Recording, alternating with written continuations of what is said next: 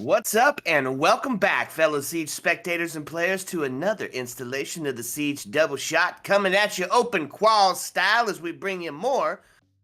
Brought you yesterday. I am the Reverend Whiskey Glitter, and with me, as always, my partner and co-host, Mr. Whiskey Run. Say hello, Whiskey. Hello, Whiskey. Welcome back, everyone, to the Blast R6 Open Qualifier number 3, the final game to decide who is going to make it into that Phase 2 portion of the event, who is going to get to face the rest of the teams that qualified in the other 2 open qualifiers, and Spiffy John rank stack from this one. So today we have got SBL taking on FEAROW, and this is the third qualifier on that path to the Phase 2, and SBL definitely had a more difficult run to get to this point. They had to take down Gets Life, Forza, DPG, and then definitely their hardest opponent, Karn & Co. yesterday in that match, and that one went the distance as well, all 3 maps. So FEAROW on the other side had, I think, arguably an easier road to the playoffs, having to only get through Team Sesh, Intelligent, and Team T. Now, a couple of those definitely great teams that made it far in this bracket, but wasn't a little bit more difficult for sure. So only one team, though, is going to get to make it to the finals and to that Phase 2 spot. And going to have to figure out who it is after these 3 maps, my friend. 3 maps, you say? A best of 3 barn burner? Ooh. Wait, hey, here's fingers crossed to hope, and let's take a look at how we're going to get there. And we can see band number 2, definitely the highlight pick here. They're going to take Oregon off the board. We're happy about it. Got to watch it yesterday. So what are we going to play? We're going to look at Consulate, followed up with Chalet, a classic. We've seen that once or twice. And then Clubhouse to finish us off. So a couple of classics. Yeah. I thought we had everyone in the lobby. We were like getting ready to start. But we lost one, so we went back to 9 in the lobby. I thought we were right there. But yeah, the fact that we've seen SBL now on Consulate or on Chalet several times, but we're gonna get to start off here. We've seen them on Chalet a couple times. We're gonna start off on Consulate though. Yep. Consulate, man, that's one we haven't got to see too much. Gets banned out pretty regularly. So when we see the Consulate pick, what does that mean? That means we're reaching a little bit into the back pocket for some of those maps as we get late into the open quals here. I'm excited to see it, and you know what? I'm excited to see what type of bands we're going to be seeing off the board. I wouldn't be surprised to see the Brava band. I wouldn't be surprised to see some Maestro play here on Consulate, given how close it is. Yeah, like you said, this one was FEAROW's starting off their pick. So question is, who were they going to ban, right? We know that SBL definitely liked to play the bigger maps. They liked to play Nighthaven, Club, Chalet, the full 3-4. So Consulate, a little bit of a different map. We haven't get to see it very often in competitive play, but they were going to start off with the classic Ying, and then Grim coming out. I know his ability to look for all of the intel, look for the players, I think has been a really powerful part of the change in the meta. Not surprising to see him gone. Yeah. Yep. Absolutely. And then on the defensive side of it, see the Fenrir to follow it up, and then the Valkyrie to go. That means we're going to value that intel, provides that opportunity. Well, she's not going to be on the board, going to have to get it in another way. Maybe a bit of some Mozzie, maybe some Solus action. Either way, not going to have the Valk to back it up in that C4 that you actually see quite a bit, especially on this 2F location.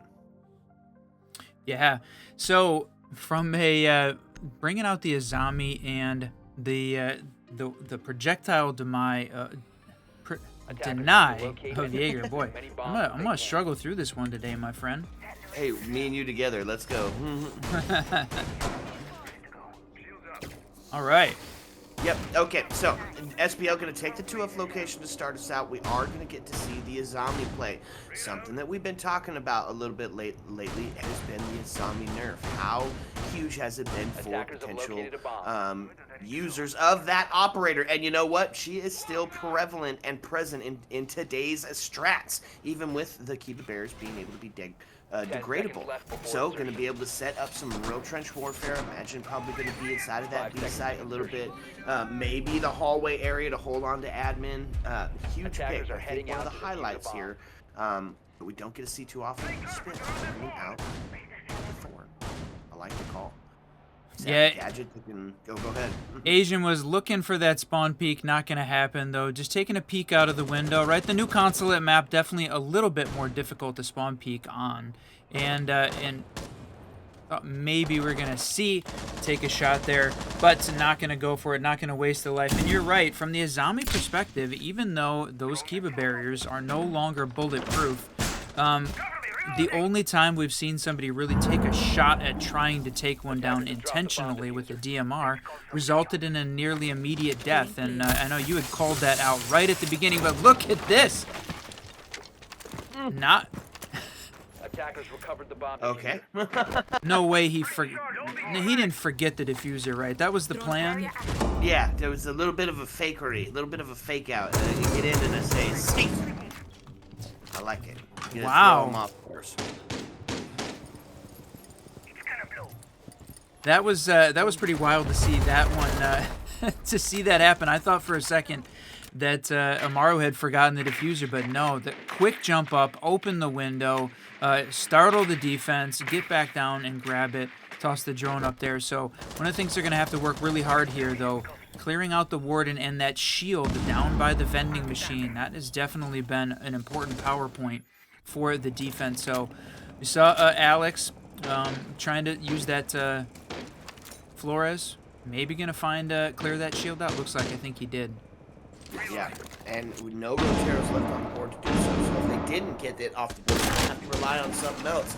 Maybe some fire to dislodge, no air jabs to be had to dislodge that player off of it. It's going to be Rice holding on to the top of yellow here. We're still sitting 5-all.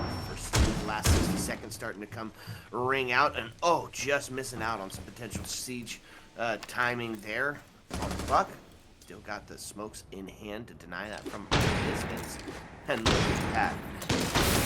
Going for the plant, cuts it off with the fire, so gonna put himself up into sight. Gonna have to wait on the smoke to be done though. Speaking of smoke, it's gonna get taken off the board.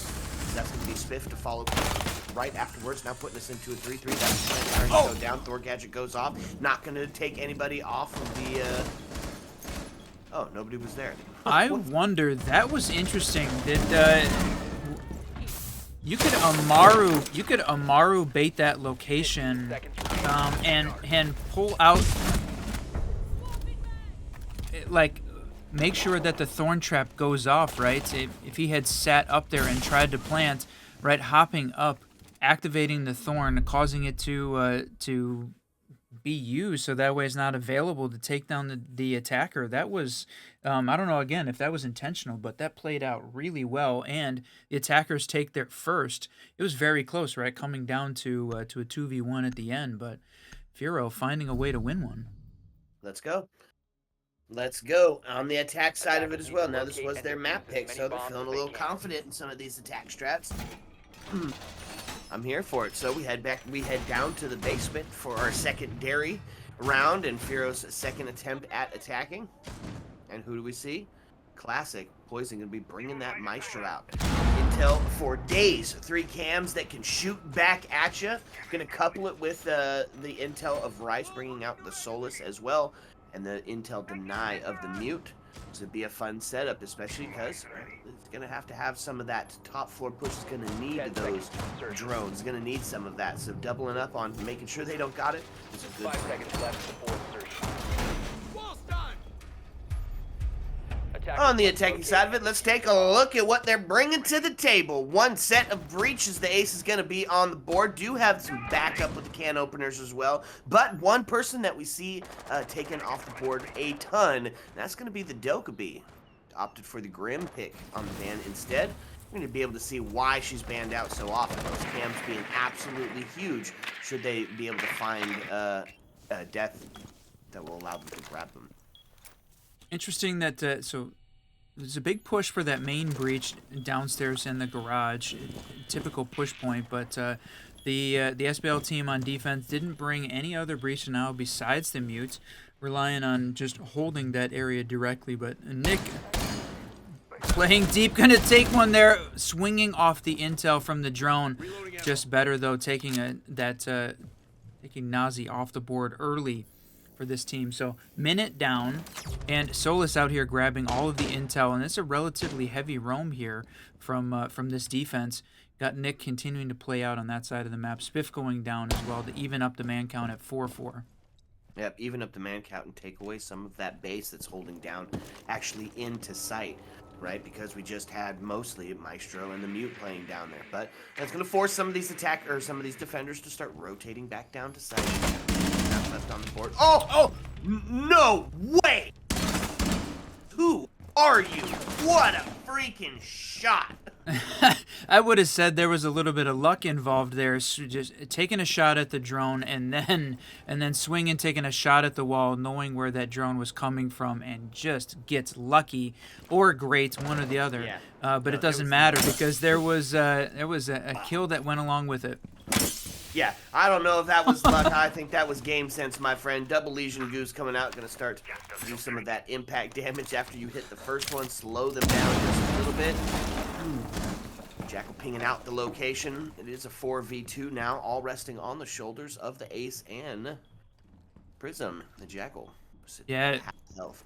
Talk about the risk to using Jackal here when Solus is available. Typically, you see a lot more Jackal play when Solus is gone, just because of her ability to sense out exactly where he is if he is using that gadget. So seeing him not use it an awful lot here, trying to save it, gonna swing on it.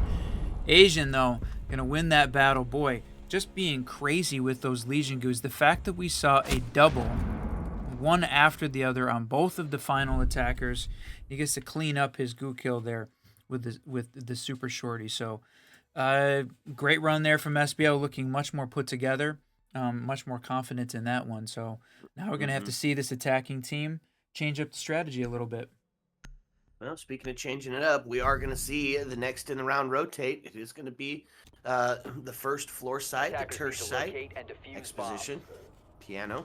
Not going to opt for the split here. One of my favorite sites to see played, but arguably probably a little bit tougher on the comp scene, right? As you have to hold two separate levels of bomb site.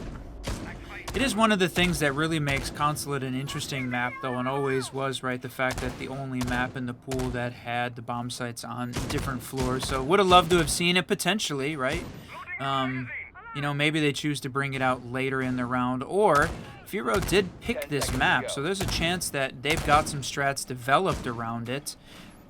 I would agree it's likely difficult to hold from a defensive perspective, so it's not likely they're going to bring it out, but I'd love to see it. Yeah, maybe a pocket strat. Maybe it comes out on FEAROW's side because this is their map pick. They got something in the works, something a little kooky. You know? Speaking of kooky, we're going to see the Alibi come out. Not somebody we get to see too often. The prankster alive and well to help with that intel. A little bit of that distraction. See here that one got pinged out immediately already into a location. And then it's slow down city for the rest of it. Still relying on that intel denied with the mute and the Solus.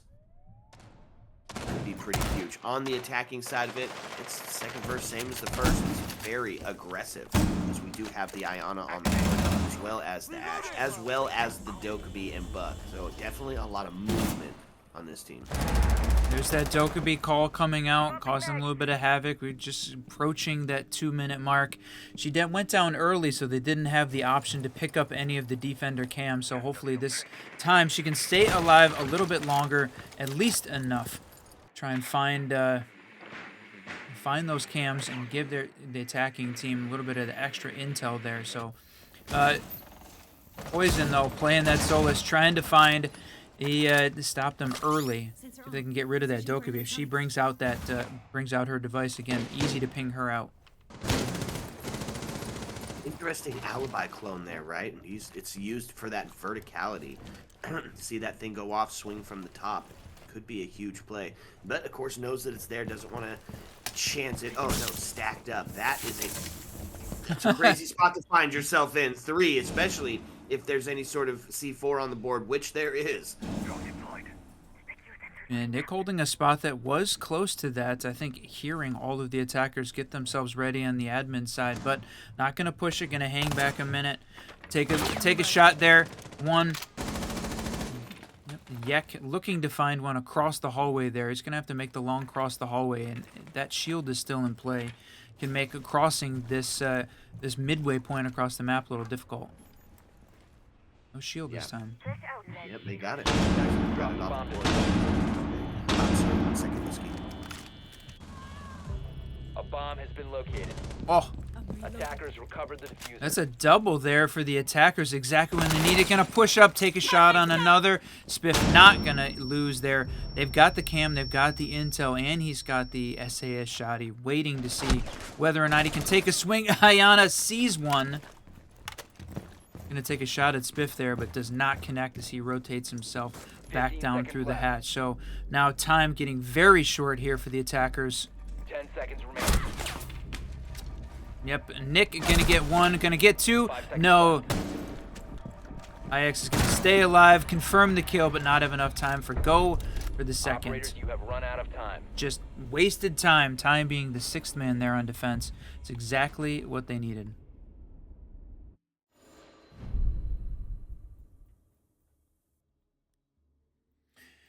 Okay, so head into round 4. SBL up 2-1. They're winning that their second defensive round now on time. So once cleaning out all the attackers, once just slowing them down enough.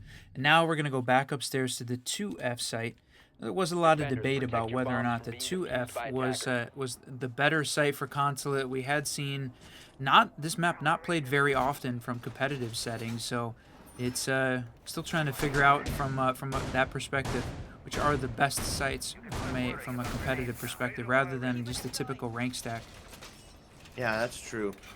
Attackers So have we're discovered gonna the head up bomb. to that controversial site that you're talking about because it kind of has a lot of that same problems that some of the bigger sites, some of those unplayable sites have, and that's so many avenues to attack. Right? You can set up an attack from multiple areas within the first minute of gameplay, opening up all those headlines and sightline or head holes and sight lines can allow you to have a cross set up from a very long portion of the map. So potential. I'm not sure. I like the 2F site. I like watching it be played, but it can be a little attacker sided. So very interested to see what Nazi's gonna bring out here, right? We saw him go for the Amaru. The double bait basically as he went up twice to try and clear out both the defenders and defender utility with that thorn gadget. Gonna try it again to jump up and out. Indeed, look at that. Wow. Nabs the thorn. No opportunity for that thorn to do damage there. So just enough time to be able to jump up and out. Amaru is, I guess, one of the only operators that could probably pull that off. The rappel in is too slow. Yeah. Yeah, absolutely. That's a huge, big-brained idea, and it worked to perfection. They got that thorn trap out of there and now have another avenue for them to attack should the attack start to swing in that direction. There for the redirect. And they're going to take... Go ahead.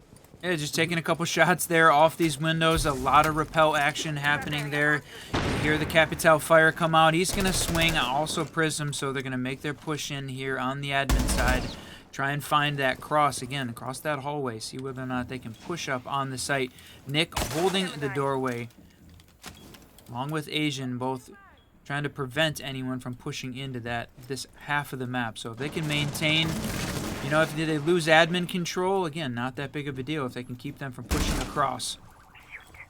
Takes a shot on the Iona clone as they're trying to suss out where the heck these defenders are lying at. And there's the C4 from a distance. Gonna find him. What a freaking C4. The barbed wire set up perfectly for exactly that. And that's the body bounce in favor of SBL. Attackers recovered the bomb. They find themselves 5-4 with the last 60 seconds ringing out. That's right, we got... Look, Amaru just sitting and waiting, looking. They're gonna go for this window plant, but I think the defenders know and are holding that angle. Yeah, they have an idea idea that something's going to be coming with the MR, so got to be close to the windows enough and ready to react. It's just smoke should be one. You're denying the plant from across the map. Talk about all sideline taking the spot up there. It's a shotgun that brings out. Not going to find anything just yet. Looking for a bit. Looking for a piece. Just something to grab him, and there he's going to is. find it. Now it's all going to be on Nazi's shoulders, who does get taken down for a flawless round for SBL.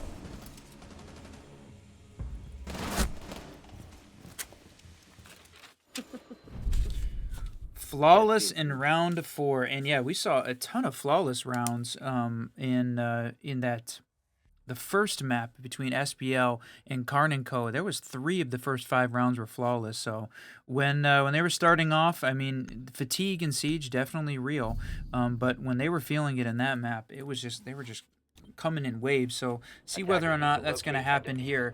So far, FEAROW claiming that first, and then hasn't been able to find that same level of success yet, again, on the rest of these rounds, as SBL has taken the next 3 in a row. Yeah. So a little bit of momentum built up in SBL's favor. This is a defensive-sided map, so we can give them that they're going to be up in the round count for sure. FEAROW having done part of the job, right? They secured their first win. If they can do one more here, like we said, they're going to feel fine going into their defensive half, which is their map pick. You gotta know they've been cooking on some strats. There shouldn't be some regular default that we see going on out of the FEAROW defensive half for sure. Attacker's objective is to locate a bomb. That's right. A lot of intel deny here from the SBL team upstairs. We've got Rice continuing to play on that intel gathering side, though, trying to avoid the drones and see who from this attacking team going to try and push yellow. Right now, no one making that push. Again, more on the admin side of the map.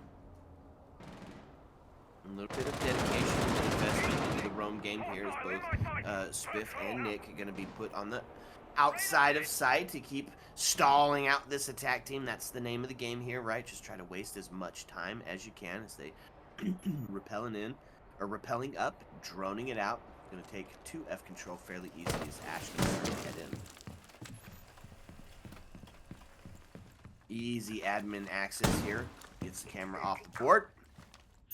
Not much investment to the 2F, but definitely saw some people active on the first floor for this roam game here. And look, here it is. Solus on the back of that stair, ready to get active. Should get a little bit, the slightest hint of a whiff of somebody being close. That's right. Seeing this defensive team just hold angles again, not overly aggressive, and not being overly aggressive, which is sort of a change up in the play style that we were seeing from when SBL was playing Karn & Co. yesterday. Was being extremely aggressive across the board on nearly every map. So a little bit of a change here. It is, of course, the first map of a best of 3. 2 best of 3s in a row, as this is the semifinal match. We'll roll into that final match after this one, but still got a lot of opportunity to play, so still early in the day from Siege. And like we said earlier in the chat, happy Easter, so everyone's just getting back into the game after taking a little time today. Yep, that's right. Moving down yellow. Broke a rule number 1 and paid the price for it. Is Ash going to find the kill onto Asian? Rule number 1, folks, you run, you die. And he paid the price for that one. Now sits at a 2-2 with less than a minute left to go here on the timer.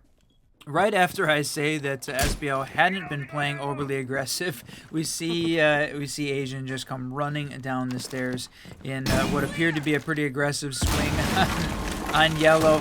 Like you said, gonna pay the price, not gonna be able to convert that into a round win. But IX trying to find clearing out some of that utility, opening up some of those sight lines. We've got to just now, finally, with the last 20 seconds, getting that garage wall open. Hey, did the job. Triple kill there for Ash as now the plant's starting to go down. Cross set up. The shots ring through, but not looking for the repeat. Gonna pay the price for it as Nick gets taken off the board, and the attack team gonna find themselves their second and their quota. A bit of siege timing there, as Nick was looking at exactly the right spot, but needing to flip, trying to decide which side the fight was going to come from, and just picked wrong there at the end. So came up to a coin toss, and it was close. But like you said, they got their quota on attack. So not a bad start for this team. Yeah, anything they get after here, if they take it to a 3-3, then that is icing on the cake. Standard split being the 4-2 here. So we look to see SBL clean up for this last round. But it is Terse side play. I mean, they did win the Terse last as well, right? That's true. Yeah, so looking to SBL to pretty much take us to a standard split here, unless FEAROW has brought something a little inventive to the table, a nice way to adapt to what was being brought out for this first floor play. We do see a little bit of adaptation by the defense. We have 10 seconds left on the board to slow down some of that aggression that the attack team's been showing. 5 Start seconds to to funnel insertion. those enemy players. Really set in that same trench mentality that Attackers are moving out Azami to brings locate a to the table. bomb and defuse it. They're going to use the castle to block off half of the map. We got it on both of the doors in between the two halves of the map. And you see that's where 3 of the 5 attackers setting themselves up. They are going to push upstairs, though. Bit of a roam game, like you said, a bit of a roam game investment here from the defense, though. I think they've got 4 upstairs right now, with castle very close. So the Asian, though, the closest here, this attack, going to see whether or not he's going to take a swing, take a push here. And that was the call coming out. Going to see the double swing in. Is he going to get 1, 2? No way did he find both of those. Wow. And a third to come up and take that gunfight. Didn't think it was going to be needed for the double swing in, but yeah, unfortunate on the side of the attacking team as they lose 2 out the gate. Let's see what I can find. Sheesh. Changing mags. Okay, so yeah, put on a bit of the back foot there, especially as there's so much time left over. So it's going to have to be a bit of a reset. Going to have to be a bit of a regroup and a redirect.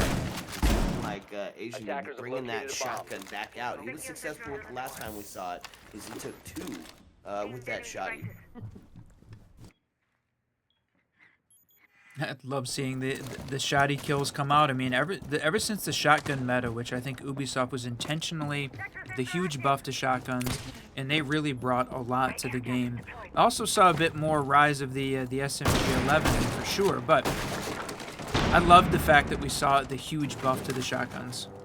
Yeah, same. It added a new variable to the game, and that's going to be Bravo Fall, Ace Fall. Now it is all on the shoulders of the Nomad. He finds himself in a must-ace scenario, and it's going to be another flawless round for SBL. So they take us 4-2 on the half and send us into the back half of map number 1. That's right. So a flawless there from SBL on round 4, a second on round 6, and they find 4 defensive wins. We're on the side swap now, going to see how FEAROW is going to handle their defense of Consulate here. And like you talked about it, this was their map pick. So got any interesting strats that they're going to be bringing out. Now is the time. See if they can hold on. This is, if you're just joining us, a best of 3. The Blast Open Qual number 3 semifinal, the last opportunity for one of these 2 teams to make it to that double elimination phase 2 bracket. So as we switch gears here, gonna see the op swap, see what FEAROW is bringing to their defensive half. What are they gonna cook with here? And it looks like there'll be some fun operators. Still gonna see the Azami on the board. Still gonna see the deny in the hands of the mute and the Lamai. 10 seconds But to the go. highlight pick here, probably something that's gonna be quite exciting. It is gonna be the Mira 5 on the seconds left board. before And insertion. even though that she's had that recent adjustment, both Callie and Ash Attackers objective is to utilized locate a to bomb take and those defuse mirrors it. out of play, at least crack them, turn them into a catwalk. We still see her brought quite a bit of the time as well, especially on some of those more Mira dedicated maps. Yeah, for sure. I think everyone was expecting that her pick rate was going to go down, which certainly it did. I mean, the definite feeling was that she had certainly been, it's a huge nerf there to Mira with the ability for the Ash charges to crack the glass, but it did not affect her pick rate nearly as much as I think the community was thinking that it would, because she still continues to be a pretty viable part of many of the attacks on Cafe, on Chalet, likely to see her brought out here. That Chalet's our second map. A bomb has been located. So on the attacking side, we are going to see a bit of a switch up. I was going to say Rice is going to be there to use some of that extension util, or destroy some of that extension util, but the big switch up being, you're going to see the Fika back on the board. Oh, there it is. Okay, We were going to almost saw it again. And luckily, Fika had her head on a swivel and was ready to take that gunfight. A brief pause allowed her to react to the person that was swinging, but that's the danger, right? Is that you start taking that out. If you don't have the LMG, then you don't necessarily have enough bullets to take that out and take the fight. Yeah, I mean, the amount of bullets I suppose that they're dropping at it, and definitely not viable from a non-DMR perspective. I think that's the big switch, is that if you don't have a DMR, the investment in bullets is just too much, I think. So now we got it. 5-4 location pushes up top of the swing. It's going to pay the price for it. It's Asian taking him to 15-3. Asian with a triple kill. Jeez, just having an insane game, and that's going to be Asian to clean it up with the LMG. 16-3. The man is going off. Yeah, boy, turning it up exactly when they needed to. So 5-2. It was looking good there, and of course that was only the first defensive round, but for sure it looked like SBL was controlling the pace of that round and pushing, and we were very much seeing FEAROW reacting as opposed to pushing from a defensive perspective. So you see them try and set this up. They're going to go back upstairs to that 2F location, bring out the Mira again, see if they can find a way to hold off this SBL attack. Yeah, they're confident in their ability to hold 2F. So what do they say? It's a classic video game mantra. We'll just run it back. I think they got it. Said switch it up a little bit, bring out the smoke for that area denial. A little bit of that area denial with a thorn as well. Attackers have Put up located into the those bomb. windows to recognize some of that quick entry in. But other than that, they're going to 10 run a seconds pretty remaining. similar setup. So for the attack side, you're going to see the same thing, right? Run the same 5 seconds operator. Still going to need the Capitao to flush out whoever's going to be sitting on the deployable. Attackers are Still need heading out to Roteros to defuse deal the with bomb. that Kiba barrier setup. And Asian just going to potentially drop a 20 bomb here. I guess that's going to be the win conditions for FEAROW. You take Asian off the board and potentially get yourself a round win here. Yeah, I can't believe we're at 16-3-1 already. Just absolutely going crazy. And for sure, we talk about individual heroics sometime being the difference maker in terms of which team is going to take a map, but so far it hasn't felt that one-sided from an operator perspective, right? It still has felt like SBL as a team had been controlling the pace of the game and winning the rounds, even though certainly Asian is the one that has gotten the majority of those kills.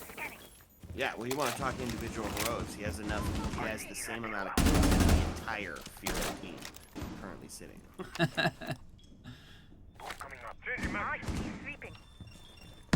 Okay, so going to be a little bit of a hurry up and wait here for the defense as they're going to start to see SBL start to stack up, and wherever they're going to start to that final execute, and that's what we're doing, right? Getting the drones in place as they creep a little closer. That intel's only good for about 5 seconds after your drone, so it's little bits, little inches being taken up here.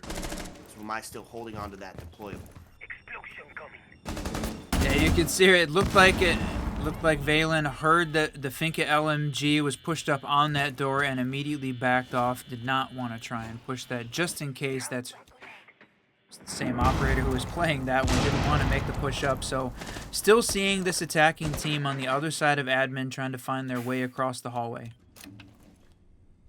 They're so bold in where they get onto their drones at. I just feel like I can never. Okay, 64 seconds left on the board, and there's going to be the fire and flame going to try and drive that Wamai out of there. And already, of course, did, as he is now sitting on the rotate, going to put himself back into sight a little bit. 5-all here. We're going to see Nick use the DMR to take Azami off the board. Give the body balance 50 in favor over of SBL as the last 43 seconds going to start ringing out. Asian with the push coming up. He's got to deal with the smoke. Not too afraid of it, however. There is still 2 left on the board. We note this is going to be where the plant is going to be directed to.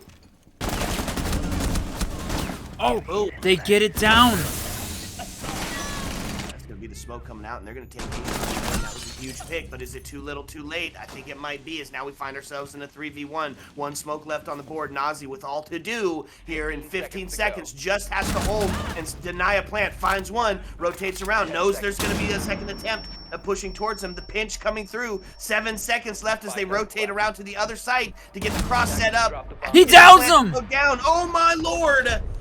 Defender's gonna take that. What a play. Nazi. Holy cow. Stalled him out. And that was the carrier. So incredible shot there. Sheesh in the chat for sure for that shot. 5-3. We're seeing them not give up yet and win on defense. But again, a little bit on the back of some individual heroics. Looked like SBL took a little bit too much time there working their way across the map, getting themselves set up. It looked like they had it, but simply ran out of time to win that one. Yeah, it was just outplayed, honestly. Nazi just had the play there. Took out the first person, looked towards the rotate to where the pitch might be coming from, gets the knock on the planter, and yeah, sealed it up. Got the win for his team. Brought it a little bit closer in the scoreline. So, defense going to take it down to the basement, as we're going to see the next... as we're going to see round 9 start to play out. Going to bring out a little bit of breach denial. Try to hold off on letting that main breach get opened up so early. Here could be one of the deciding factors on the attack side, though. It's poison. Back on to the Monty. We've seen him pull it out in some really fantastic play. And with the addition of that shield bash, now it makes Monty more of a threat instead of an intel-driven operator. He still can push in, still grab that intel, but if he gets himself into one of those 1vx situations, in the hands of the right person, Monty definitely a devastator. And Poison, boy, he loves some Monty. Just a little trick. Well, a little bit of aggressive defense there with Solus on the run out and jumping out. So Asian's going to investigate where that run out happened. Not going to really invest any time in it, but again, we talk about similar to the way the cap cam played out. Just gives the attacking team a little bit of pause, right? If you're willing to run out and risk your life, you're gonna have to take it just a tad bit slower. But certainly, once again, taking a shot upstairs even. Hayek is just being a little dangerous here. And the Solus is just all over the board. You can see the W angle hold there with the shotgun too. Not going to be much, not going to be able to move much when you're coming in through that door in close quarter combat. That shotty is definitely going to reign supreme. Now, ready. They're going to take it through the back end, through secret. Monty getting active here, and they close it up. Do they hear the shield? Yeah, I think they probably do. Almost certainly. You can hear that mute jammer, and I thought he was going to push that engagement, but no, rotates out of the way, says, okay, even though we know that we've got some attackers pushing that location, we're going to use the mirror here on the soft wall to see if they can push. So sitting in that crouch position, going to look to just stand up if we can get a shot there on the Monty. Yeah, this could be a devilish little mirror that was brought out here for sure. We're going to need to see some devilish action here by FEAROW because they are now down in the man advantage yet again. They sit in a 5v2 situation. Going to open it up here on the back end to try to get some support for this Monty. Definitely sees the mirror as he's going to come up and try to deal with it just a bit. Oh, what a shot. Spiff going to rip Nazi off the board. No individual heroics from Nazi for the late round here. Just going to put ourselves into a 5v1. And, boy, man, this is a tough position to find himself in his gate. Oh, jeez. Going to find one early, though, and he's going to start to rotate up. Maybe play a little bit of this vertical game. You know, the plant's starting to come. Find a second one. Monty getting the plant to go down in this 3v1. So, individual heroics, it's the comeback that's starting now. Don't let him get rolling. He's cading that super shotty. Oh. Asian from below going to be the one that finally gets it, opens up those sight lines, and then unfortunately Kaid walking across the hole in the floor, or just great positioning again on the side of Asian, and they have put themselves, SBL, on match point here for the first map. Again, if you're just joining us, it's a best of 3 starting off here on Consulate. We're heading to Chalet, going to finish it out on Clubhouse if required, but this being FEAROW's map, Hopefully they got something special for Chalet, Attackers need because to we have locate and seen defuse bombs. SBL play Chalet, and it can be very, very good. Yep, that's true. So, but first, they got to get through this first map, right? Now, FEAROW has to be perfect for 3 Attackers have rounds in discovered a the row. location of Now a they have bomb. to do it on their defense, which not a bad place to have to hold, right? They're going to go back down to that basement. They're going to double up on the breach denial this time. Going to try to deny probably that secret area as well. Maybe put a little bit more investment to holding that mirror on for that back push with a bandit, potentially. On the attack side, they're going to go for a kind of multi-directional push here, right? You see 2 operators designed to open up the floor above. Attackers are The moving floor to above defuse the the bomb. site. Start to try to pick somebody off from those above angles, and then help support them with the Jackal and the Dokkaebi. That's not where exactly this investment in the roam game is going to be. Second whiskey. Taking a look at Bandit here, looking to trick that secret wall. See, definitely a common push point for the attackers. I mean, that's where we saw Poison make the push in there on the Monty on the previous round. So, all set to Bandit trick it, just in case that's the way that they're going to see that team push again. But right now, not looking like that they're going to push that location. They've set themselves up on the other side of the map. Certainly, you could see them rotate over in more of a late round change-up, but Asian upstairs on the roam clear.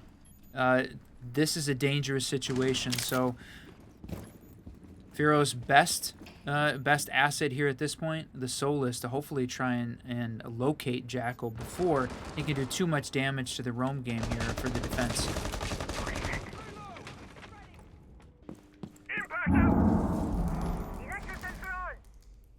See, Nazi push his way up a little bit higher onto the stairs here.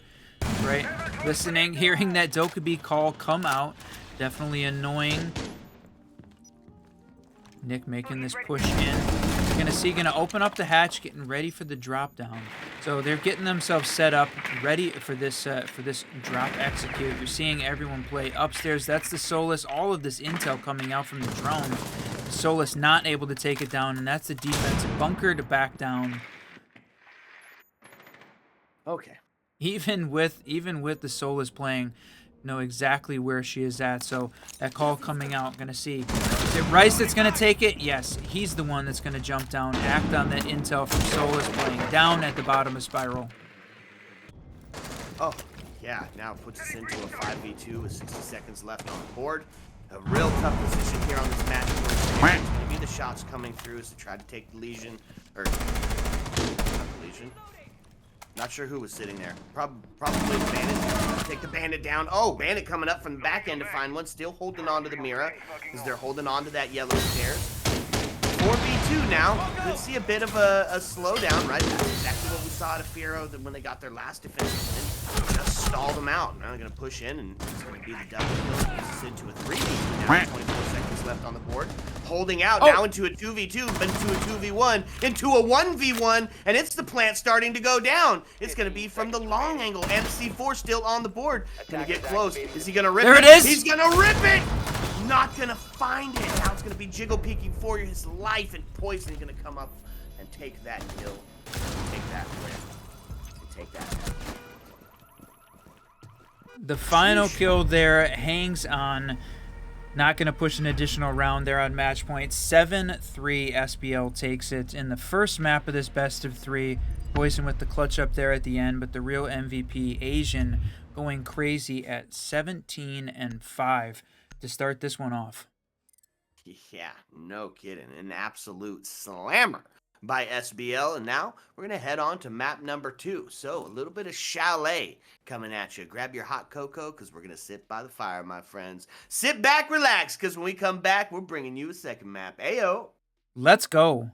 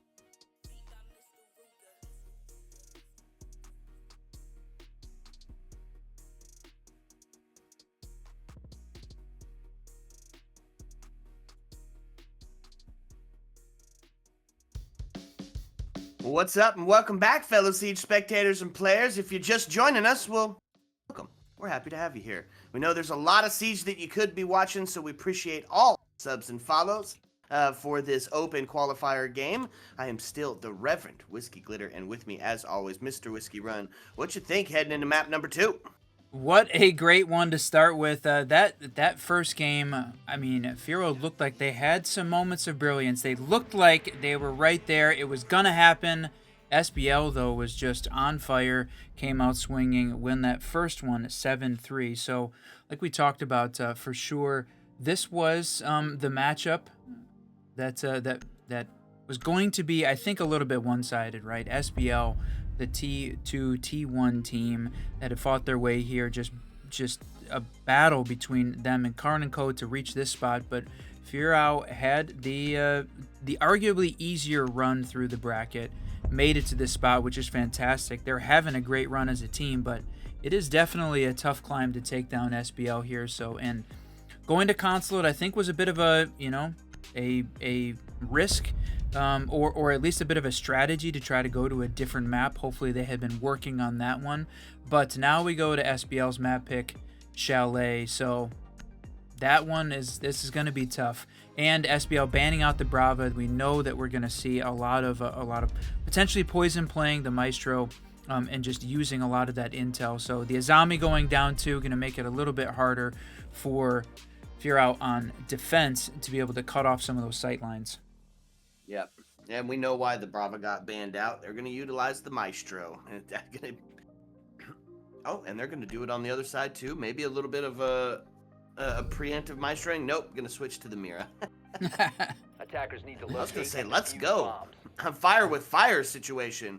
We are going to go to Bar Gaming for the first primary site here, which, of course, is something that we see pretty regularly now, becoming one of the primaries outside of kitchen dining. Kind of utilized as that secondary site. And we're going to see the person that we talk about plenty on Chalet. It's the Frost buff, right? Not sure exactly what it is that makes Frost so important on Chalet, but with almost 95% certainty, I can say there might not have ever been a round of competitive Chalet I watched that didn't have a Frost 5 on seconds it. left before insertion. It is interesting that. See that fire? Yeah, there is some sort of a fire glitch there. On the observer side, I have no idea what's going on there, but we'll see now.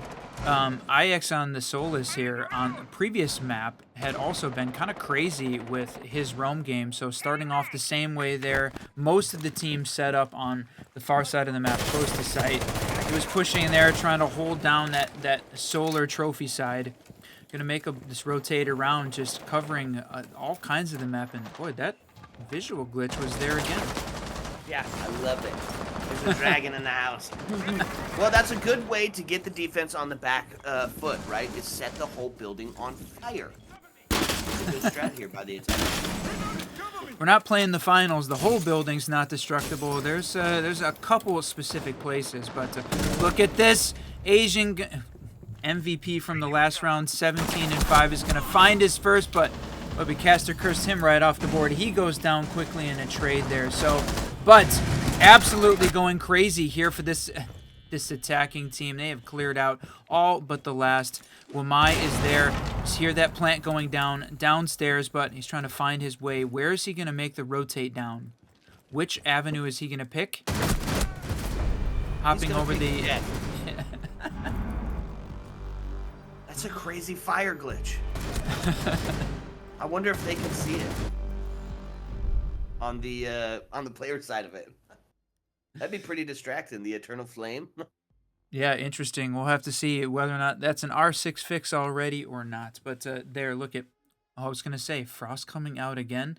Looking to see this lineup come out. One of the things that we didn't mention that we found was a little bit of an interesting stat. Nazi played a game for the Taken Kings versus the Aerial Arise, which is most of this SBL squad, back in OCS in July of last year. So, been almost a year, but had the opportunity to play against each other back then. So, these two teams haven't had a lot of players that have crossed over, I think, and played both. So interesting there. Yeah, nice little bit of tidbit, or nice little tidbit of information. Bit of a tidbit. Oh, Whiskey, are we gonna make it through today? I don't know, bro. No, we got this. Castle coming out. I 5 seconds love left. seeing it. You know, you talk about Castle all the time, but yeah, Maestro coming out, right? And you talked about being used on both sides of the map here. FEAROW doing the same thing, bringing out the Maestro as well. Yeah, there's something to be said for his intel here on the first floor, able to take down those drones, deny the plant on B when they get that main wall opened up. Although, if we're looking at this attack team, that is not going to be the strat even a little bit, as they brought 0 hard breach to the board. Very interesting. They're going to maybe push for this top, take that Solarium play. We talked about how Solarium is one of those critical push points, especially in today's Siege. And look at that, you already got at least player investment. I'm sure some utility investment as well. So maybe just going to opt for taking that first floor and trying to pick off as many players as they can. Yeah, I thought, looking to see, they've got this run out, got the run out there, making sure that they can take a little bit of time, trying to clear out the Malusi here from these solar stairs. You've got the Capital from Asian. Could definitely send in some fire, send in some smoke, but just is going to wait and take out Nazi playing there on the solar stairs. The C4 comes out, not going to take anyone down, not even do any damage at that point. Poison bringing out the Grim and going to cut off one of those lines of rotation here for this defense. Castle going to take a couple shots as he's in a bit of a dangerous position now. Starting to come out, takes a pre-fire, hoping to catch somebody to rotate in, but not going to be the case. We find ourselves 5v4, the Flames, the Bees, everything coming out to take these players down, and that's going to be the Castle to fall next as the body bounce tips heavily in favor of SBL here. Poison to find IX off the board, and that is going to be a double now for Asian, taking us into a 5v1, and all going to be resting on the shoulders of the Maestro. He's got enough bullets to kill them all, but is he going to be able to pull it back? This is going to be a tough climb, that's for sure. Yep, there that smoke coming out, so he's going to make the push down. He's going to empty the LMG, but going to see SBL take a flawless there on round 2. Yep, and they did it on attacking. You know, it starts to play into the mental a little bit. Chalet, definitely a defensive-sided map. I think one of the larger margined defensive-sided maps, if I remember correctly. So it starts to play into that mental a little bit. If you can't find that win in the defensive half, put you a little bit on the back foot for your attack. But it's only 2. It's only 2 rounds to SBL, right? We can see FEAROW start that comeback, get there at least 3, but potentially 4 still. It's going to find a way to adapt to this incredibly aggressive team. I mean, for God's sakes, they didn't even bring any hard breach on that last round. Yeah, I think it was definitely that rush.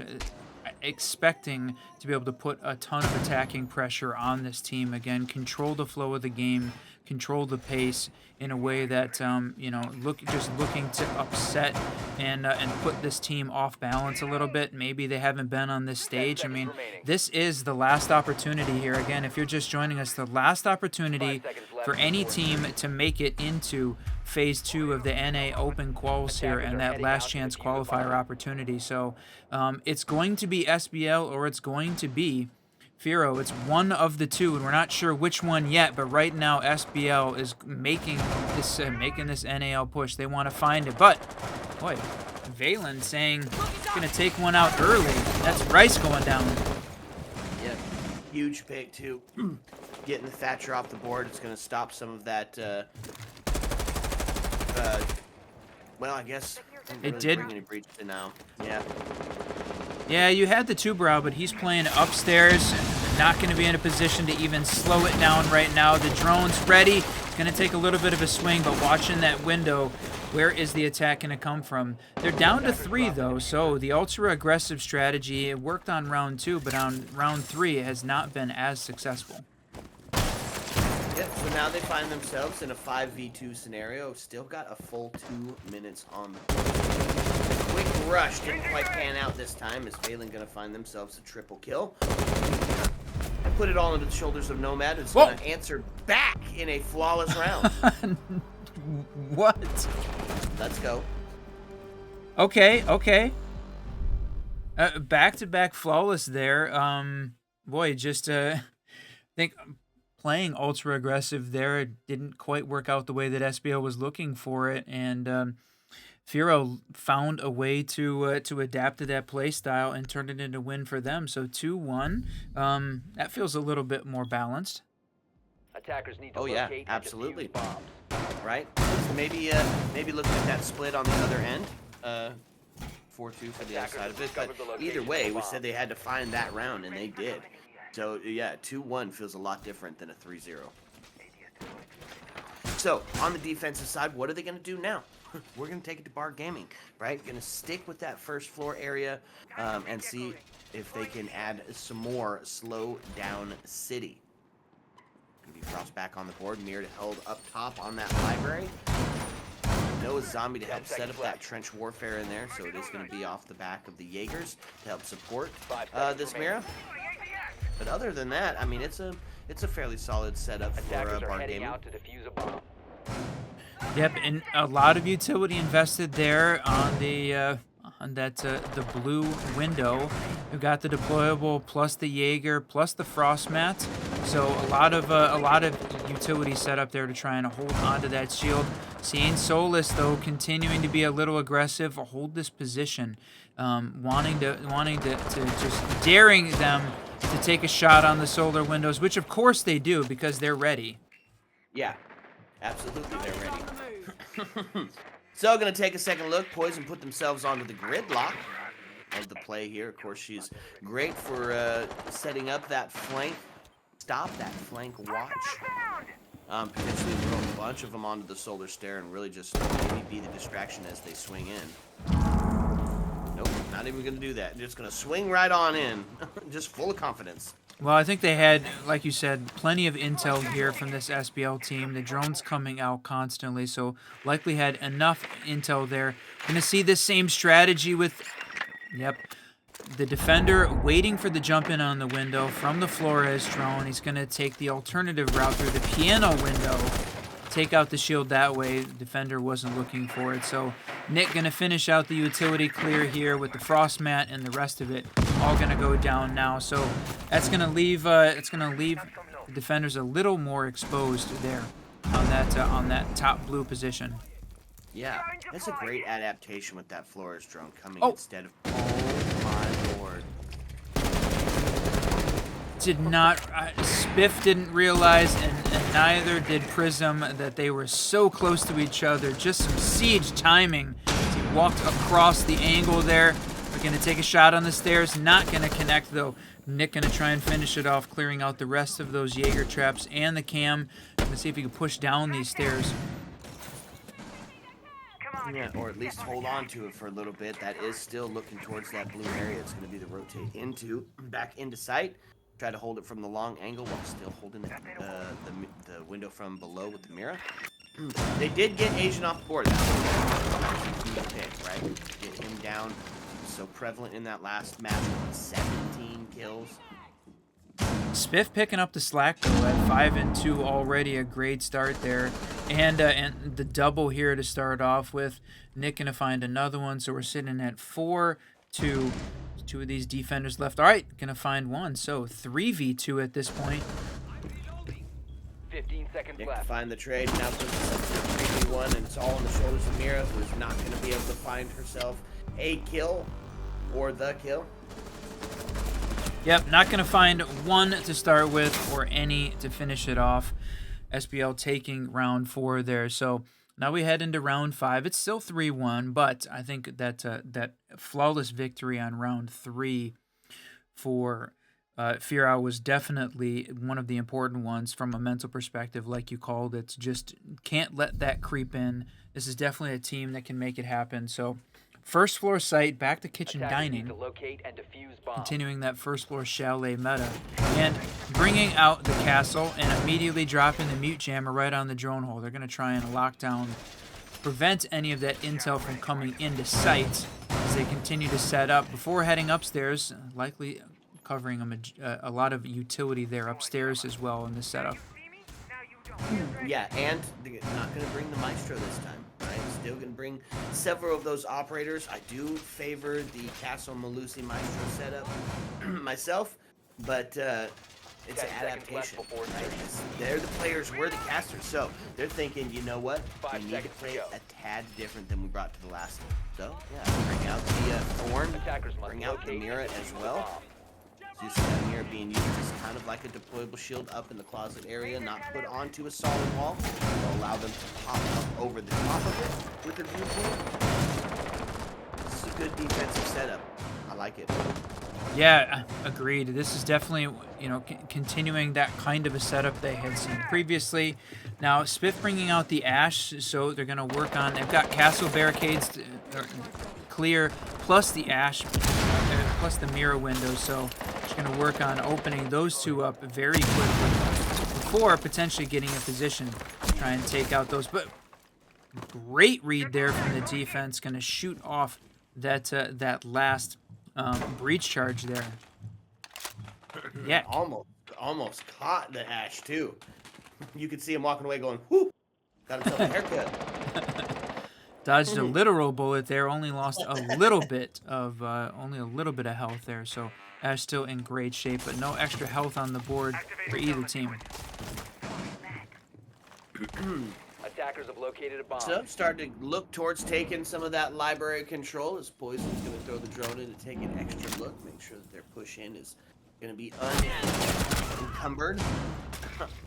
Jeez, and it is not going to be the case. It's going to get taken off the board. It does get traded out. It's going to find AX off the board, and Nick going to find Valen now taking the body bounce back in favor of SBL. Free area with a minute and 30 left. Don't have a... Well, you don't normally put a deployable there for kitchen dining.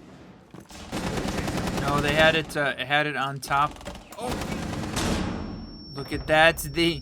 That castle barricade coming in clutch exactly where they need it, but Nick is going to find one. So it is all down to Nazi playing downstairs in sight. Ton of vertical control, complete vertical control here from the attacking team. So he's going to push up and try and find one or two or none as Nick cleans him up. Yeah, this is a tough attacking team, right? For the well put together team, attack is a must to have a couple of strats in your back pocket, especially when you come to a map like Chalet. But they're just firing on all cylinders at the moment. What do you say, Whiskey? What is the win condition here for FEAROW? Well, when you've got both Spiff and Nick and the potential for any member of that SBL team to pop off and really lay down the kills, it definitely makes it difficult. Running downstairs, interesting to pick this, the Oryx, right? Typically you're seeing the Legion come out if you like the gun. Well, they're going to go ahead and bring both versions of it. But from a what do you need to do perspective, try and slow down this team, right? For sure, they're being extremely aggressive on their attack, pushing fast. Sometimes not even bringing hard breach and just focusing on the entry. So trying to slow them down. Maybe a Malusi would have been a good choice here. They're going to stick with the intel, though, with the Maestro as well. I think intel could work, right? If they're running the buddy system and trying to find and act off that intel. With both those cams covering the open breach, this might be enough. Yeah, you're right. That is the tough part of it, right? Not just necessarily having the utility to capitalize on the said util. So a couple of great placements for the Maestro cam as they're going to look to deny that main breach for as long as possible. I think the Oryx is a good call here. Yeah? He's mobile. Yeah, he's mobile. He's got a great gun. Brings out those proximity alarms to help give away to the homies back in sight. Able to stall out the defense or the attacking team, maybe get a kill or two, and then with great haste get themselves back into sight to fight on the home front too. I like the Oryx pick here. Could be one of the game changers if he's not sussed out early. Yep, look at that. That drone work coming out, knowing that we had one of the attackers playing out in that position. So Nick is going to hold this angle, see whether or not anybody's going to peek, just laying in the grass No one's going to peek, though, as we've seen Prism and that Oryx rotate out, going to hold those head holes. But Spiff has already got some solar control upstairs, so in a little bit more dangerous position downstairs at this point. Plus, got Nomad coming up from that area as well, continuing to drone out. And the walking drone, Poison on the Monty coming in and just pushing, gaining some real estate here, and forcing Prism right into the waiting arms of Rice. Yeah, huge combo move there as they're taking just a ton of real estate. Now you're gonna see Macy J put out a video about playing Maestro like a Solus and denying from below. Kind of. Oh! What siege timing. Nasi holding that angle, holding that door, but looks the wrong direction just as Nick walks up. It's going to allow him to stay alive and going to allow him to open up the wall, make room here for Poison and the Monty to push up. Going to go ahead and use the hard breach there, but froze himself out. And Tuberow coming in clutch potentially here. They got to stall out. They only have got 40 seconds left here, so if he can stall them out long enough, this could be exactly what they need. That's true.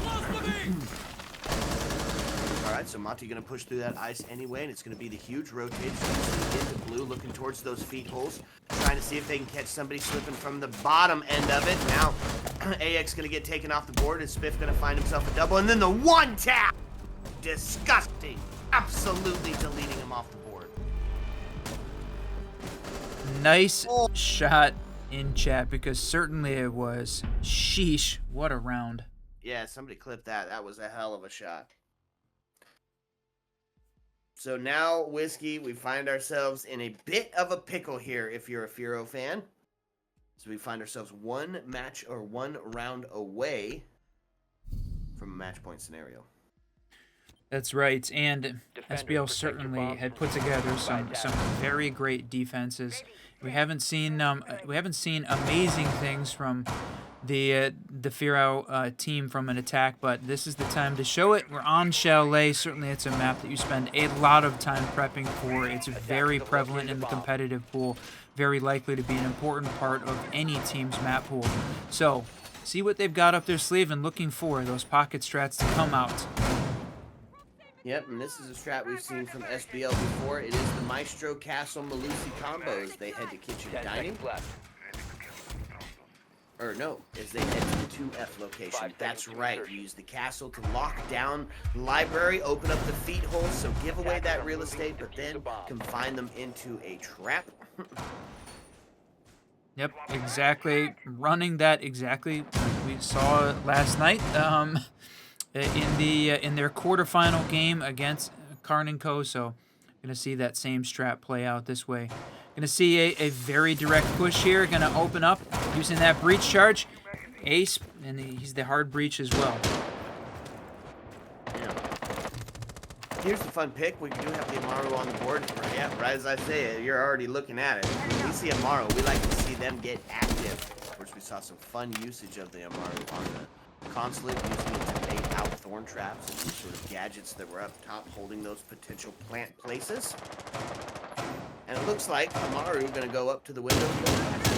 Oh, this is dangerous here. I don't know if Valen knows. Nope, does not know that Asian was playing downstairs.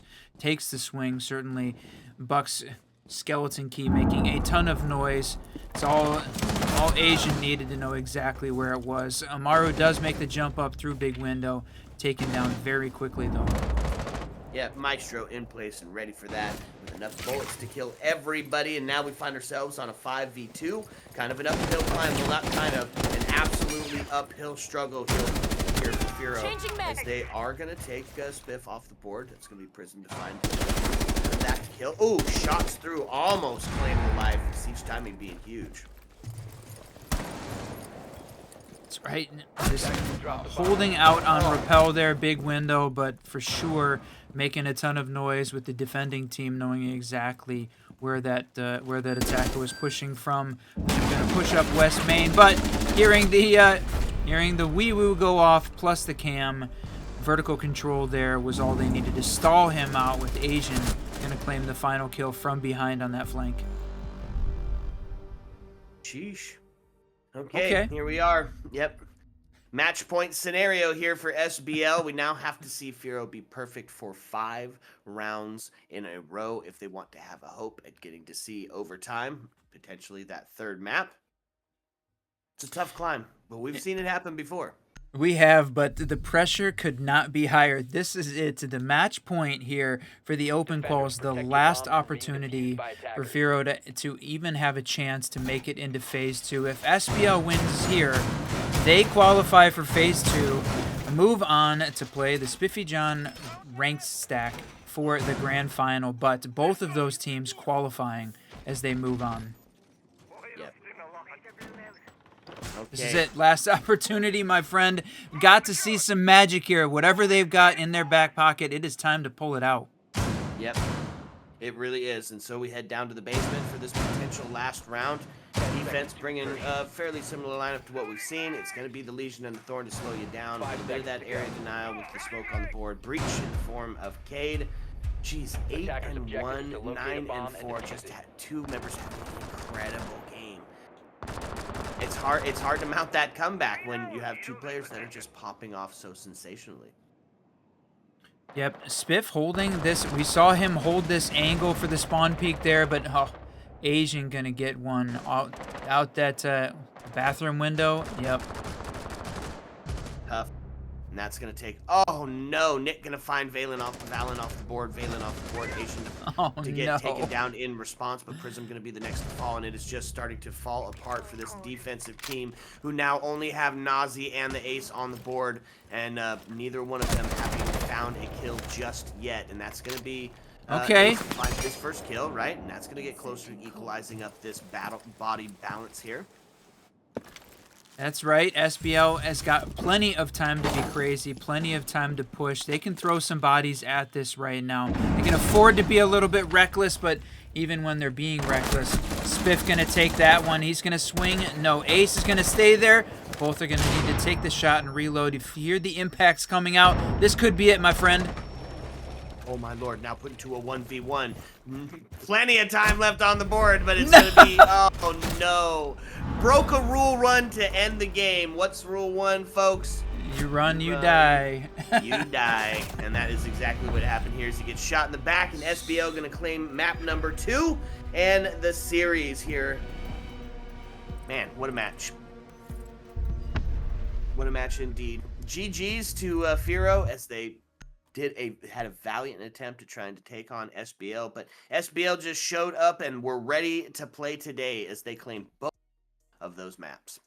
What you think, Whiskey? Yeah, 7-1 for sure. A much better showing there from the SBL team, but I think exactly what we were expecting. So, and no shade on the FEAROW team, but it was going to be an uphill climb here. So exactly what we were thinking might happen.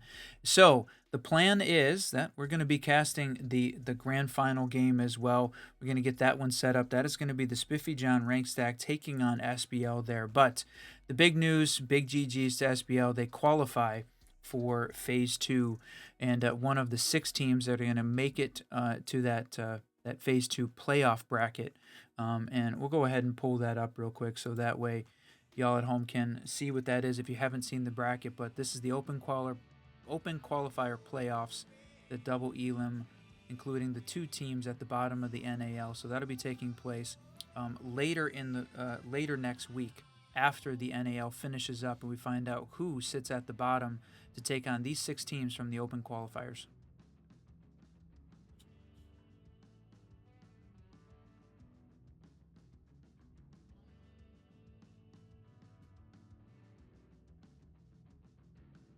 Let's go.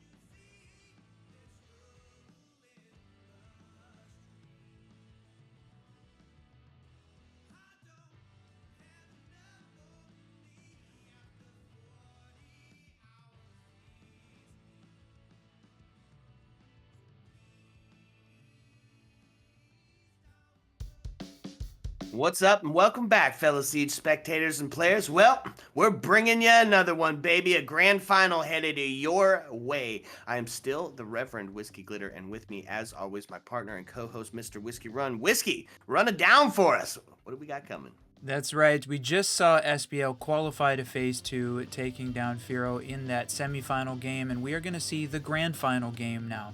Spiffy John Rankstack won their semifinal game yesterday versus Outlast, and now they're going to fight SBL for the seeding position as part of that Phase 2 Open Qualifier Double Elimination Bracket Playoff. So that game is going to start at 7 p.m. Eastern Daylight Time, which is in about 20 minutes. So we're going to work on setting it up, and I think if Glitter, I think you've got a few packs we can open there to kill some time as we work on getting that match set up, right? Yep, that's right. You know how I like to store them up. See what we can pull out of this pack. So we are going to be right back. Sit back, relax. We're going to bring you some alpha packs. Ayo. Let's go.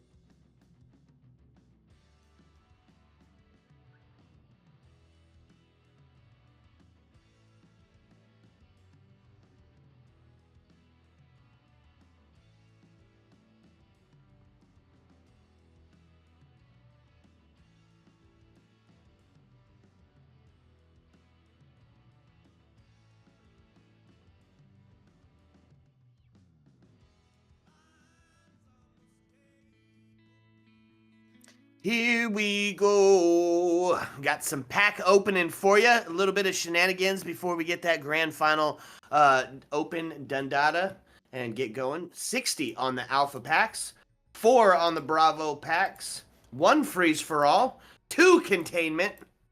So we got some fun here. That's right. We're going to work on setting up the stream behind the scenes. So, yeah, man, you go ahead and open a few packs. I want to see what you're going to get. You've been selling everything. Yeah, well, not on this account. This is the other one. So we'll see what we actually get. This one's a bit more fuller. We might see some dupes out the gate. Couple of greens to start us out. Oof. Okay. Purple. It's not bad. Purple. There we go, folks. Wow. Aw. Dupe Dupe. already. Neon Dawn. Whoa. Deep freeze. Eh. That's kind of cool. Oh, I like Brass that direction. one. Yep, Yeah. I like that one. Oh, there you go. That's your favorite. That's what High Whiskey loves caliber? right there. Yeah. Mhm.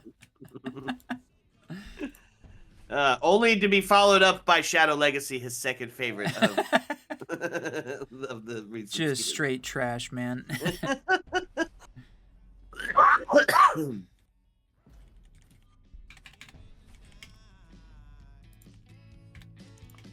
They all look so uncomfortable in their deep freeze wear.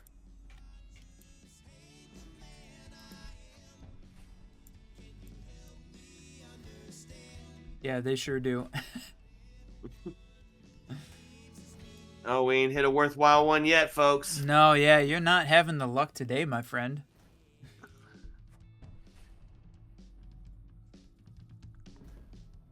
Purple. Oh, the decky. Oops. Went off screen there. The quick swipe, dude, happens to me all the time. Oh, there we go. Oh. Dupe.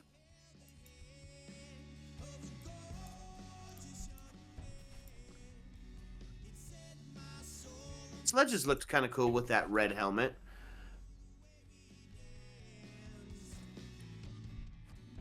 I would agree with you. Boy, all the duplicates is crazy. Deadly Omen hat. Gonna be honest with you, I kind of like it. Okay, yeah, I do not hate it. I definitely do not hate that. I like it. I hate this. Yeah. Not a fan for sure. The Santa hat on. Dupe.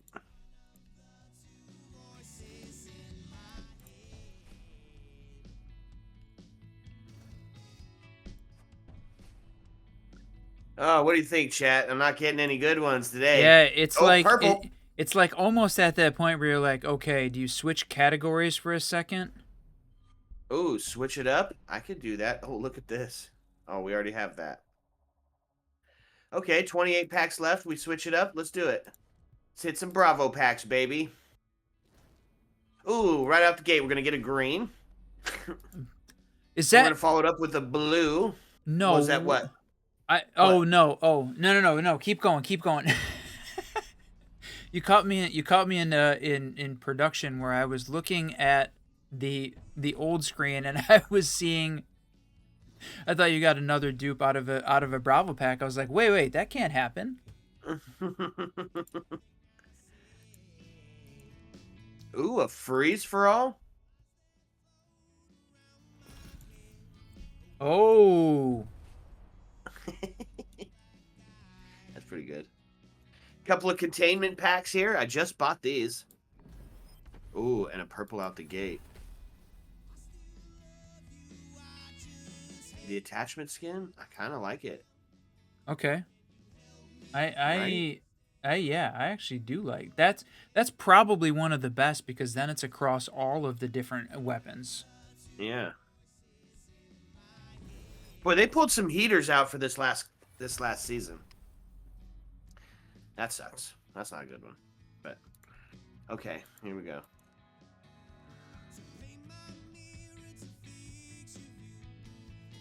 $28 packs left.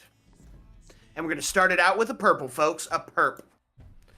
There it Oh, is. that's pretty dope. Oh, but that's a dupe.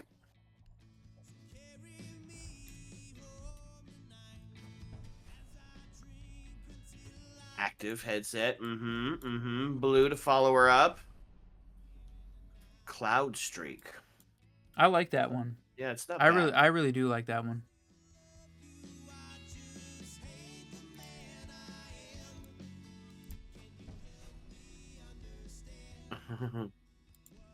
You know, not bad.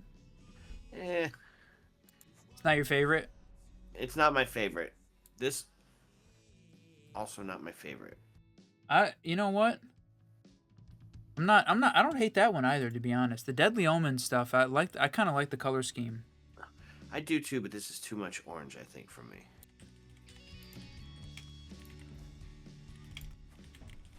I want it to be more of an accent, Mr. Whiskey. Not the main feature.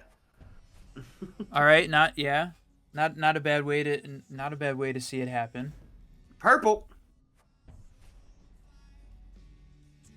Oh, and it's a dupe.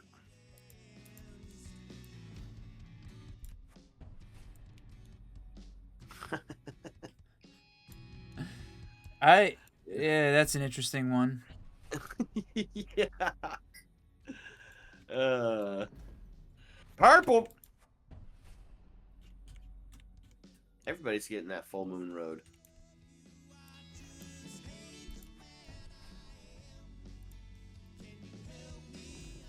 Oh, got ourselves another perp. And it's a dupe.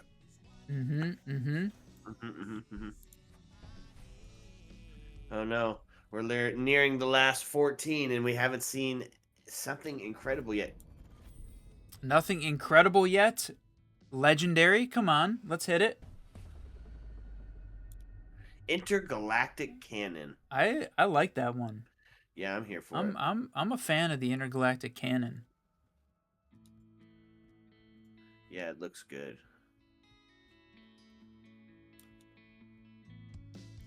I like that one. Did you equip it? No, I didn't. I should have. But I've gone too far, Whiskey. Purple. Oh, hey. We both got this one yesterday. Oh yeah, I also like that one as well.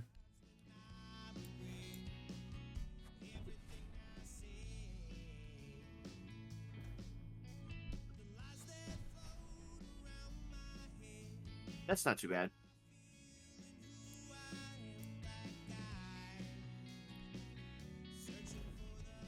Here we go. Got a purple. Let's see. It's okay.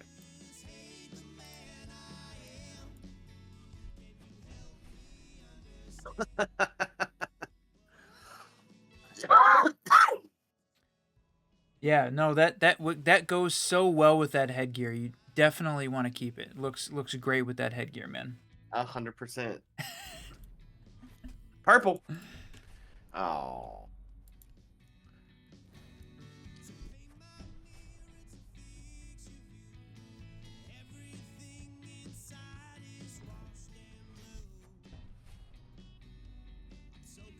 Chemical Threat. I haven't seen that one. I like it. Looks like mint chocolate chip.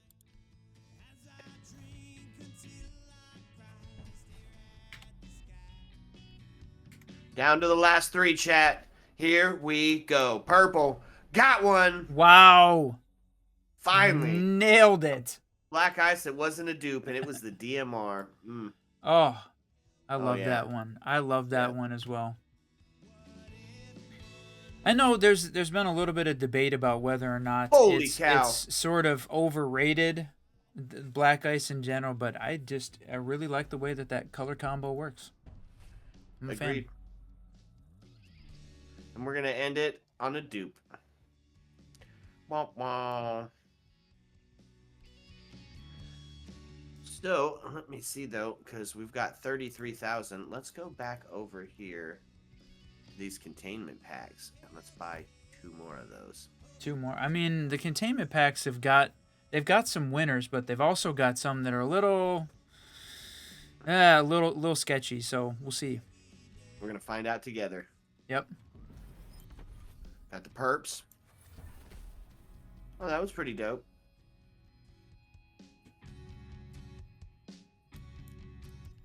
Okay. Number 2. And we are waiting. We are about we're 4 minutes away from the map bands opening up for the grand final game. So that one should be in just a few minutes. Then we'll be able to start inviting the teams to the lobby, get that one kicked off. So we are close. Decade. Pretty cool.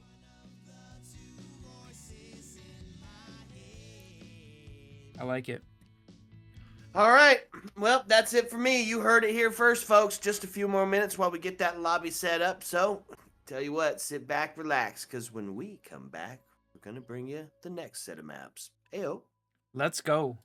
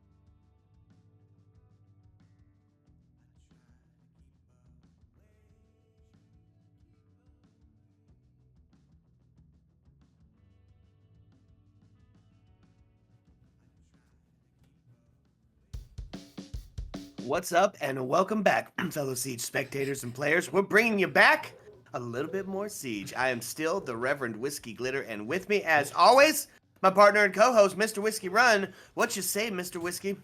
I say, oh man, it sounds like you're losing your voice. We didn't do 9 hours of open qual casting yesterday and on to potentially another 5 or 6 today. But before we finish, we're going to tackle the grand final here for open qualifier number 3. This is the Spiffy John rank stack taking on SBL. We just watched SBL win their spot in this grand final by winning that semi-final game. So now we've got a best of 3. We talked a little bit about SBL's road to get here, but from the Spiffy John side, they had to take down the Wanted Goons Academy as one of their notable teams, as well as that stack of Yardy, Ice Cold, and Skittles taking down the Wimpiest Fat team to get to this position. So they've had their challenges getting there, but it is time for the grand final, my friend. Let's go. And a couple of fun maps to get us there, right? We are going to see the first map to start us out as a Night Haven. So a little bit of a switch up, right? And then map number 2 is going to be where good teams go to die. We're going to head over to Oregon. And then, should it prove to be necessary, you're not going to believe this, map number 3, it's going to be Chalet. We have seen Chalet now. I'm going to have to go back and check because Chalet has certainly made a tremendous number of appearances here in this qualifier. For sure, I mean, we just got to cast it as part of SBL's game against FEAROW, and we also got to see it versus Karn & Co., and it was the final map in Outlast versus the Spiffy John rank stack as well. So, and it was also SBL's versus Forza. Just looking back yesterday, we casted 4 times, and then once again today. So plenty of opportunity to see how Chalet is going to run out. But we're going to start on Night Haven. Dokkaebi and Ying, the first to go. SBL taking Soulless down. Yeah. So not gonna see the standard, the Bravo getting taken off the board. So potential to maybe not see some Maestro action. Typically we see if they haven't banned the Bravo out, we're not gonna see Poison putting himself onto the Maestro. I think that with the Monty still left on the board, it's a pretty fun call. We haven't seen a ton of shield play on Night Haven, but I think the potential for it is absolutely there. Yeah, there was a couple places where we saw the shield come out, but like you said, it was definitely not the mainstay as part of the attacking on either of the sides when we saw this map come out. So Spiffy John rank stack taking on SBL here. It is a best of 3 if you're just joining us. So we're going to start off on Night Haven and then head ourselves on to Oregon and Chalet. Ayo, let's go. Yeah. Okay, let's get it started. We're going to start in that 2F location. Boy, I am losing my voice just a little bit. And for this 2F, we are going to see the mirror being brought out. I love the mirror call. The mirror call. That's funny. Back it up with the Fenrir to stop some of that active push coming in. He's got several gadgets. Makes that push in just a little bit tougher, and add in there the trench warfare of a zombie. Probably going to be set up on that catwalk area, much the same as you'd see on Clubhouse. And then of course Mute, right? He's become one of the standards. You got to deny that intel, especially for a team that's going to be bringing it. And we did see Spiffy John play. We definitely know that they bring the drone intel along. Yeah, indeed. Now, we saw it from this SBL team. We saw incredible play from almost every member of their team between yesterday and today, so any one of them could go off. We only got to see the last map of Spiffy John rank stack and their battle against Outlast, and the Clubhouse map that we didn't get to see that went to double overtime. That one would have been a great map to watch. They finished off the third a little bit easier, so we didn't get to see enough of this team yet, so we're going to be feeling them out as they head on. Now, the thing is, this is a show match of sorts because both of these teams have qualified to Phase 2. So even though we are playing it out, Phase 2 qualified, this is for positioning as they roll in. Yeah. A little bit of an advantageous, some home field advantage, if you will. So, on the attacking side, because that minute has gone by, the drones starting to get in and do their job. You are going to see Poison on that Monty and get active with that shield right out the gate. And, of course, the Flores is going to be back. If a zombie's on the board, Flores is going to be there to counter her and take away those Kiva barriers. But it's a little bit tougher to get those Flores drones inside because there's not very many sneaky avenues. LED5 going to claim Spiffy John's life. Is Asian going to find the first kill and take Fenrir off the board? See him, Poison, make this aggressive. There it is. He knocks Warden down. Wow. We got to see the shield bash. We talked about the fact that playing against Amonte now is a completely different play style now that he's got the shield bash. Watching it in action there. So that is 2 down on the side of Spiffy John. So still got 3 members left. It is the first round, though, in a best of 3. So plenty of time to see how this one is going to go. Yep, that's true. So body bounce is tipped heavily in favor of SBL as they find themselves up in the man count in the 5-3 position. Action from this river side. It's going to be the Monty getting active, getting that intel, but a Kiva bear here to interesting one. Bounce kind of off the shield as they take the shots. They're going to keep moving. They're going to press forward. Now it's 2 of them pushed up.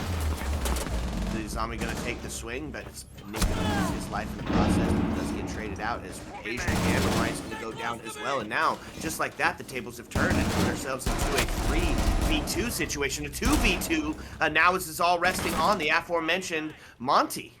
This is exactly the situation you didn't want to see yourself in on the show.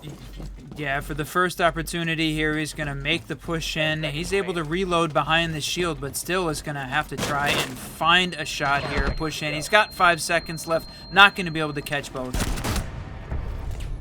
Yep, that's going to be the shotgun to end it. 1 for the defense as we start out on Nighthaven. Okay. Not a bad round to start us out. 2F going kind of in the way that you would think it would. This is a defensive-sided map, so we are going to see the take assembly area next. And see a little bit of dedication to some of that top floor clear out.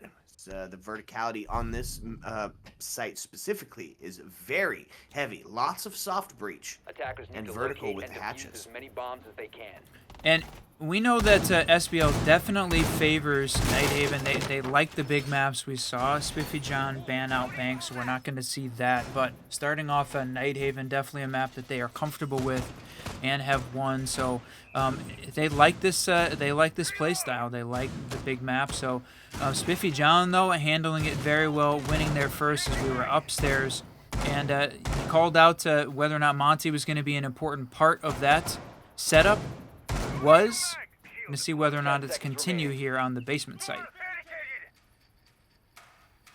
So for the basement site, you are going to see a couple of operators going to be dedicated to that roam, Legion, and probably Brios onto the Vigil. Going to be out and about. We have seen the ranked Warden roam, but it's not very often that is the course of the case. And look at this. Vigil may be going to be... Oh, no. It's reinforcing up top. I thought he was going to go for a spawn peek. That was a late round reinforcement there. And, geez, Rice going to get taken off the board as the spawn peek real prevalent. And that's going to be some of that vertical nature. Done data. Out of there. Goodbye. And actually, that's going to be all of the vertical... potentiality outside of maybe opening up a hatch with a thermite or something. Yeah, that's right. So they've got the single wall open, and there's a deployable playing there, and you can see that the defense getting themselves set up and ready. There goes the other thermite charge. They've got themselves open in the garage. Plus, looks like that hatch is open. Yep, that's ready. Who's waiting, though? Vigil upstairs in the rafters, seeing whether or not he's going to be able to catch one. Oh! But going to be sussed out by the roam clear from Asian. Exactly doing the job he was intended to do. That's right. So it does utilize up that man advantage. Vigil getting taken off. It'll be an impact with a bit of a distraction here. So still holding on to this 2F location, and it's going to do some damage onto AIMK, and enough damage that he is going to die from those injuries as we now find ourselves up in the man count to SBL as they sit 4-3. She's taking a little bit of damage now herself. They're able to clear out that deployable that was holding the single wall room, and we're seeing Osa get the plant down right now, but That was exactly what they needed. Rippers is going to find one, and then Spiffy John to get a triple. They have taken down the planter as well, so Poison goes down. That shield was still up, but, oh, taking a Legion Goo as well. So, clock starting to tick down here. It definitely feels in the defense's favor, up in the man count and up in the time count. All they got to do is stall him out for another 50 seconds. And they've got some pretty good operators still to do it, right? Fenrir, we talked about why he's banned out so often is he can change around the push, and that's exactly what you're seeing him do here, right? Knows that they're going to have to go for a little bit of redirect. The location given away that they're pushing in, and also going to obscure the vision, make that push not happening. That's right. Know that Thermite was making the push in here. You can see Mira just opening it up, causing a little bit of chaos there. The flash is going to come out, going to grab the diffuser. They've got the option to get the plant down right now, plus the cover happening. There's no more C4. Warden going to make the jump in. A triple kill from Asian, and the plant goes down. Wow. No kidding. way. Now we found ourselves into a 2v1 situation post-plan, and it's a low health scenario as Asian's going to be having to fend these two off. Now, all it takes is a cross to be set up, and that's going to do it. Defense going to find the win off the back of a crazy plan. Defenders have disabled the bomb diffuser. Bomb diffuser man. failed. Defenders win. Sheesh, Louise. Wow, we saw the plant go down early. Poison getting that shield up. It was not able to take down with any of the explosives, so it stood the rest of the round with the diffuser hiding behind it. The attackers able to, at the very last few seconds of that round, grab the diffuser and plant, but not able to stay alive long enough. I'm surprised that he actually got the plant down, to be honest, the way that that one played out. Yeah, no kidding. It was the crossfire setup that saved the life of the planter, even through the vault and the look-down shots. It was absolutely insane. But defense going to come up on 2 in a row here, as we're going to see the first attempt at the turf site. I'm going to go for that control storage area and not opting for kitchen. Kitchen being a little bit more difficult, right? Whiskey has got all of that open availability soft breach that you don't have to put yourself in danger for if you bring somebody like a Ram along or the Buck who can take those shots from the window. So, going to opt for the control and storage area with a little bit of verticality going to be dedicated here. One of those is going to be HUD putting themselves on the surface. Yeah, I mean, it was vertical on both sides, right? You've got aim key and HUD playing downstairs in the basement. They reinforced a couple of these walls to try and keep him safe. They're going to be watching for these attackers to come in, push the window on B, or the warehouse double. We can find somebody to come in, and that's exactly where Thermite Poison's going to push right into that spot. So they've got the pulse set up down below. Question is whether or not this SBL team is going to identify him early enough to deal with him before that C4 from below becomes a problem. Yeah, absolutely. So we still sit 5 balls the first 30 seconds, and it started to ring out, and it's getting active, right? They're opening up this top. They're going to take their time and suss out where the heck the defenders are, because you know the roam game is going to be so prevalent here on the basement site, or here on the turf site. Jeez, basement site. They're looking, we've got Spiff downstairs, and looked like Nick was on his way to try and get down there, to open up one of these walls, try and put some pressure on that pulse. So they're planning on it, making the vertical play from both sides, because you do have Buck upstairs on that 2F as well. So you're seeing this this SBL team put the pressure on both sides here. This first floor site from Spiffy John. Yeah, and it's 5-all here. It's the last 30 going to ring out. No real engagement. What you're seeing is that SBL is trying to set themselves up a couple different avenues of attack. That way, if the first one goes wrong here in the next 30 seconds, they can redirect towards a potential other site. Other side of the site, get themselves in for plants. Kind of how you saw it go on the last map. Didn't turn out in their favor. See if they'll be able to capitalize A bomb on it this has time. been located. Yep, we still had 2 playing upstairs from the attackers, but the defense had rotated back down, so now they're going to use the Ram to try and open up some of those lines of sight. Still got Spiffy John playing downstairs on that Fenrir, trying to hold off and see whether or not anyone is going to make the push down again to try and clear out the pulse, but He's looking, just has not found any of the attackers yet. Looking for the Buck, but Buck upstairs, yep, on 2F. Gonna try and avoid that pulse by staying a floor above. Yeah, absolutely. It's that two-floor hold that we've talked about being so prevalent. That skeleton key able to do damage on both of those floors when we start to open it up. So you can have that verticality from the bottom and the verticality from the top of a veritable Night Haven Sammy. Calling in an additional C4 down. Bringing down Brios in the mute for his additional C4. It kind of looks like it. Kind of trying to... oh, look at that. And they knew that there's players downstairs, and so they're going to just go for the plant. Is he going to get it? No, sir! Not going to be able to find it in the perfect place to survive for that C4. It is going to be 8 falls. Body bounce sips in favor of SBL. Poison to find the next kill as now the clock starts to tick down, folks. Instead, you got to have 7 seconds on the board to get this plant. But as these times start ticking down, it is just going to be a too little, too late scenario. It's all left on the shoulders of HUD, who gets taken down by the spiff. Well, the key there obviously being the pixel perfect plant from that SBL team. So in the position, for sure the defense knew exactly where he was when the plant was going down, pulse coming out with all of that intel, but survived the C4 from below. Well played on the SBL side, and they go up 1. So it's a 2-1 scoreline as we head into round 4. Gonna see Spiffy John go back upstairs to the 2F site with the round rotate done. And defuse as many bombs as they can. Okay. So yeah, taking on the church site, you're right. Where the actual test starts to come in, we assume that the defense will win the primary and the secondary site. Church is always a bit of a question mark, because it's it's your least comfortable site. It's gonna be that first floor area. Back up to 2F. Here, as we're going to see on the defense, much to do the same. Bringing out this area to denial of the smoke, anticipating that Monty to be coming back out. The mirror to help hold that catwalk with the zombie. This is a pretty good defense. See if SBL is going to be able to adapt. What's Big John's bringing to the table? I really like the combination of the Azami and the Mira there for that rafters hold. We have definitely seen that sort of take off as that primary hold for 2F, and we've seen it be extremely successful. We've also seen the attackers take advantage of some of the lack of mobility, so we'll see whether or not that's going to be the case here.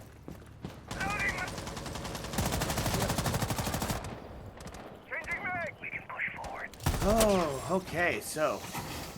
Boy, this has been a crazy couple of rounds, right? Exactly what you want to see for a grand final, a bit of the back and forth. Now it's going to be Poison starting to get active on the bottom of the garage stairs, taking the lesions down so it doesn't get interrupted on its forward march.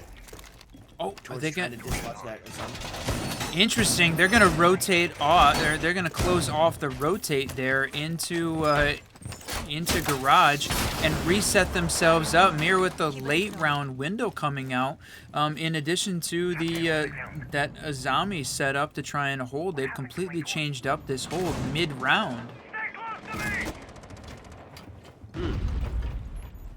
Yeah, kind of a brilliant play, right? So now it's a mirror that's unexpected, unless there's some intel already on it. I do see that they've got the free walk up down, and Monty is going to crack that, or at least, crack the window, so they're not going to be able to see through it, and they've got the catwalk control. It took them to 1:30 to get there, so the defense doing a pretty good job of stalling them out. Now they got to deal with this second mirror setup, and going to have to rely off Poison getting in to obscure that sidelines for it. Well, I mean, that's the thing, right? If you they just allowed it to happen, and Poison had to change up the strategy here, gonna push in through Waterfall. Yep, gonna take a Legion Goo, and that's unfortunate because Legion is sitting right there waiting, gonna take a swing, covered though from Spiff in the garage side. So they did give up a little bit of control from the defensive side. The attackers taking care of it. They're gonna try and push Spiffy John downstairs. No, that was me. Dude, Spiff. Now to get the double kill. Oh man, some siege timing there. Almost takes a look towards that river door. Could have potentially lost his face for that because the zombie was still ready. It is 3-2 as Spiffy John rank stack now sits up in the body count. Yet again, it's all going to be on the shoulders of Spiff and Nick to try to pull off some individual heroics here. We've certainly seen those two go crazy. So Nick at that 0-2 position for sure, a little bit lower than where he'd like to be. Going to take a couple shots, but those are zombies in place, blocking it off. Not able to take a shot. HUD holding this bomb site close. The defense just walking away. There's no need to push at all. Just giving the attackers space. Can't find one. They use up their last few remaining seconds, taking a few extra shots as the defense just sits and waits. The 6th man coming in strong. Time winning that one out. Jeez, that's a couple of time wins we've seen this evening. 20-second meta sometimes can be painful if we go down into the down in the man count. That's for sure. All right, so Spiffy John up 3-1 to head into round 5. And this is the first map of the best of 3 of this show match between these two, the grand final. We've got both of these teams have qualified for phase 2. We are playing to see which team can be higher in the rankings as we roll into that double elimination playoff bracket as part of phase 2. Okay, back down to the basement. Like I said, we are going to see the Fenrir back out. A little bit different of the area denial this time. This is going to be the Goyo as they try to find a way to another way to deal with the 10 seconds left before insertion. the Monty. Not going to be the pick here, and they're going to dedicate 2 operators towards the roam gate or towards that verticalness. This time is both the Ram and the Buck going to be on the board. So a couple more operators going to be dedicated to helping suss out where the heck those roamers are at that have been so prevalent for Spiffy John. From a roam perspective, they've definitely taken a much more shallow approach to the roam this time, with dedicating almost nobody there to the 2F site. None at this point. Everybody holding on to the first and basement floor. So, you know, giving the attackers a little bit of room to play, but also causing them to spend all of that time clearing the upstairs, even when they don't need to. Yep. So yeah, still, it's that ghost pressure. They did enough in the early rounds to solidify that they have to look for it here in the later rounds. Okay, starting to get active here. Realizing that the defense isn't up on that 2F location, but they gotta still deal with this Goyo and Brios, who is, it's the shallow roam, and it's dedicated to this first floor presence. Really gonna try to stop some of that forward momentum and get themselves in a position that they can still rotate back down to site after they get a kill or the homie is taken out. That's right, Nick working on this shallow roam game there. You're going to see aim key knows that one of the attackers is putting a little bit of pressure on him. Nick so far been unable to find exactly where he is, but look, you can see all of those footprints on the floor. They know for sure. Is he going to use one of his scans? He is. That's going to be the call to go out. He starts to rotate. He's like, nope, sir. He heads himself back down into sight.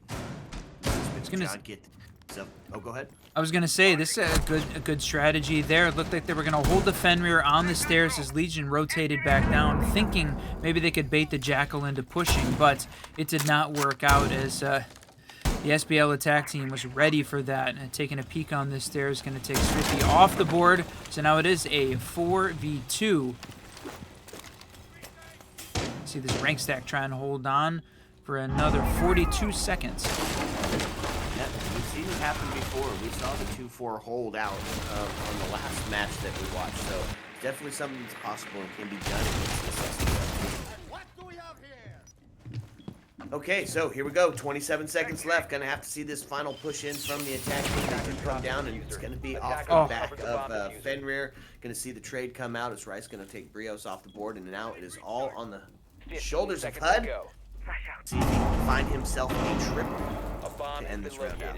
10 seconds left. There's that plant going down. He's going to wait. He's going to take one down. Looking for that quick refrag. There it is. Going to take a shot, but there's not going to be enough time.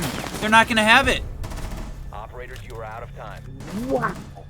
Not again. Not again. That's crazy. It's worked twice now against SBL.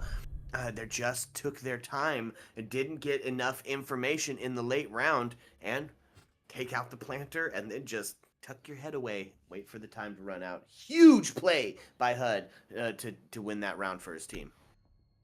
Yeah, unbelievable.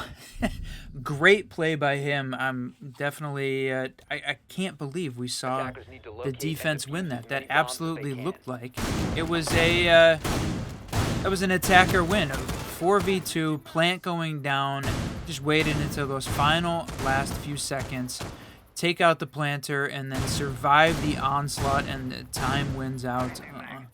Great heads-up play by him. Yep. And so we've signed ourselves on the last round of the first half of the first map here, and it's looking like it could potentially be in that 4-2 split area. Not wholly Bomb unsurprised located by here. attackers. This is an incredibly seconds left. defensive-sided map.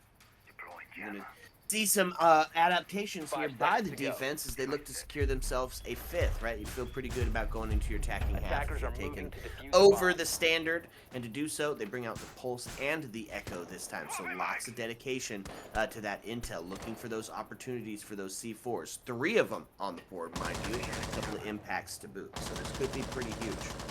Yeah, very similar strategy there from a hold perspective, right? You're going to play downstairs. You've got the Pulse, the Bandit, and potentially backed up by the Echo. So he tries to stay alive for the plant denial at the end. But look at this. He's already got the C4 ready and waiting in what would be the default. So Making sure that everybody knows he has got that C4 covered.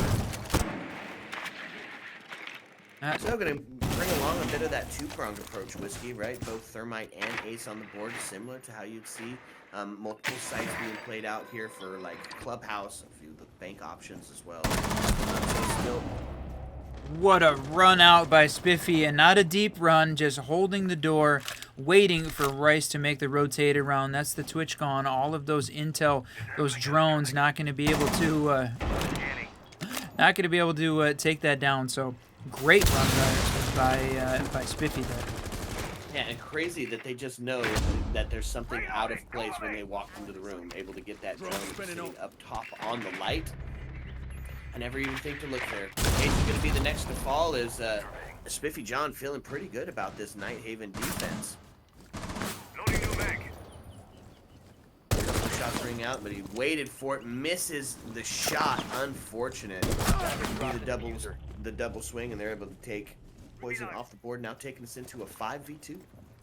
Yeah, that was the important one. Now certainly SBL on the back foot here, trying to make the push in. That was Diffuser down. So Nick and Spiff, the last 2 left alive again in one of the second round. So trying to find one. Bandit's going to take a swing, potentially a wall bang, and not going to survive there. See Spiff trying to open up a few more sight lines as they start to push together. That flash coming out. Not even having to worry about what's happening downstairs right now. They got to take out these 2F players, and there goes one. Gonna find the second. Indeed, he does. Wow, okay, so Spiff find Inky off the board, puts the body bounce still tipped in favor of Spiffy John here. 30 seconds ringing out. It's gonna, again, come down to this late round, incredibly late round potential plant, but they're down in the man count. So it's definitely gonna make it tough, and there those Fenrir's being, we might see Fenrir banned out on the next map. 15 seconds left. Yeah, it's a tough call. I mean, from a defense, there's plenty of other operators that you really need. So here, they're going to get the plant down. Yes, there it is, going down. 5 seconds to go. They shot it! They shot it! Now they put themselves in a post-plant scenario. It is going to be Spiffy John finds Spiff off the board, and that's going to be the double. It's HUD going to find Nick, and that's going to be another round for the defense as they find themselves 5-1 on the half against SBL.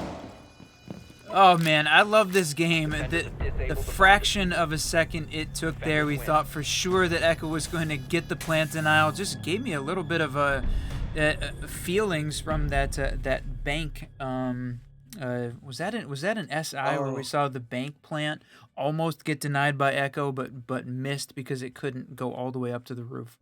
Yeah. Just had that feel. Oh, but.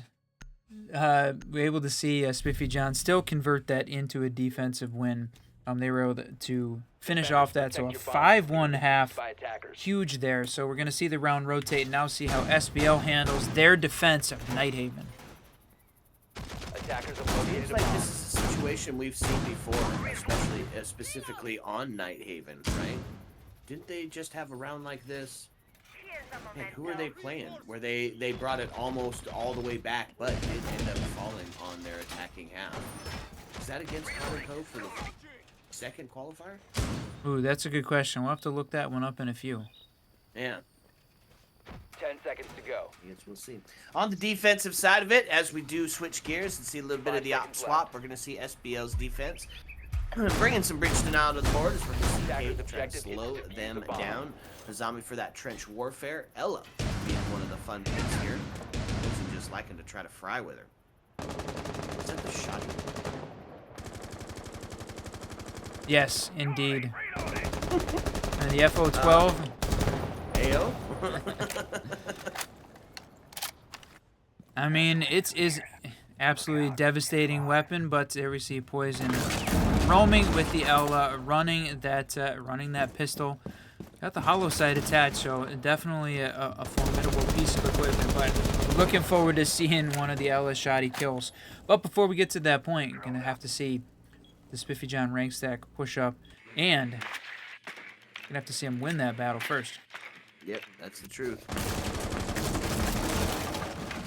A couple of shots starting to fire through that meeting room hallway. So they're going to be opening up those sight lines, getting themselves set up for that potential execute to come through. Really just taking their time, though, right? Usually you see that first minute dedicated to the drones, but we are definitely getting down into that minute and a half, minute and 15 mark before we're starting to see some action. Definitely has not played out in the favor of SBL on their attack side of it. Let's see if it's going to work a little bit better on the defense. It was a great memory there. That was on Nighthaven. SBL versus Carnico went 5-1 half, and eventually Carnico won that map 7-5. So it was SBL starting off on attack, same situation. So seeing it play out very similar. The question is, we're going to see the end result switch up. So SBL was able to win 4 on defense after going down 5-1 on attack. Okay, so this is a position that they've probably practiced a little for since then. Maybe we might start calling the standard defensive half 5 foot. More. Oh, what a shot! Spiff to take out Spiff. Spiff on Attackers Spiff. have recovered their diffuser. Action there is it's going to be the thermite getting taken down. Rise to the next to follow. Throwing flash grenade. That's right. We're 40 gonna seconds left. see the shoddy swing. Oh. Wow, that Lee's Ella. backing right up. Yeah, the Ella mine as well. So unfortunate. I actually would have loved to have seen Nick try and take the push there, but not gonna happen. He's gonna hold off and wait. Oh, and there's the bees coming out, pinging out his position. They for sure know at this point. 15 seconds left. Through the shot to take him off the board. He was already reduced to half of his health when he was actually doing, and here it is. 6 seconds left on the board. It's going to be 3-on-3 here. Got to get in and get the plant going, but the goo going to stop him for this one. Yeah, that's He another caught time win. 2. Time. Wow, it's another time win. Oh, we absolutely would have seen that plant go down if it had been a single lesion mine, but with catching 2, it had to pull both of them out. And wow, what a win there. SBL on defense, okay, starting the climb back. Sheesh. Okay. It's crazy that we're seeing the time be so prevalent. It's always an issue, right? It's always a thing. Attackers need In the to locate and 20-second defuse meta, as many you're going to have bombs as they teams that can. just don't cut the mark sometimes. Get that plant down. But, I mean, it has been an unusually high number of defenses winning because of the stalled out plant. I like it. I'm here for it. So, heading back down to the basement, or I guess down to the basement for the first time for the defensive half of SBL. They're going to bring that castle. It's somebody that you see them use quite a bit. You see it on Chalet. We've seen it on Oregon. We've seen it on Nighthaven. 10 seconds to go.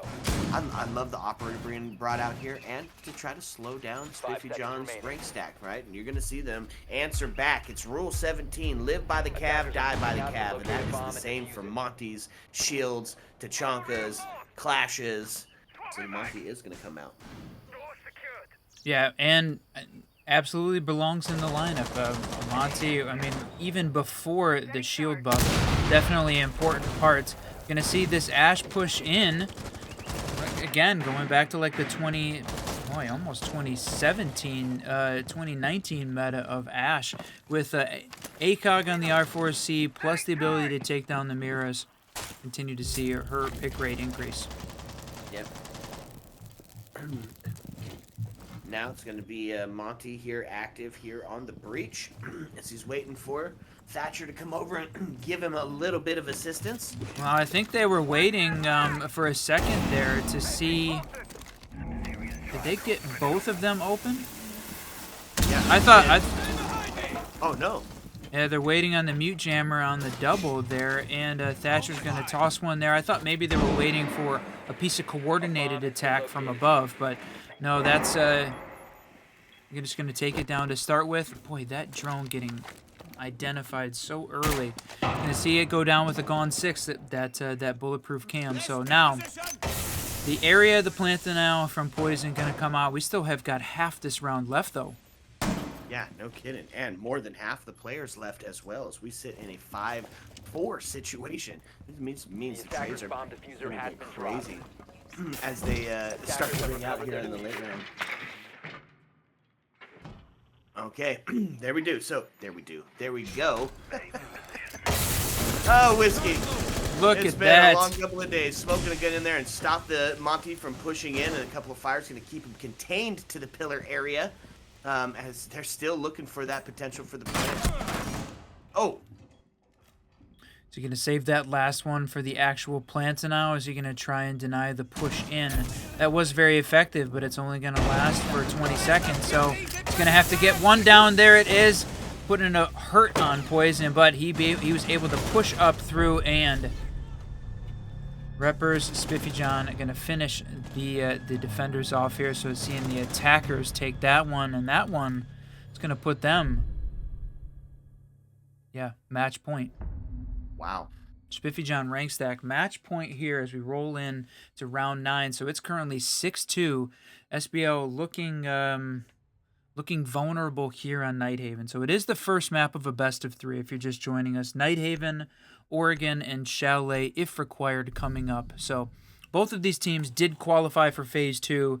We are looking to see which team is going to get the higher seeding position as that double elimination bracket is going to get filled out here after the NAL finishes up next week.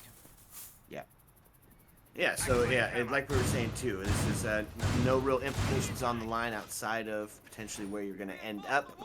This is for all intents and purposes, a bit of a show match. So not as high stakes, right? Not as high pressure. And so we do find ourselves on a match point scenario here for map number 1. See if SBL got what it takes, the fortitude and their mental to bring it back. Church side play. We are going to see the blitz being brought out. Attackers Let's are moving out to freaking locate a go. bomb I and love defuse the it. blitz play, Whiskey. Yeah, I mean, bring out the blitz as opposed to the Monty. I think we were seeing SBL potentially expecting it. Obviously, they play a lot of the Monty as well. Poison frequently bringing out that operator. So Aim Key going to bring out the blitz, and yeah, the new meta alive and well for Shields, and we're continuing to see Shields play a little bit more of a presence in North America competitive play. For sure, Monty had a pretty high pick rate and ban rate from the LATAM style of play, so it's interesting to see that continue to make the push here in NA as well. Yeah. First minute ticking by as you're going to see this attack team starting to poke, starting to prod, looking to see if they can find out where the weakness is going to be at, the critical push point that maybe isn't guarded so well. Legion continuing to be a force to be reckoned with. This is going to stop the initial push in from the blitz. And we just have seen them everywhere, right? We're going to go back and watch where all these legions are being placed at so we can get our ranked legions going. Yeah, that's right. Oh, Rice goes down. The first one here at match point. So SBL needing to find now in a 4v5 scenario a win, and only half the round of time to do it. Plus, this attacking team has got a few of the assets open and in place. They've got the main IT wall open. Maybe we're gonna see a run out there, but no, not gonna happen. Amkey making the push in on the first floor here, gonna hit another Legion goo. There it is, plant going down. Plant going down in a 4-4 scenario. This is crazy. That means as soon as that noise goes down, it's going to be like ants coming out of the ant hive. Is everybody going to start scrambling to make the shots? Poison to find Amkey. Asian going to get active as well. And now we find ourselves into a 4v2. It's going to be all resting on the shoulders of the breach. Now they've got vertical opened up. Know that they got to have eyes on the watching for it. That's going to be oh no. Yep, that was the vertical. Oh, it's gonna go. They're gonna get it. SBL gets it. Wow, how about that? The Kiba barrier goes up on the window to protect the Azami. Yes, Biffy John is able to get one from above, but the rest of the defenders swarm in to prevent him from standing there and continuing to put pressure on that vertical position. Saw the rest of them try and run out there and force the other attacker who was outside, playing outside the window. They were able to trade one, but just not enough time. So SBL going to go win that one, start the claw back. They need to continue to be perfect for 3 in order to stop the Spiffy John rank stack from taking map 1. Got to force overtime as their only option at this point. Yep. And so to try to do so, and take it back downstairs, and it kind of rely on some of that extension upstairs. We're gonna see the castle being brought back out and the Legion to go help. Probably set up top as well. No shield gonna be looking like on the Spiffy John side of it. Boy, man, I sound like a robot. 5 seconds. But here's what we are going to see. It's going to be the fun op, and I'm super excited for it. It's going to be the Deimos being brought out. And if you're new to Siege or you're new to this season, Whiskey, you want to tell us a little bit about that Deimos? Yeah, that's right. Deimos coming out, the new villain and the new attacker here as part of Year 9 Season 1. Bringing out the Death Mark, a drone that can identify any of the defenders once they are identified by the drones, and able to reveal their location actively to the entire team. His position, unfortunately, gets revealed at that point, but, I mean, from a roam clear perspective, it could be very deadly. While the Death Mark is active, he's only allowed to use his 44 hand cannon revolver. So it's a trade-off you got to be willing to make, but I think with that gun having very little recoil, it has proven to be a formidable weapon. Yeah, absolutely. That's going to be the Jackal off the board. Huge pick, too. I mean, 15 and 6 he's sitting. Holy cow. Having an absolutely huge game. Yeah, Repper's going crazy right now. Mm-hmm. So, good pick is for SBLs. They take him off the board and equalize that man count, that man advantage to nobody now. And we're going to start to see a little bit more of that hurry up and wait, where the defense is just going to have to see what exactly they're bringing to the table. And there's that Death Mark. Yep, Death Mark coming in. Does get revealed, but also revealing the location as well. And pretty cool, yeah, you said it too, is that it gives you the room in which they stand. So he doesn't necessarily need to be close. All he does is give that call out. And so now it's a 3v2 sitting in favor of SBL. Is the clock going to start to tick down? C4 going to ring out, but not going to really do anything except for stall that push in just a little bit longer. Oh.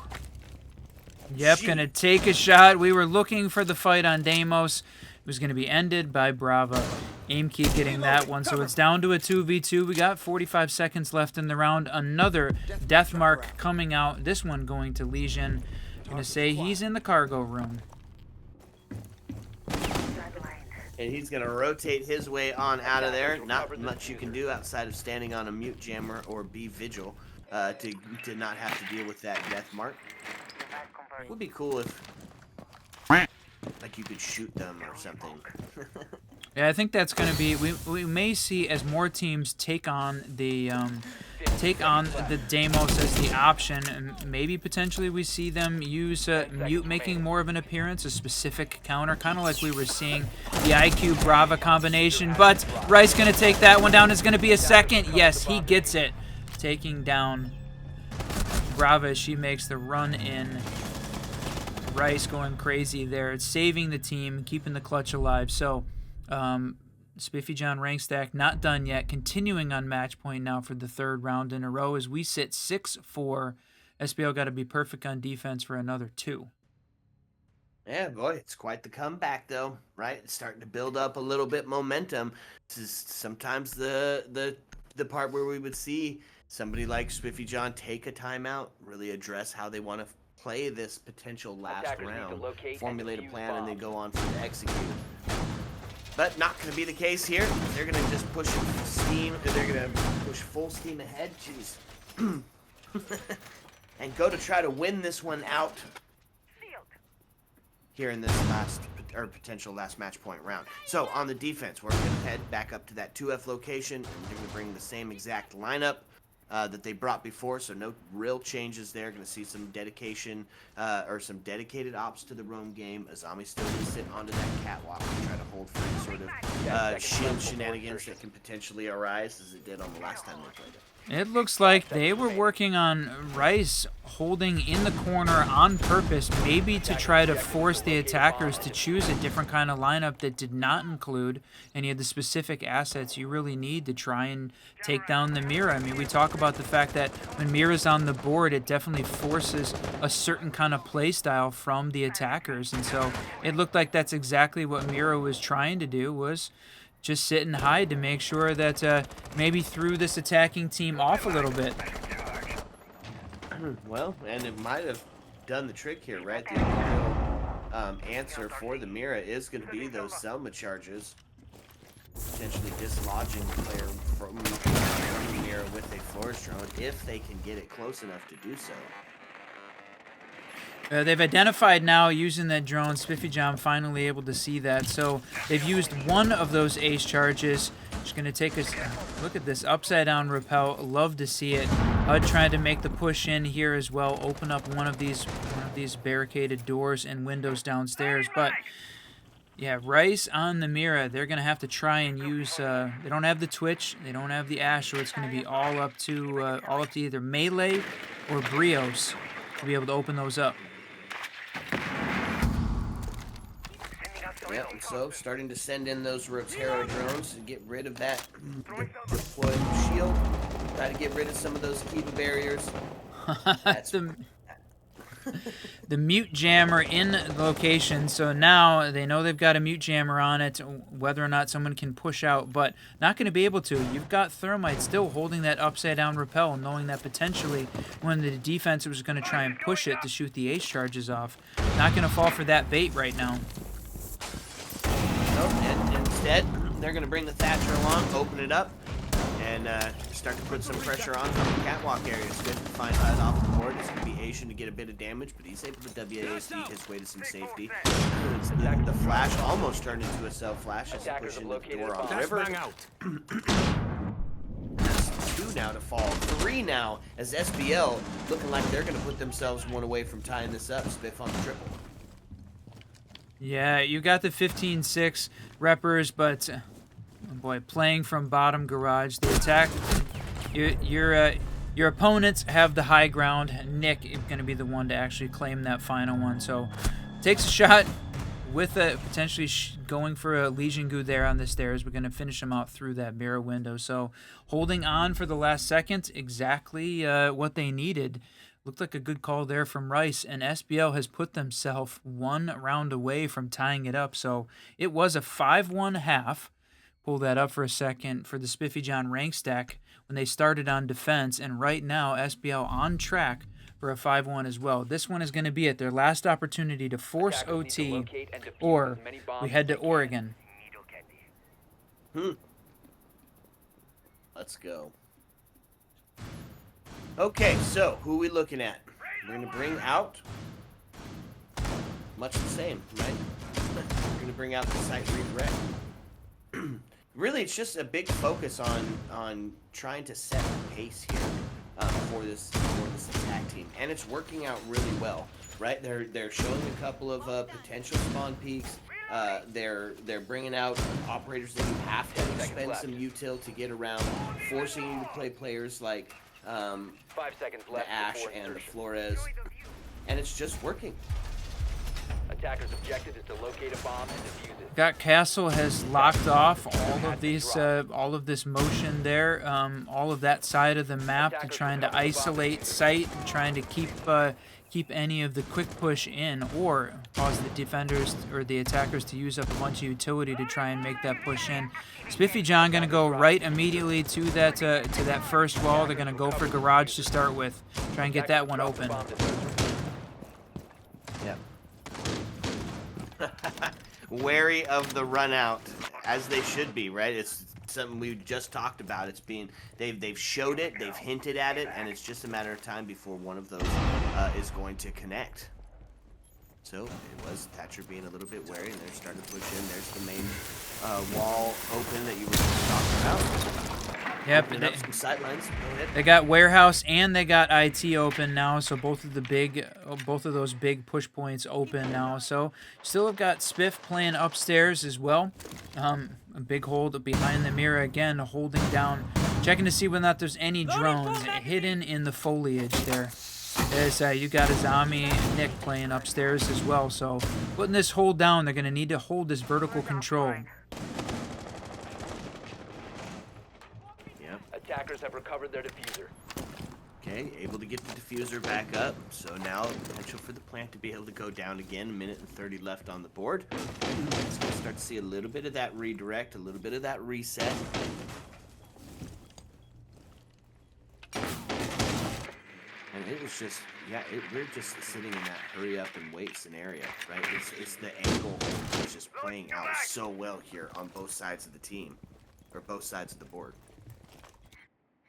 Yep, it's when you get into this high-level play, right? Both of these teams, you've got T2, T1 players on both of these teams at this point, and they know exactly what they need to do from a push-in standpoint. Got Castle looking a little bit of danger, a little bit isolated downstairs.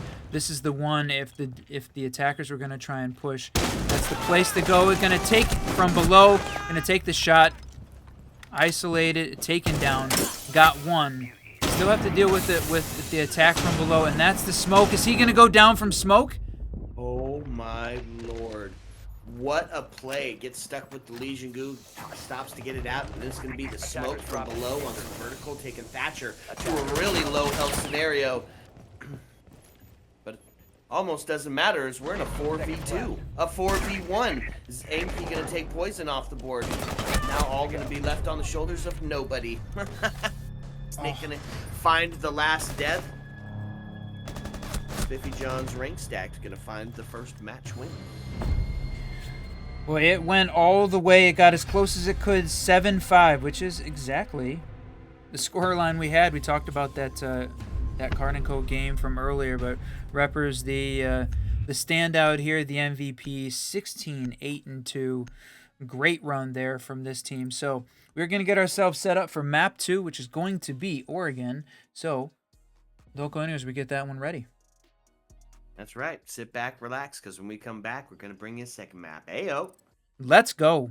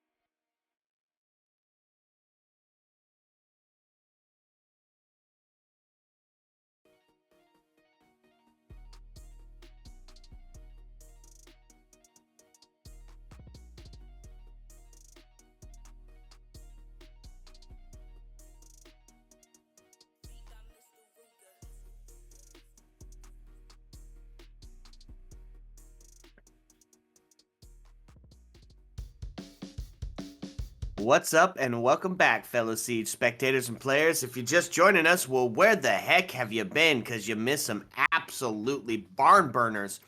I am still the Reverend Whiskey Glitter. Welcome to the Siege Double Shot. With me, as always, my partner and co-host, Mr. Whiskey Run. What you think there, Whiskey? Oh, what a great game. The grand final for the Blast R6 Open Qualifier number 3. The last opportunity to see which of these two teams is going to get a better position. Both of them have qualified already to Phase 2, which is that double elimination bracket. It's going to be happening next week. But first, we got to figure out who is going to win this grand final. So just a quick tour down the playoff bracket, what got us to here. Quarterfinals and semifinals happening yesterday and today, the final here between these two teams. So got one game left. This is it. Map 1 went 7-5 to the Spiffy John rank stack, and we are about to start on Oregon. Oh, Oregon. The map that is said where good teams go to die. So that's if I'm SBL, I don't like that phrase. If I'm Spiffy John, I also don't like that phrase. Two really well put together teams here, and we're gonna battle it out on Oregon. Yeah, two great teams. That's exactly. We'll have to talk about that during the next break because who else is part of the 6 teams that have qualified here? We're gonna catch up with that, but first, SBL gonna take Ying off the board. Yep, Ying gonna go. Now, here's the question. Do we see the Monty band out? They did utilize him themselves, so potential to not see it could be the Brava. There's definitely some Maestro play that could go on here, some Maestro shenanigans. Or maybe even Habana, some Hatch Queen? Nope. It's crazy because the bands have just changed so much over the last few days, it's hard to even call it. They've been all over the board. Yeah, we've seen the defaults come out. We've seen some change up, and even on similar maps, right? We saw Nighthaven played yesterday, and even though the map went in almost identical style from a scoreline perspective, the bands were different, and the play style very similar. Yeah, that's true. Valkyrie to fall for the next. On the defensive side of it, get rid of that intel. See the Valkyrie ban on Oregon a lot, really, really a lot. And the Cade to follow, which means Fenrir still going to be an active part. Here's the fun one, though. Both Azami and Solus going to be able to be utilized here. That's right. And I think likely we're going to see both of them come out. Yeah, Fenrir, Azami out. There we go. But no Deimos yet. Defenders, protect your bombs from being Well, I mean, we did defused see by a little bit attackers. of Deimos tonight.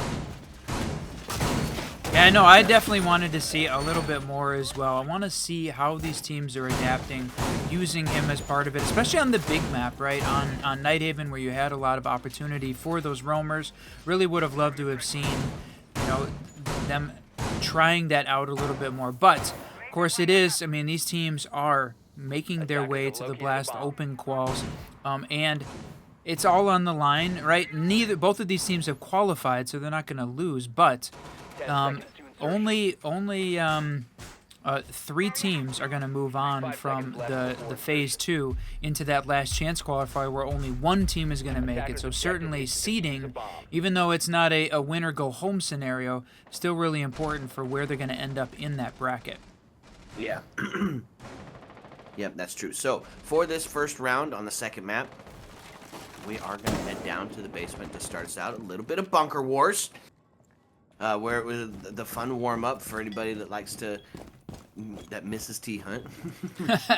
We have heard that the T-Hunt alternative is going to be coming back, and that it's going to be better. Ubisoft devs say, trust us on this one. So everyone is cautiously waiting to see how that one's going to work out.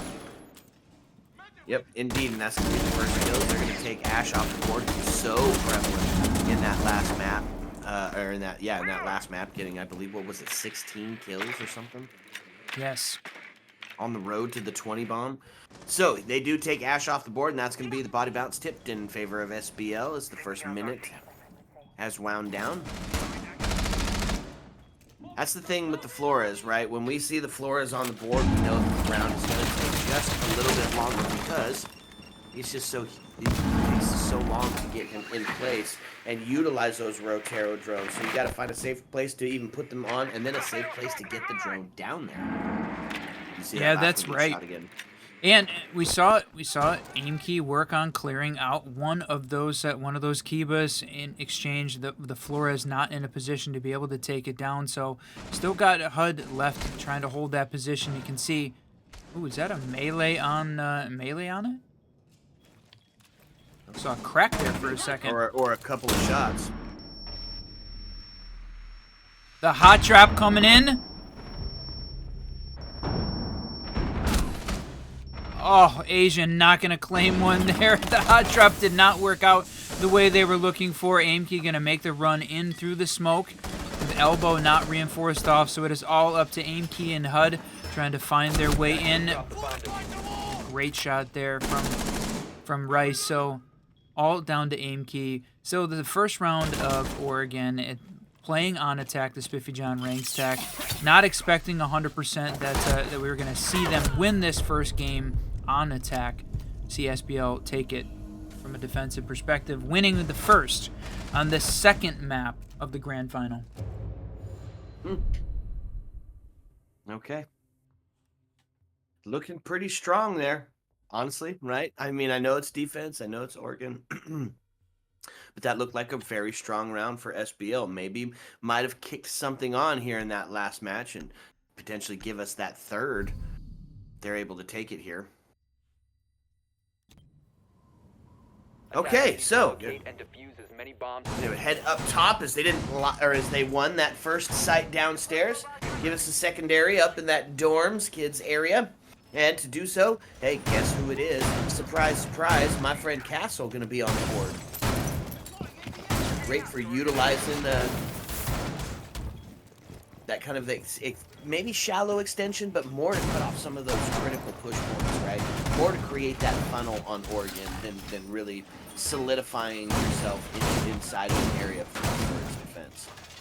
The double bulletproofs coming out there, and plus look at all of these Jaegers and the deployable shield there, trying to hold this position.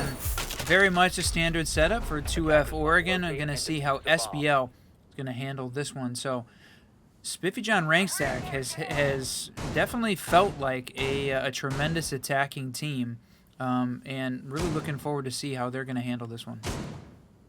Yep, indeed. It's going to be much the same, right? They're going to attack it the same way that they were attacking it downstairs. Bring out the Capital and the Flores to help dislodge and flush those players out. Grim for that intel for potential some of that underneath plays. The Buck going to open up that verticality. And then Ash to just do what Ash does.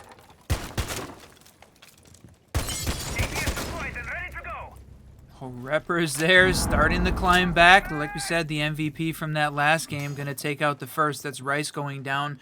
Wherever those Fenriers are, they're going to stay. No more opportunity to move them around. That takes a couple of shots through the roof, not able to find anything. Oh, and they're going to trade around where the deployable is actually set up on as they start to see that the push potentially could come from the white stairs area in that main window. Yep, does not look like we're going to see that big window push, and potentially that identified that we don't have hard breach. All you've got is the double can openers for Grim. Looked like they were going to try and close off attic and leave it open for a minute longer. Looks like leave it open. Yeah, I guess they're just going to leave it open. Oh, I guess if there's no push, no need to really get excited and put the barricade up just yet. So, as the first kill did ring out, we've seen nothing since. No interaction between the operators. All you can hear is the shotguns getting to work, starting to open up all of that verticality.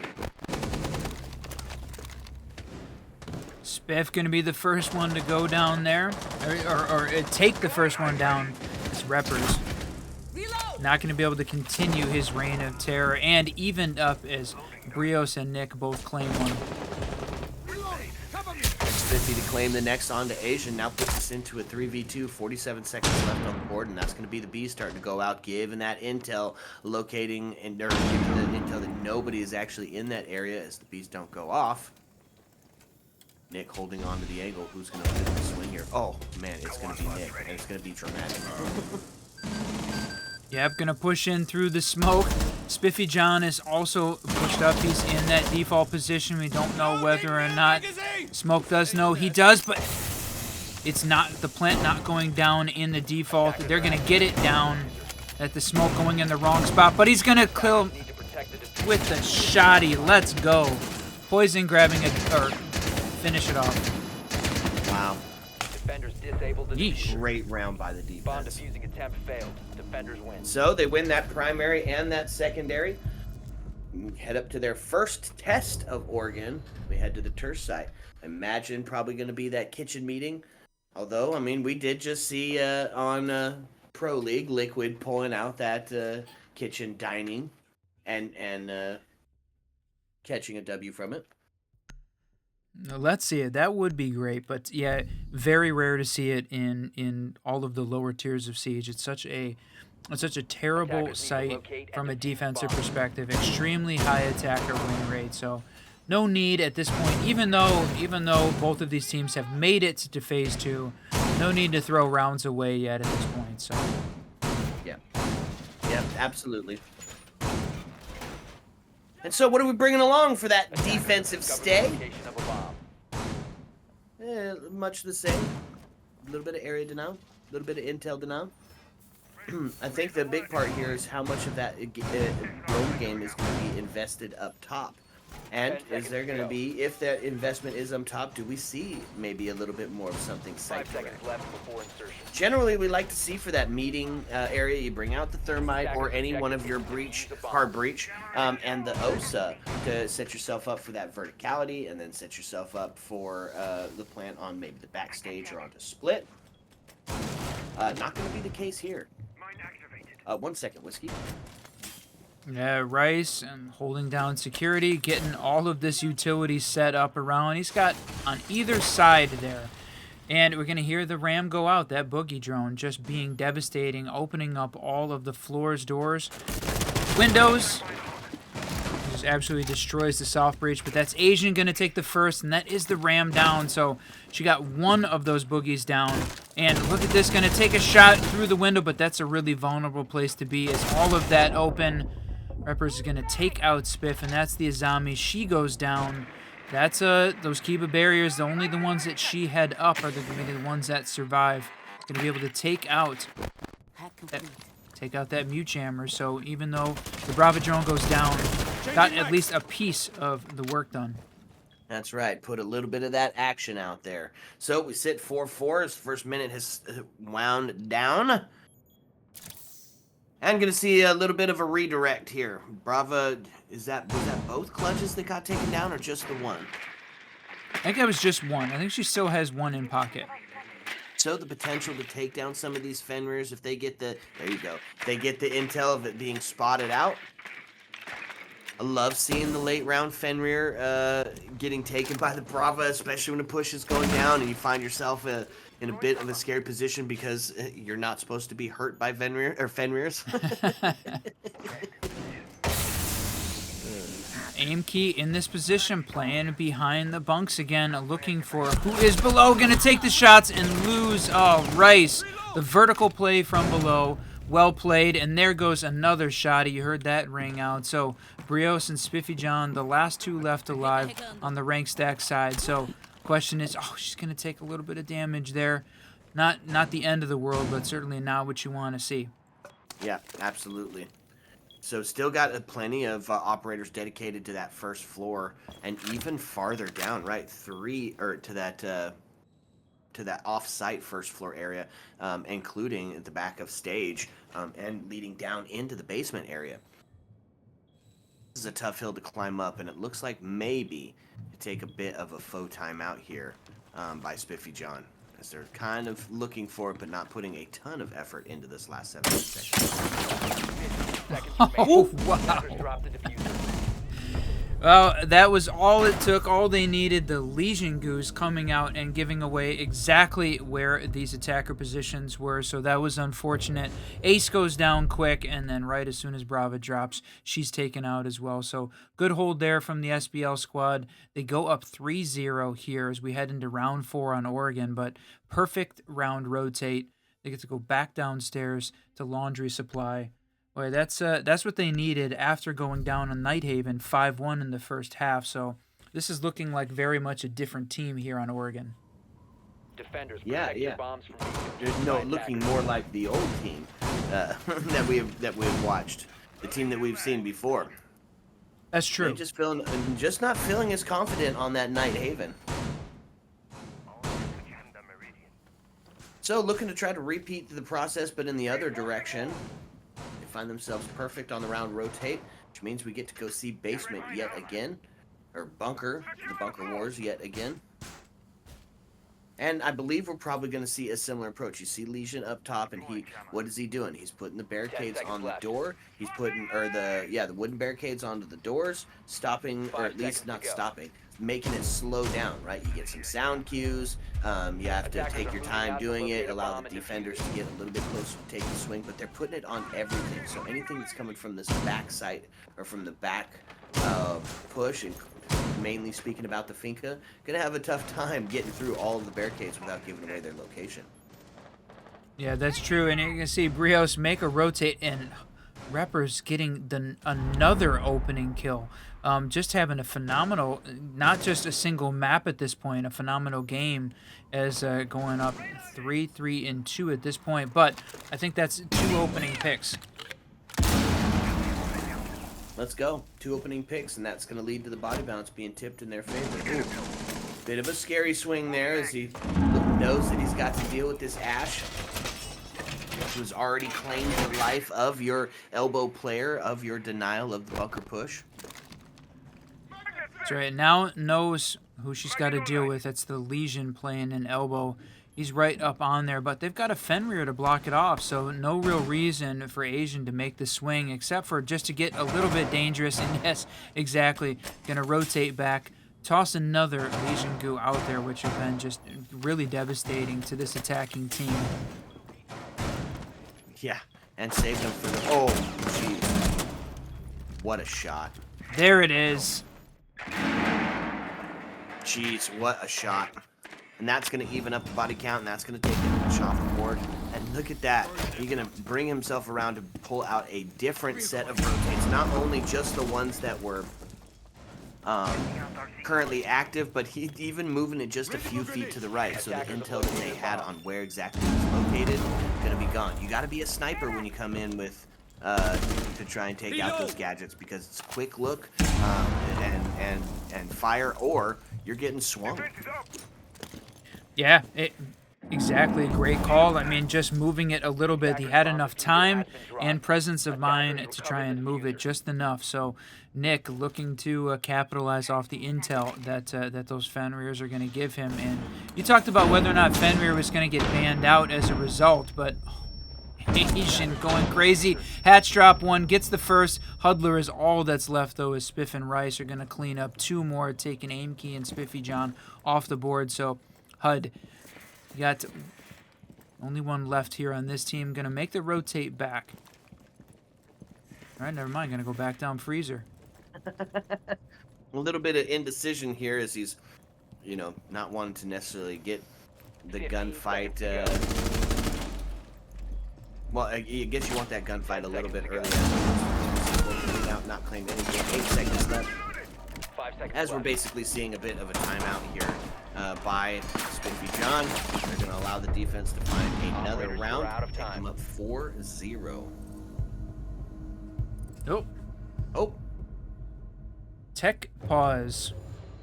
okay. Well, easy call then. We're going to send ourselves to a bit of a BRB. So sit back, relax. When we come back, it's going to be the stunning conclusion to this map. Ayo. Let's go.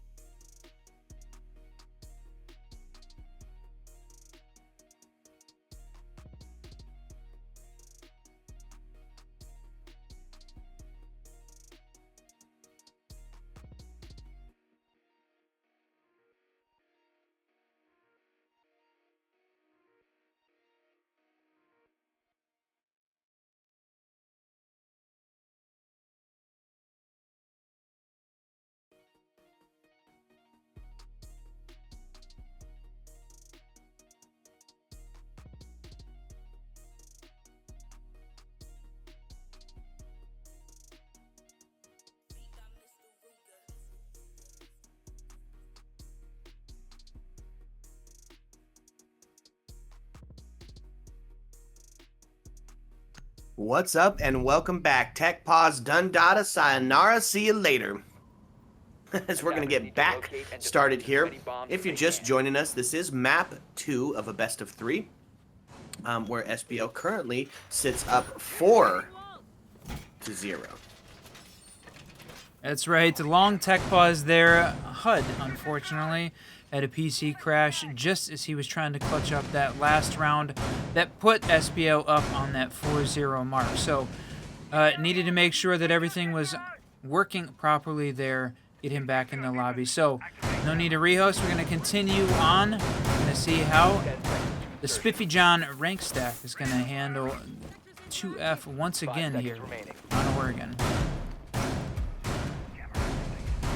Okay, so what are we going to bring along to this 2F hold? It's going to be doubling up on the shotguns here, as we're going to see both Mute and Smoke on the board. I think the highlight pick is going to be the Soulless, however. Right? This is a map that lends itself to the Soulless gadget. Yeah, indeed. Looking at this, I thought we were going to see Asian here playing the Azami just get crazy, going for some footholds there, looking to see whether or not he's droned out. Is he in danger? Can see that Soulless pinged one of the defenders on their gadget. So first one going to go down, though. Aim key going to take Nick off the board. That is the Soulless. You called her out as the highlight pick. She goes down early. And was highlighted. My mic cut out, so I didn't exactly get to say exactly what the highlight was going to be for, so that still works for me. So that is the body bounce tipped in favor of Spiffy John's rank stack, as they find themselves up at body count 5-4. Still plenty of time for this attack team to suss out the rest of the defenders, but as the time starts to tick down, it will start to fall back into SBL's hands again. And you still have Asian on the board, who's sitting at 9-2, my guy. Yeah, having a great game. He was one of the MVPs from the previous match, so we know that he can definitely get it done. But Brava out here looking for that... Nope, not going to be able to get past that mute jammer. Well placed. Going to deny that intel. You can hear the Flores drones just continuing to wreak havoc are all around the map at this point. We see him running back towards big window. We got HUD holding that location as well. And getting ready. They got in, got the plant down previously on one of these other 2F holds. But so far, SBL has been able to be perfect in terms of holding on to their defensive sites, and that's a double for Aimke as he takes down Asian. Called him out just a moment ago.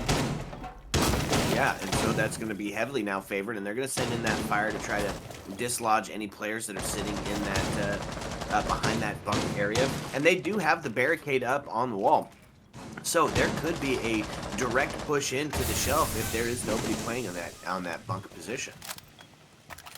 Right now, think about only the area denial there of the smoke, and he's used up one, so he's still got 2 left. It's only 22 seconds left, though, so now he's got the opportunity to throw them all down. HUD is going to have to try and get the smoke and the fire in, and going to have to try and jump, but you still have got the smoke in place. 10 seconds left. That's the plant going down. Smoke. Oh, but he's pushed himself forward. He's not going to be trapped in the smoke directly, but going to get shotgun from behind. Oh my lord. What an incredible turn of events. Like, what just happened? Jump in, the chaos ensues, plant goes down, and then it's just the rotate through, the shotgun to prove too much, and the defense to find another one as they go up 5-0. Another one.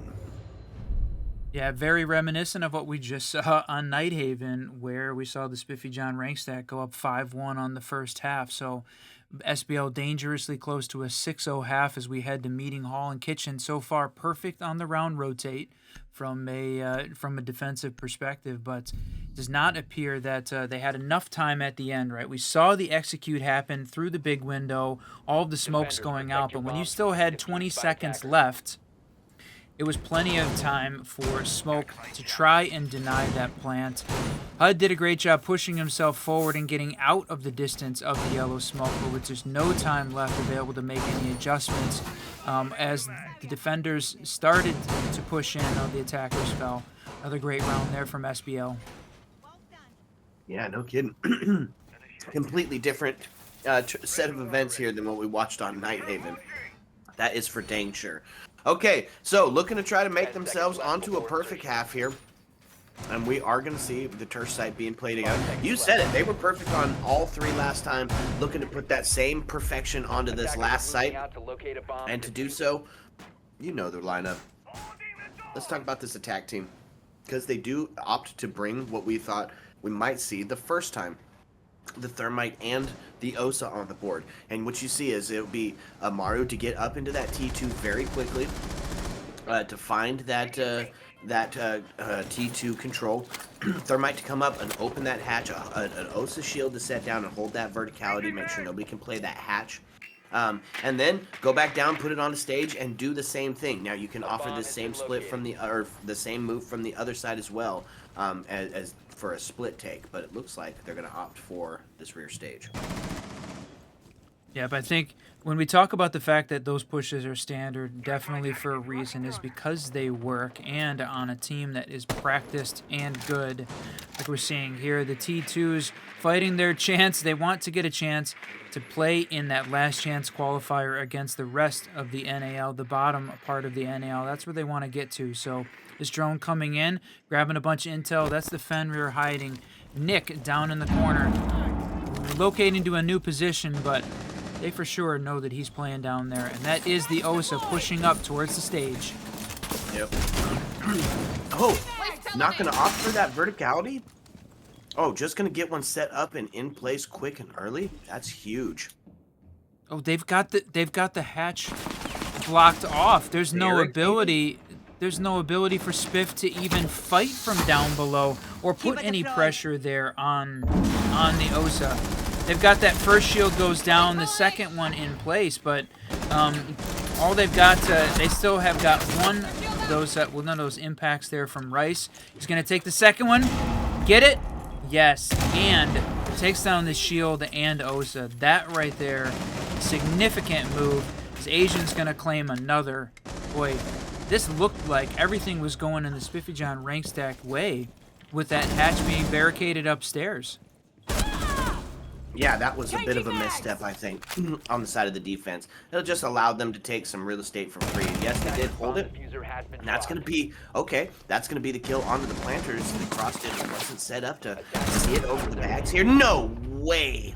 Rice to find Brios off the board, and now it's going to be all on the shoulders of Yankee. When it was looking so good of a setup here for this attack team, they've managed to bring it back yet again. Half health, so it's not going to take much, Whiskey. There, the plant is going down. That's Aimkey. He's rotated around, planting in kitchen. They've got the C4 coming out. Is it going to hit? Indeed, it does. Defenders have located the Yep, the long bomb. Call him Joe Montana. What a throw. bomb diffuser Yep, disabled well by placed, defenders. exactly where it needed to Defender be. mission There's a successful. reason that Asian's sitting there at that 11 kills here. And you called it out. I mean, I said a completely different team, but what you said was back to the form we expected from SBL, right? When they went down 1-5 on Nighthaven to start off, we were thinking, man, what is going on here? But SBL has absolutely turned it around, pulled off a 6-0 half here on Oregon, and is looking very good right now. Of course, defensive sided, so now we get to see how is the Spiffy John rank stack going to hold down their version of defense on Defenders, Oregon. protect your bombs from being used by attackers. Yeah, how are they going to hold it down in heat? Are we going to see something similar to what Nighthaven offered, where there's a bit of a climb back that starts to happen here, and it starts on the side of the defense? Or is this going to be over before it started? I mean, you got to be perfect for 6, right? SBL got to be perfect for 1, and they've done it 6 times in a row already. So it seems like it's starting to play out a little bit in their favor. Let's see how they're going to bring their specific attack. Opt for some intel for sure. And if you're just joining us, I mean, this is a best-of-3 grand final here in the Blast Open Qualifier, the last of the Open Quals before the Phase 2 closed qualifiers happen, taking place next week. Really appreciate all the follows, subscriptions, appreciate everybody supporting the channel. as we work to bring you the community cast here of this grand final. It's been a fantastic weekend. We are going on our 12th hour of casting between yesterday and today, covering this qualifier, and glad that you were all with us to support these teams and players. Yeah, absolutely. And for those who did receive those gifted subs, check out those custom emotes, baby. Something fun that we've been able to have designed up, and we got quite a few of them. So find something that's a little bit to your liking. Okay, so on the side of what's going on here, it's a match point scenario, and they did manage to find Rice off the board, which is a good pick. That some of that intel is going to be gone. Those Bs, of course, being huge, especially when you're going to make that late round hatch drop or potentially that push down from the back stairs. That's right. Aim key just being devastating here up top as well, trying to put a little bit of pressure, a little bit of phantom pressure as they weren't directly hitting, but for sure this SBL attacking team could hear what was going on around them. Now, Poison looking to open up this hatch, going to drop one of those can openers. Spiff, they've already got one of the hatches, that laundry hatch, open, looking to put a little pressure down here as well. And a double from Aimkey, taking out Poison before I think he could make that hatch drop. Yeah, no kidding. Aimkey definitely on the Solus is a formidable thought. Definitely doing very well. Three fires through the wall. Aimkey not scared of it at all. He knows that there's going to be a push coming. Didn't know it was going to be a double, though. Sheesh. Thought for a second there we were going to see something crazy happen, but Aimkey going to stick with the double. Still got 3 players left on the side of SBL. They've got to be perfect just here. If they can pull off a round win, we will be going to map 3. That is Chalet. So if Spiffy John can hold it together and win one, we'll keep playing Oregon for now. But right now, SBL is looking like they cannot be stopped. Yeah, and the grenade going to force Spiff forward. He's going to take, unfortunately going to lose his life.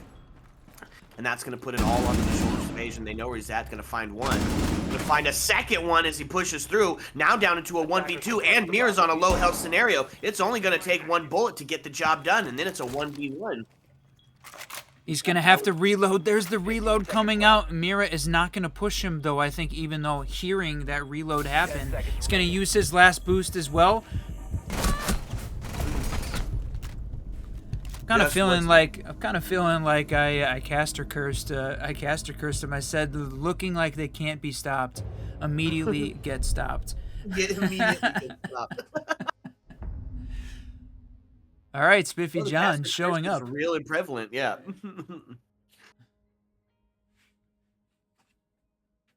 Boy, okay, so one of the things that we wanted to talk about and didn't get a chance to at the break was the other teams that had made it into Phase 2. From that first one, the Sons of Ares and the T2 Warriors were the 2 that made it. So, from that perspective, trying to figure out who else is going to be. Like we said, both of these teams have already qualified for Phase 2. That was the Sons of Ares and the T2 Warriors. We've got the Gummy Wummy Disciples and SSG ACAD. And the Los Mangos and the Finance Gurus, I think, also making it that far. Yeah, so lots of good teams that have moved forward, and we've got to watch quite a few of them be played out as well. Okay, Whiskey, we said they had to be perfect for 6. They've got 1 started, so a bit of the climb back ready to go. As we head up to that 2F location, and who are they going to bring to the table to do so? Gonna see that Frost being utilized. Love to see her on the big window. Love to see those traps holding down in that swamp area. And potentially inside of closet or maybe guarding one of the stairs. But traps, right? I think that is the play here. Bring out the Legion, bring out the Fenrir, and then base your other 2 picks on a bit of intel, both being able to use some inside of smokes and flashes with the Warden, and of course the Solus, who loves the soft breach. Looking at that plant right up on. They've got those claymores out, looking for the run out, fully expecting it here in this case. Aimkey in that position to hold it, but right now, none of the attackers pushing from that side. They just got those claymores set up and ready. But knowing that you've got Solus out. They needed to put them out at least to start. And I'm wondering whether or not Asian was hoping for a run out here. Again, trying to catch Aimkey and stop his Reign of Terror. Oh my There it is. Boy, that's a caster curse if I've ever seen one. I think I was supporting Asian there. That worked out perfectly as far as calling that one's concerned. So, I guess we cursed Aimkey afterward. Yeah. Somebody got cursed.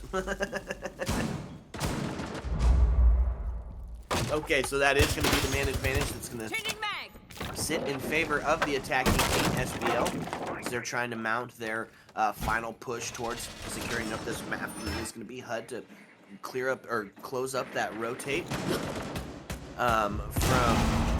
Look at this. the attic Poison area. is already in position. I don't know if they knew he had made this push up so closely, and he is getting the plant down right now. They go for the push, not going to happen. The C4 from Warden rings out. He's going to swing, but got plenty of coverage there, and that is the diffuser going down. Reppers and Huddler is all that's left. All up to HUD. This is it. Can he find 1, 2? Jeez. A dominant showing, a TED Talk on how Oregon is supposed to be played. SBL comes out on top in a very dramatic fashion. That's right. 7-1 coming out. SBL. Asian grabbing his second MVP, I would call it, of the day. One earlier on in that previous semifinal match. So that is going to take us to map 3. So we are going to get ourselves set up for Chalet in just a moment. So we're going to take a quick break to get set up and get the players back in the lobby. That's right. Sit back, relax, because when we come back, we're bringing you the stunning conclusion to the Open Qual Grand Finals. Ayo. Let's go.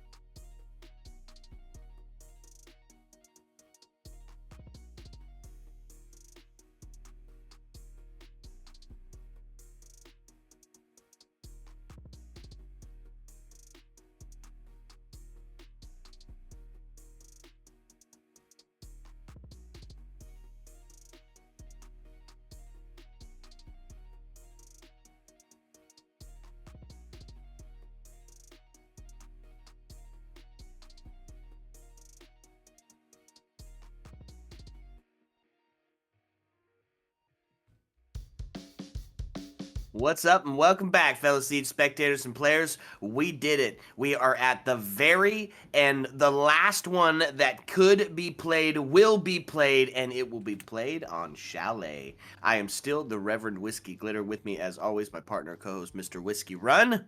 Man, what you think?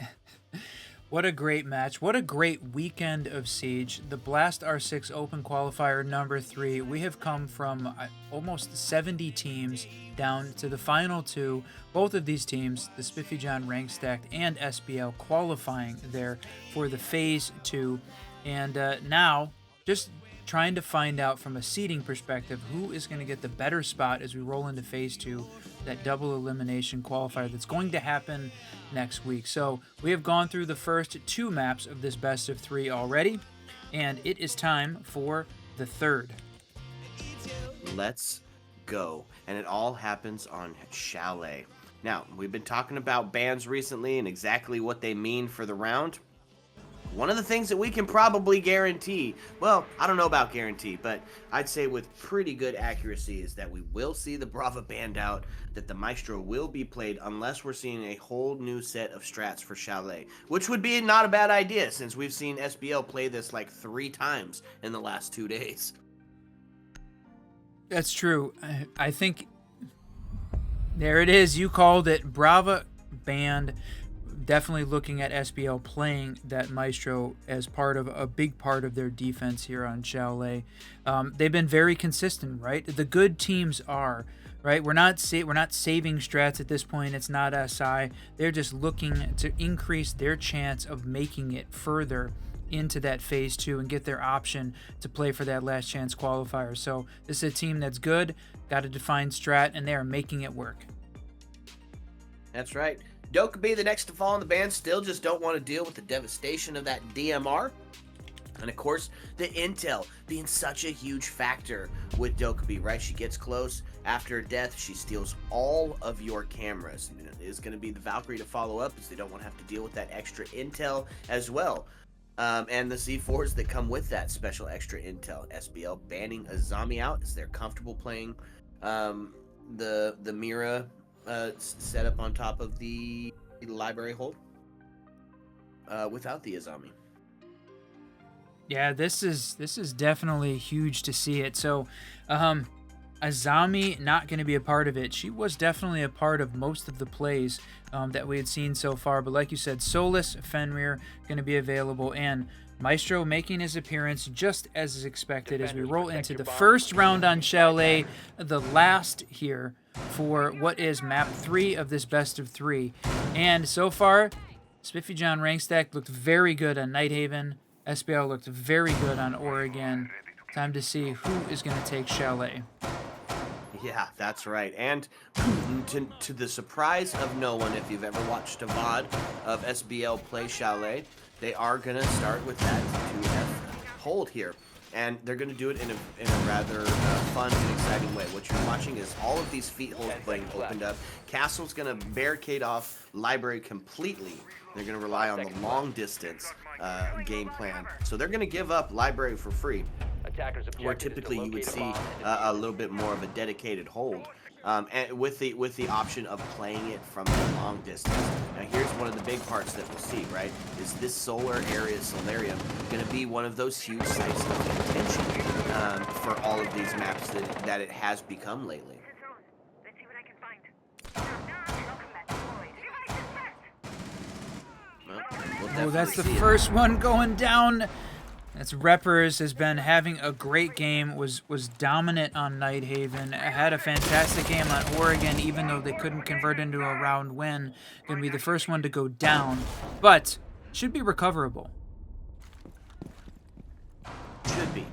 Some could get cheeky, of course. But as it stands, we sit in the 5v4. And it doesn't look like a ton of dedication or put onto that. That would have been such a crazy kill. Write that down, Whiskey. We get the soft breach on, we blow it, and immediately just start firing through. That's gotta work. I like it. I mean, it almost worked here in T2, my friend. It was that going to be the one that was going to make it happen.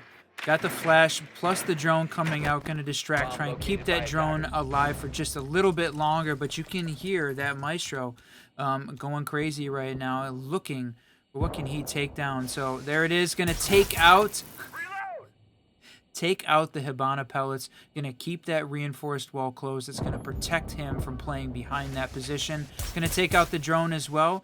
Indeed. Wow. Brilliant use of the Maestro cams there, as they do find ourselves equalized up in the body. Not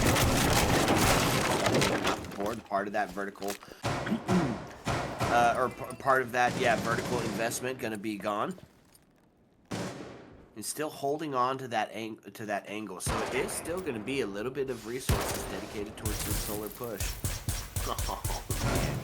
They're going to have to do something about this right now, or they are opening it up. That thing doesn't run out.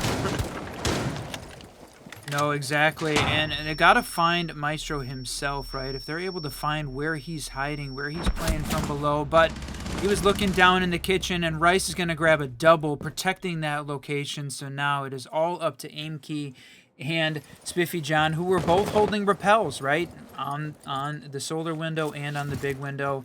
Both going to have to hop off of those locations. He's going to try and take the jump in, but Rice, nope, not in a position to take that one. It's going to be Nick that gets it. Aimkey, though, rushing up those solar stairs. Nick waiting and ready, taking Aimkey down as well. Great round there from SBL. Yeah, no kidding. So they find themselves the first W of the round. We head into 2. It's going to be on the back of some pretty standard defense. I think, well, a little unstandard setup, but standard defensive play for Chalet. And it's going to see us in the kitchen dining next, which is, of course, where we like to see. And, they didn't bring it this time. Generally, we like to see the Castle, the Maestro, and the Malusi play. Now, instead, they're going to opt for the Legion, which does the same sort of slowdown, the same sort of sound cue. Just can be spread out and put into a few cheekier places, if you will. So I like the adaptation. Still bringing the same job to get it done. And of course the Warden. Nick going to be on the Warden, so the flashes and smokes negated. They're going to hold down that same position and play style there, blocking off the library, opening up the feet holes, working on getting all of those Maestro cams in place. Spiffy John, though, is that a... 5 seconds left. I was looking to see if they had a drone that was stashed inside. No, it's going to be outside of sight. A little bit of utility there continuing to be placed around this site, though. Getting ready. Got the jump in, you got the barbed wire and that frost mat now ready and waiting as this team pushes in. So they are going to push on the library side to start with. So all that investment in blocking off with the castle and the feet holes looks like that might come through. 1 second, Missy. I'm so sorry. No problem, my friend. As we head into the first 30 seconds down, SBL up 1-0 over the Spiffy John ranked stack. Maestro going to take a little bit of a shot here. Prepping the window for a run out. Not actually going to do it. Going to open up a couple holes there with the bailiff. Looking to see how is this team going to push in. Aimkey making this push into library. They've got the intel on who was playing top mez. That's the castle. Rice holding down that location, and there he is taking a shot through those feed holes. But the attacking team was ready for it. Reppers waiting and trying to find that one as well. And that opening all that up just gives such a long angle. Look how far he can see back towards that piano area. So maybe I mean, it's a good play right there, stalling him out. It's 1:35 left on the board, so it's doing the work. Yeah, still fighting through this position here at the top of library. Still got the castle barricade sitting right next to him. Yes, Rice is no longer directly engaging with that. Had pulled back a little bit, but it's absolutely still continuing to slow this attack team down. We're less than, well, just about at that minute left in the round, and they're still 5 stack, but still working on getting some site setup going. A little bit of a late round site setup, and Aimkey now going to find the double kill, as that's going to be Agent of Fall as well. Oh, on the trade. Holy cow, I didn't even realize that was a trade. But, so that is going to give the body bounce tipped in favor of Spiffy Johns here. Now sends in a gridlock and bring out, was that a grenade or a... yeah, that was a grenade. Trying to get some Maestro camps potentially off the board from the long distance. Could be huge. Maybe it might be taking advantage of that tracer pack, or the new tracer feature. Yeah, I think we've seen most of the competitive players seem to have turned it off. I don't know whether or not the observer can see it, to be honest. Yeah, I guess that would be the good question. Whoa! Man, Nick finds Spiffy and takes a shot onto the window, but the crossfire set up, so he's going to get taken down as the trade happens. Poison now to get his kill, and Rice to find it on, or get found out on the trade, and Attacker's going to win that one. It's the hatch play from above going to seek him out. Yeah, great play there. He couldn't quite get into position quick enough. Reppers was just running like crazy. And we see Spiffy John take their first, tie it up 1-1. Boy, this is exactly, I think, what we were expecting when we went to Chalet. So just looking back, we saw on when SBL played Carn & Co. on Chalet yesterday, that was a 7-4 victory with a 3-3 split with SBL starting on defense. So very similar setup here. 7-4 victory to SBL. So the question is, can Spiffy John rank stack improve upon that scoreline? They managed to get a 3-3 split to start, but SBL attacked very well on Chalet. Were able to clean that one up. So that's you talking about what we had seen previously. That's probably the biggest match. Oh yeah, absolutely. Yep, agreed. And they were super fun to watch, like incredibly fun to watch. Okay, so where do we head? It's a bar gaming hold for round number 3. So we're going to see the turf site playing out. Not going to get a glimpse at basement just yet. And we are going to put them up no Mira to be used here. So just going to rely on a little bit more of the old-fashioned way and just use the half wall. Bringing out the devastation of the DMR. The Rooney is going to be on the board. Projectile denial is, imagine that there is probably a deployable, no deployable on blue either. Okay, they're just changing it up, Whiskey. Yep, changing up the strat. So we talked about them having a very similar setup. Why? Because it works, but now as they're heading into that third site, they are changing up a little bit. Style and, right, no, like we said, no sense saving it. It's not a side, bring everything out. Goal is trying just to get the best position possible. That's right. So Flash is starting to ring on as they try to get the Warden, but he's got some special glasses that are going to help him out, and it's going to be setting up a little bit more of that site setup to get himself in line to be able to take a quick peek onto that window when the potential for the plant to start going through there. We've definitely seen some quick plants going in there, or some late-round rush plants for sure. So opened up the door, and it's going to be a swing on the mud, but Asian knows that he's gone, so he's going to down instead. So we've got a little bit of basement control here. What happened to my toy? Yeah, the question is, you had Asian holding that. There's that nade comes out. Oh, it's going to take out the Fenrir at the last second. He's trying to close it up, I think. Not sure whether, I don't know whether it would have survived that nade in that position, but still holding these blue stairs, trying to contain these attackers down in the basement as they work on gaining some intel. Okay, 67 seconds left on the board, and we sit 5-all. What does that mean, folks?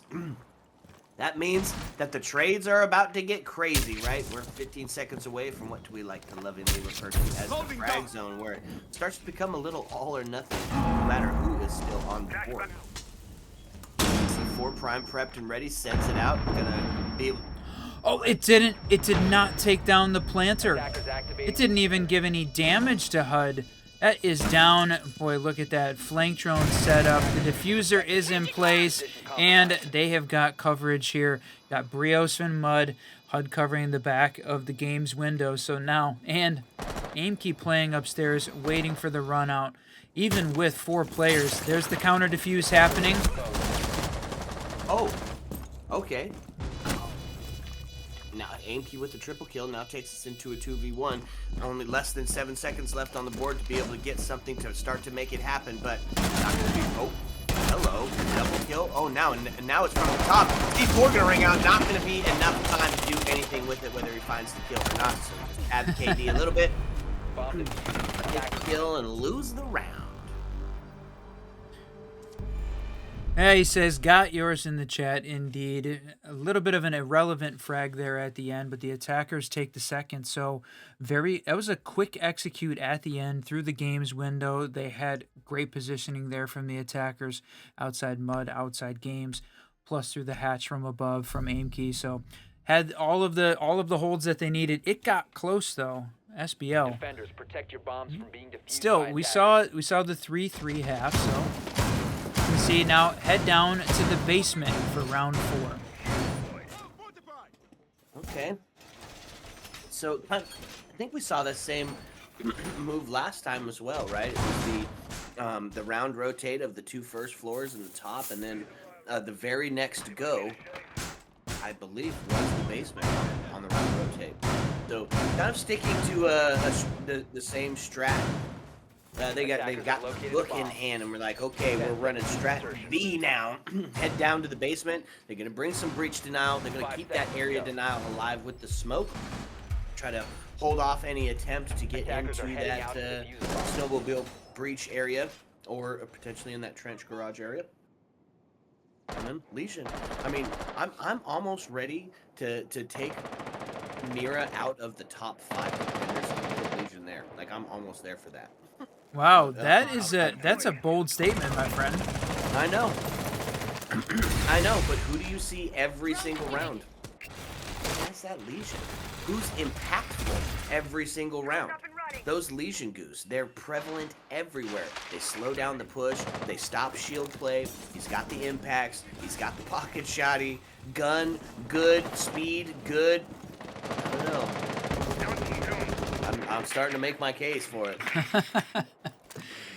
I mean, it's one of those debates that's going to have to happen, right? As Mira got a little bit of the nerf from having the Ash charges crack the glass so easily, she's definitely fallen off a little bit, and you're right. I mean, that's the rise of Legion as a part of it, and the fact that he's been just incredibly impactful on nearly every round he's played in. I mean, we've seen rounds turn as a result specifically of the Legion Goose just in this grand final. So I'm not arguing with you there. I think it's definitely up for debate. Yeah.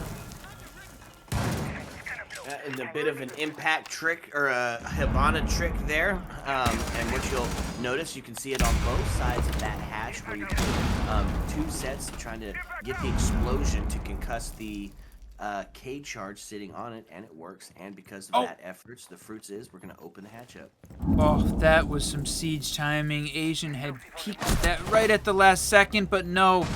Going to go down there from AIMKey. That cross. What a shot. Yep, warn the next to fall, because that's going to be body bounce tipped in favor of Spiffy John's rank stacked. Putting us now into a 4v3. It's 50 seconds left on the board, and it's going to find Rice Smith poison with all to do. Now Rice to take a bunch of damage, but able to D his way to some safety. Start getting that ram out, cause some more of that distraction, open up that floor, maybe make yourself take a second guess or push back outside of that wine area. Hold in the long angle from the top. Look to get active on the bottom. That's right, and really, we had seen, I think, also a bit of a drop-off in smoke play as well towards the end of Year 8, but really, for so far, we've seen a bit of a rise there in Year 9, and Spiffy John going to find the last. I thought for a second there we were going to see the defense hold it out, but as Poison fell, their ability to deny the plant went down with it, and then AIMKey holding on to that angle from above, looking to find his spot. So SSG ACAD won the qualifier 2 spot for phase 2, but AIMKey was not on that team because he had dropped off after they didn't make it in the first qual. So looking to gain his spot back in phase 2 here with the Spiffy John rank stack. Yeah, and putting Attackers up need to quite a locate showing, and right? defuse Because as they're many doing it bombs as on they attack. Right? One of the things that we say is everything so far, right? This season, it's defensive heavy, it's defensive meta, it's defensive intel, it's defensive util, and it's just working out defensively. So the well put together team that has a comprehensive and efficient attack team is going to do very well. And on Chalet, it's proving the point right here. This is Spiffy John's rank stack going up 3-1 now. And they're doing it against SBL. 10 seconds remaining. 5 So seconds back remaining. up to that 2F location. And they're going to set it up fairly similar to how we saw before. Maestro for that intel. Hold on from the long distance castle to wrap up that library. Give them a bit of that your welcome in trap. Now, they did utilize it, right? You're going to get library for free. They're still going to take it. Ash was very active on it last time we saw this round played. Yeah, indeed. I love this this changeup again. We're seeing a little bit of a changeup in the lineup from SBL from a defensive perspective. Yeah, maybe is the Malusi the right one, but opting for more intel based, I think it's a good call here. Yeah, absolutely. And of course, coupling with the Solus as well. All this soft breach, what does it do? It makes it easier for you to get run out on. Makes it easier to do wall bang if you're on your phone or using a piece of that electronic equipment. One of the reasons we see it banned out so often. And so it is going to be HUD to start to take a look from that mez or top mez area. Oh man, what a shot. So Ash gonna find Rice off the board, and that's a huge pick. The Solus pick on. It's the jump out, comes up tops, knows that he's on. Oh, just far enough back that he's not able to capitalize and take the shot. Boy, what a play by Spiff if he would have been able to capitalize. A few inches forward, and that's a different story. And that is Spiff to find aim key off the board. Brios to return fire onto Spiff with a Rotero drone, and then Asian to find Brios. And again, Ash to find Asian off the board. The trade's ringing out like crazy now. It's a minute and 25 left on the board, and it's going to be Nick and Poison with all to do here. Minute 20 left to do so. Well, he down by gunfire and finished off by the Rotero that was clearing out the shield at the same time. That's Reppers fully downing the shield, emptying out the rest of this defensive utility here as he pushes into this library hallway, pushing in towards Piano. Still got Nick and Poison still alive, so they've still got a bit of a defensive hold here. They can do it. It's 50 seconds left. It's a lot of time for the attackers, though, to make something happen.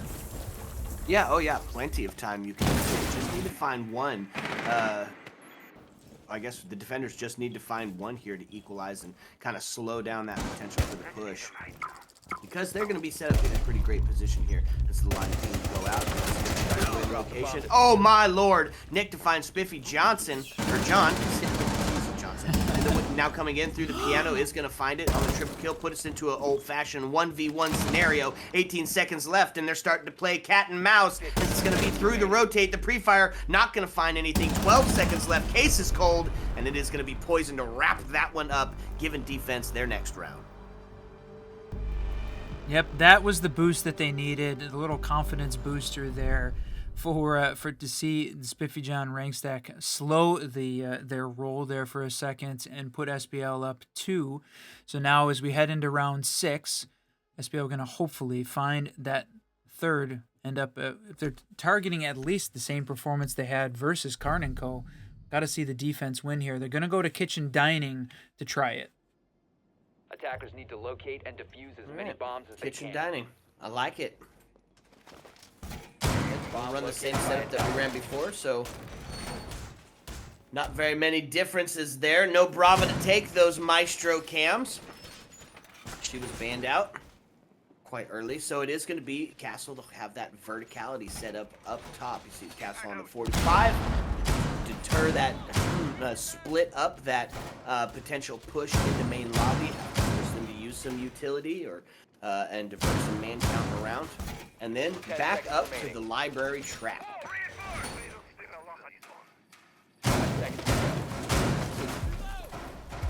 Very similar on the side of the attack as well. We're going to bring along a little something extra to deal with those castle barricades. It's going to be the sledge on the board.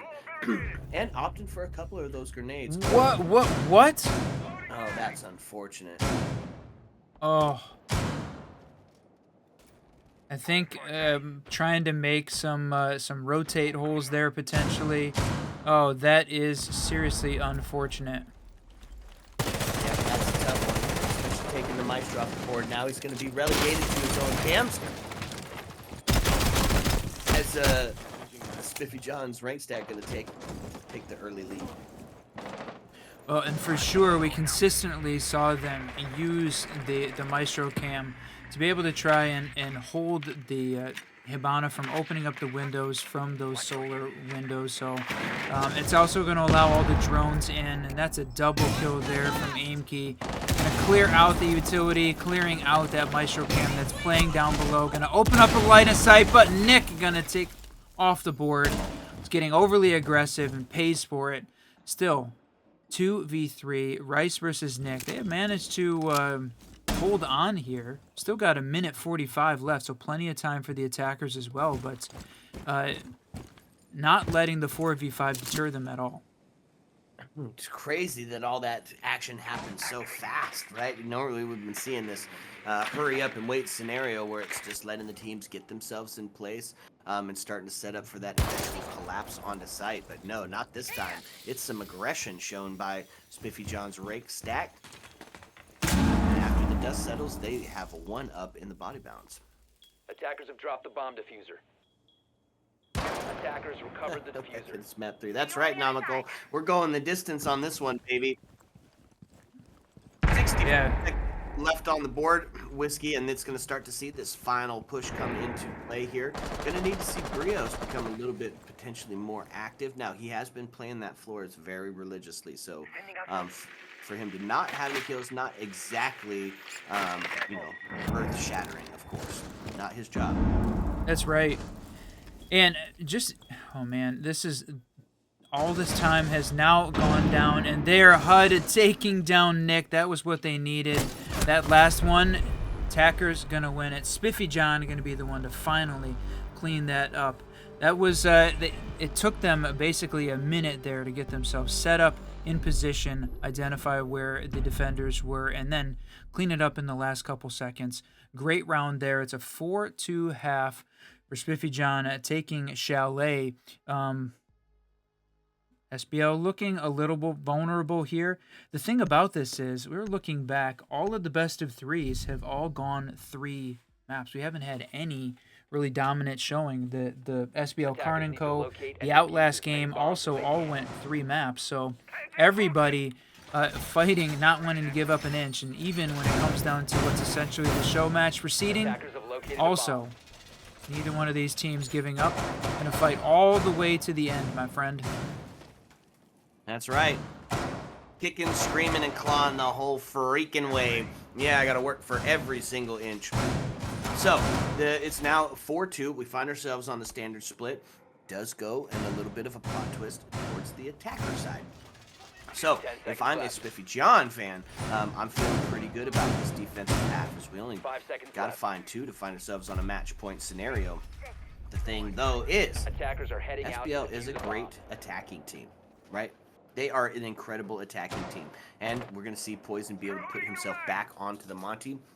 Incredibly impactful player, especially when he's allowed to gain all of that real estate. I'm going to see how it's going to play out, but I imagine we're going to start to see a little bit of comeback. Boy, that repel's a little scary now. Well, certainly if you're a SBL fan, and the thing actually that I really love about this game that really brings me a lot of joy is the fact that both of these teams made it to phase 2, right? Typically, we're watching one of these games in a qualifier where it's elimination. So one of them has got to go home, right? That loss for Karn & Co. Was devastating, and I'm just glad that we don't have to see one of these teams go home at this point. Both of them have made it; they have earned their spot, which is fantastic. Hey, thank you very much, Kyle. Let's go. Yeah, so, okay. Taking a look at it, we are going to see the Malusi being brought out here. I love the Malusi call, especially when you know that there's going to be a Monty on the board. Going to slow him down, get the way the cuties there. Of course, with that Fenrir gadget going off as well, going to make pushing that piano area just a little bit tougher. Quite a few layers being set up on the defense here. So now, now let's hurry up and wait. Now let's hold and wait for it. Monty made a ton of progress. And a ton of real estate take. And get that the Ying, and Nick was ready, holding that Ying. There it goes right now. Poison, Asian pushing forward. Got to try and clear out Spiffy though. There goes another one, and now he's full white, but Brio's taking down Nick. That great play there. Yeah, absolutely. And not only taking down Nick, but taking down the top frag for SBL. So it could be a little bit of that momentum shifter that you don't want to see on the side of the attackers. Now Poison making his way down those lesions, yet again becoming absolutely devastating, especially on this. That was it. The Legion Goo was all that they needed, causing Poison to pause on the stairs to pull it out. Gonna lose his life there. That is Asian and trying to push down those stairs as well, but he's gonna fall. Spiffy grabs a double. Seeing Spiff also push back down those stairs, all up to Rice. Might be able to get one, maybe two irrelevant frags here, but this is looking very, very difficult. It's a 4-1. Avoided the flawless. Brio's gonna grab another. Boy, Spiffy John rank stack is right now. They're feeling themselves. They're getting a little aggressive in chat, getting a little aggressive in the play style as well, and they're gone up 5-2 in their push for the win tonight in the grand final for qualifier number 3. Yeah, and it's starting to get close because now Spiffy John rank stack just one away from a match point scenario here against SBL on Chalet. This is huge. Gonna have to see SBL start to really come alive. Where's the adaptation? What are they gonna bring different to the table? Well, if they stick it, there's a little bit of a difference. Nick going on to that nook, or not, depending on where you hail from, and potentially going for that sneak play, a little bit of that come from the bottom up type scenario.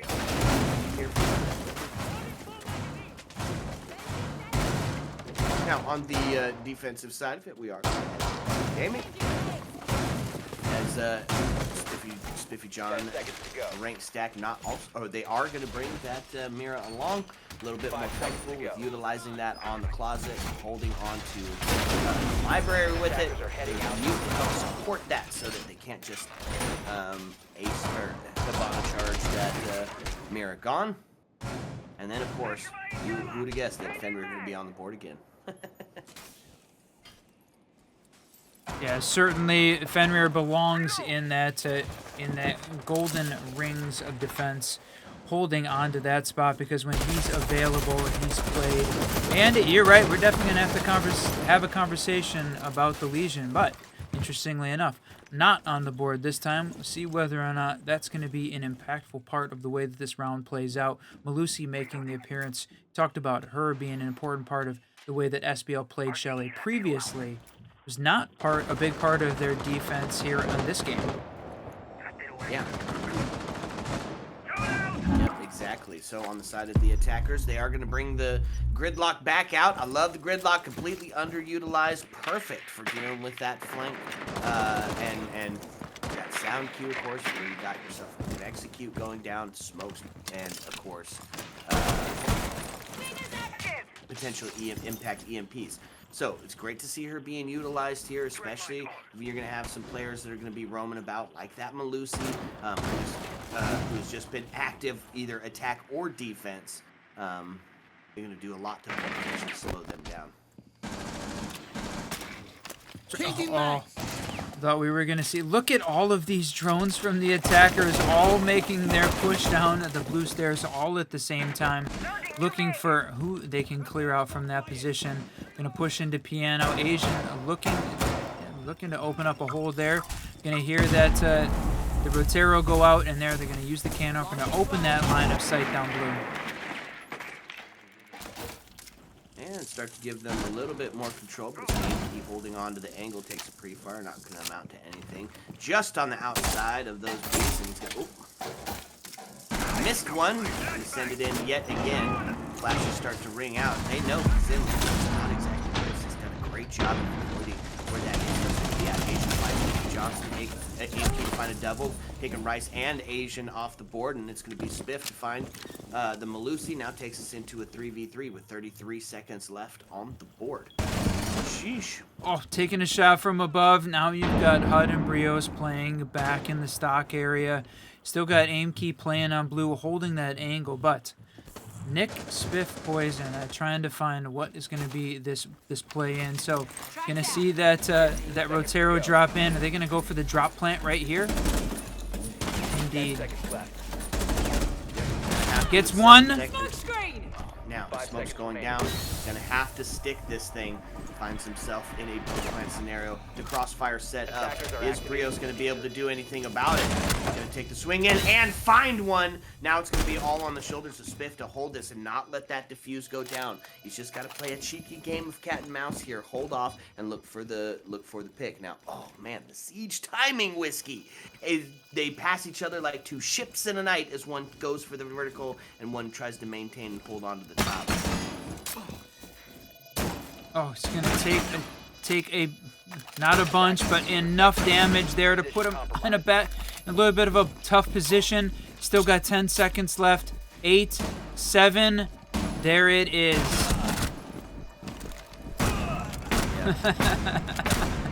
Gonna get the kill, but not gonna get the plant. And SBL gonna take an attacker win.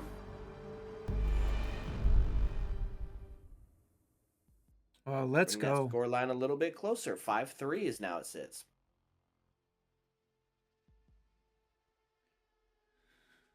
Oh wow, I'm feeling my heart is just pounding here. Trying to figure out who is gonna win this match. Yeah, I can't call it. Attackers need to locate and I can't defuse call it, to be bombs. honest with you. I didn't even see what the Nook did on that last play. Either way, probably worked. Found himself around good. Okay.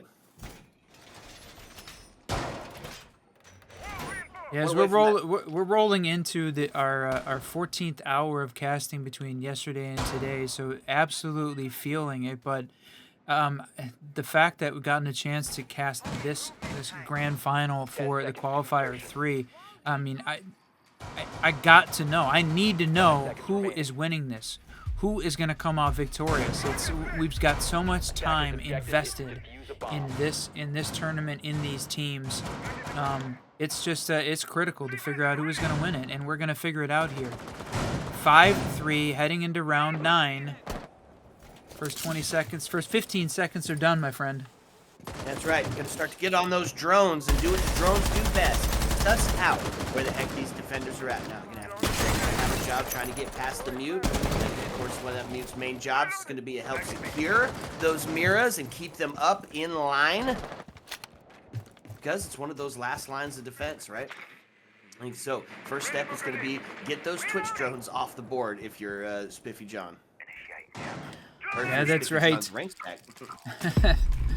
Oh, that just great drone work there from the attacking team, finding Malusi, who was hiding in the bathtub. She's going to make a mad dash across that master window. A really dangerous play, especially when you had somebody on rappel, but survives, dodges the literal bullet. And was that a run out? Who was jumping out the window? I don't think that was a run out. I think that was one of the attackers, right? I'm pretty sure. Yeah, they've got them.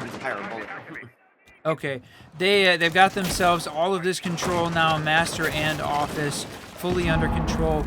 Got this holding the library hallway here, top blue. It's the main hold coming out, aim key. That same position he was in from the previous one. This time though, as the Wamai instead of the Warden. Yeah, it's still holding on, like you said, to that cheeky angle, and it is going to be Swiftly John downstairs holding that verticality. This A can work in two different ways, right? That's going to be smooth and a good night in the chat. Refragged is Asian going to find Barrios, and Asian at a very low health scenario now. A bullet, one shard of fragment that hits his pinky toe could take him out. Going to be living that 1 HP in a dream. Come on, high set. Yeah, but answering back, that was the important part. And here we go.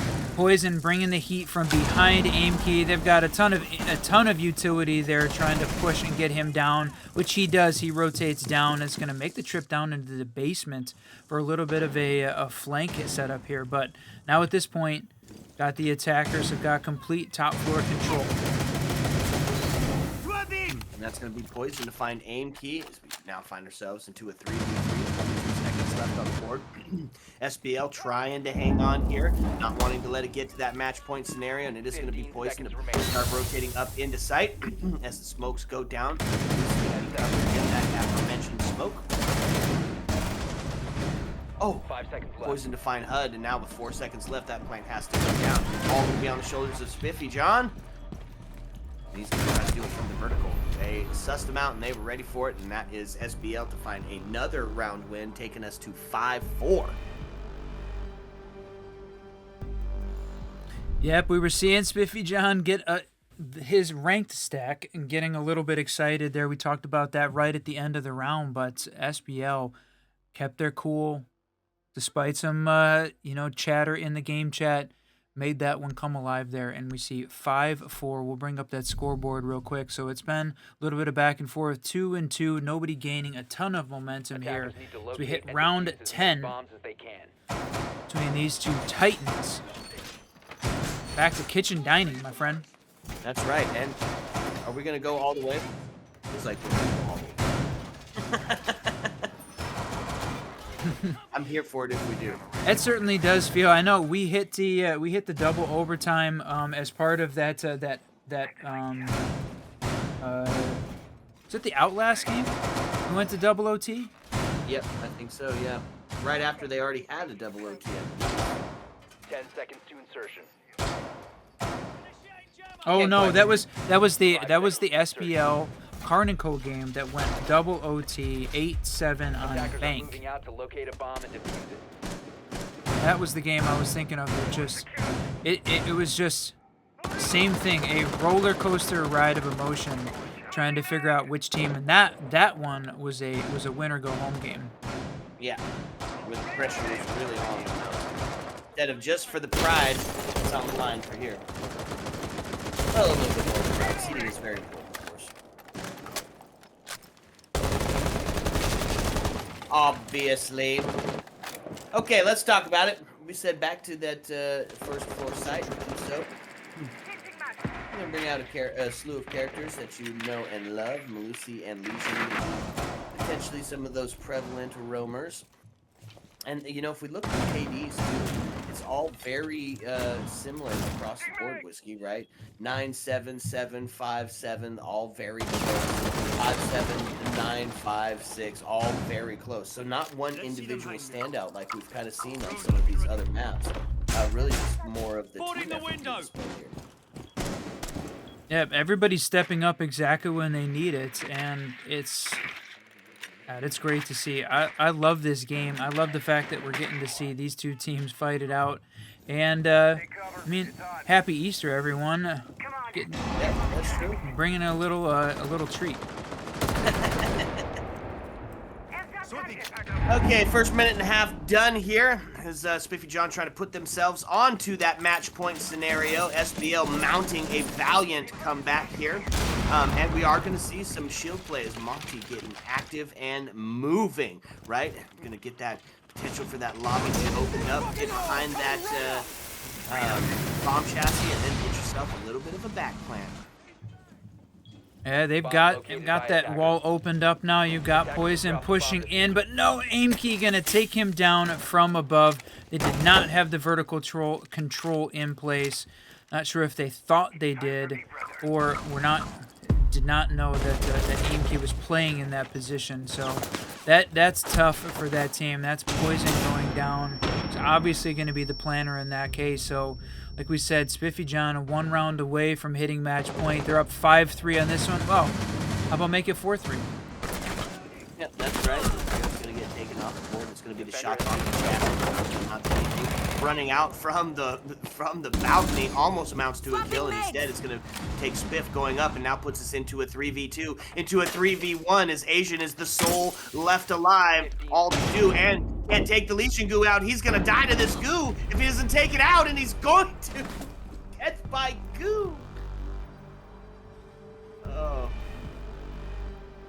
Boy, this game has had it all. It has. The gadget killed the Legion goo. We were just talking about whether or not he belonged in the 5 rings of defense, potentially replacing Mira for that position. Certainly seems like it, but I don't think we've seen Legion banned out before. He has just really moved up in his usefulness as part of the defense, but Spiffy John not going to bring him out this time, just as we say it. Defenders, protect your So bombs I from guess I being didn't defused take by that into attackers. account. Sure, ban rating has to be a part of the top 5. If he's not considered Attackers have located a bomb. bannable, then he's not considered the greatest defender. That's the truth. The best of the rest. That's right. Bar Gaming for the next setup here. SBL found themselves, or not SBL, excuse me, SJRS finds themselves with a match point scenario. 1 left to claim the rights as the top dogs here in the open quals. 5 seconds left. Open qual. SBL's got to be perfect for 2 there, Whiskey. Attackers are 2 heading out more to the rounds bomb. to send us to that OT scenario, and we have seen so many 1v1s that this might be the bucket checklist. Yeah, I know you keep talking about it. That's the one. Is it going to be the map that we see the 1v1 double overtime? But I mean, we have already hit that 16-hour mark in terms of casting. So let's see, we finished out in 9 yesterday. Oh, sorry, 9 yesterday, almost 5 today, 14 hours. So very close to that point at this hour. So we went double OT. It just continues to push it. And you know what? I still want to see it. Yeah, right? Like, let's go. That sounds great. Because when we're done with this, folks, that's going to be it for the evening. That's going to be all the Siege done data until we bring you the watch party for NAL. Well, I mean, we might have some casts in between that, of course.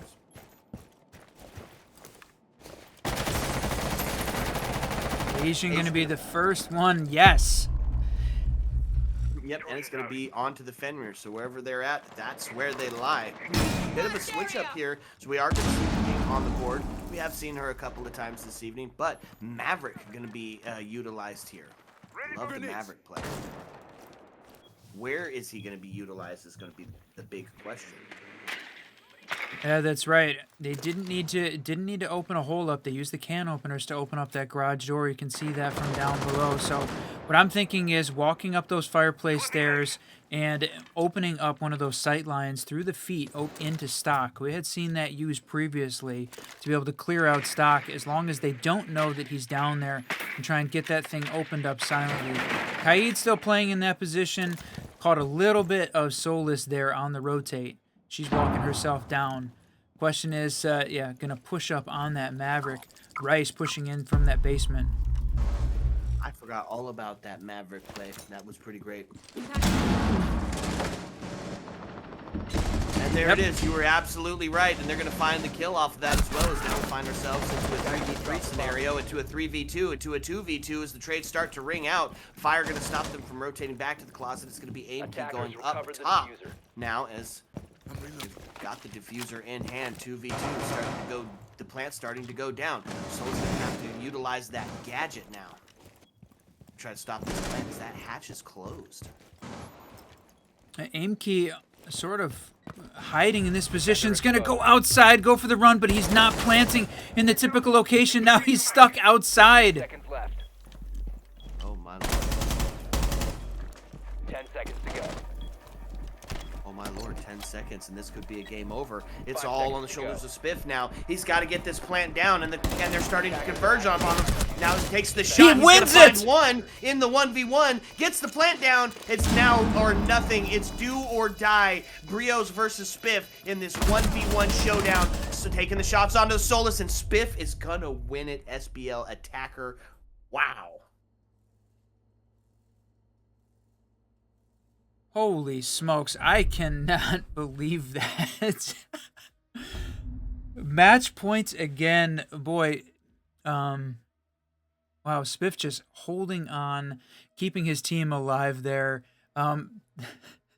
Calling out the run out there from Aimkey. On the Wamai, jumping out, getting caught outside. They knew exactly where he was. Easy call-outs for the team. I think that made it a little bit more difficult for him to be able to take that engagement. It was enough time there to be able to get the plant down and then to win 2 gunfights after the plant goes down. Unbelievable.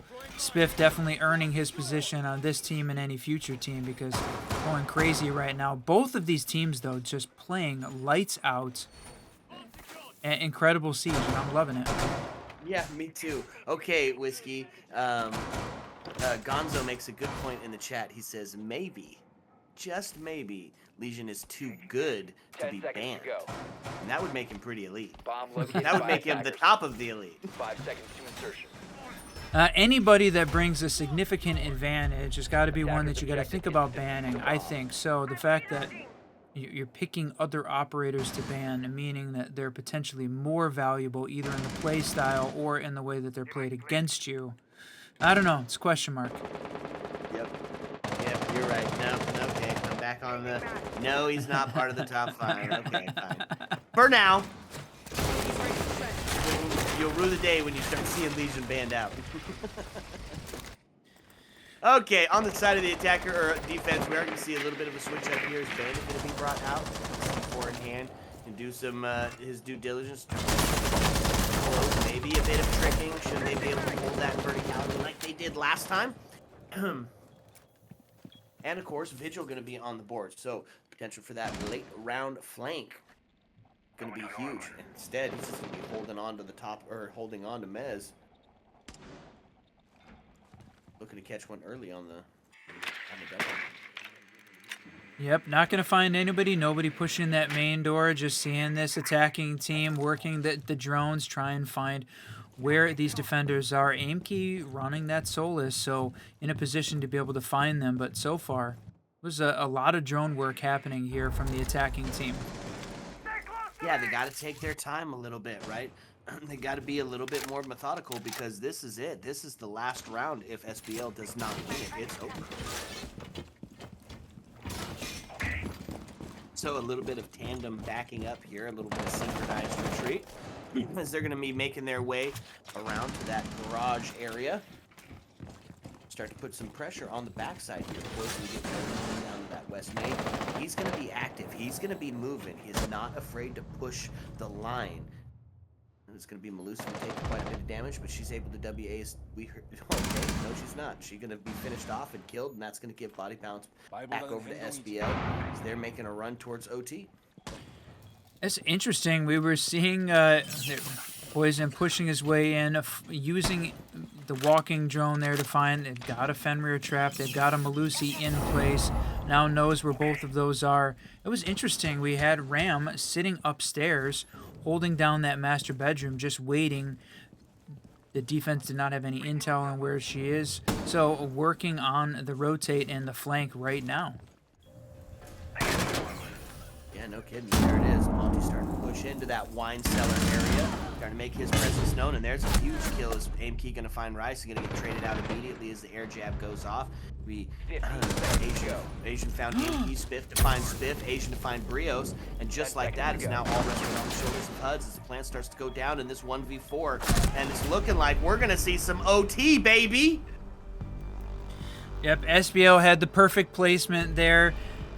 They used the fire to push a bandit back into the corner, so we had to rotate back through that the rotate hole, and allowed Poison to get the plant down on the other side of wine. So he had to cross the open holes there. We had 2 members of the attacking team holding that cross just to make sure no one was going to miss. And you're right, my friend.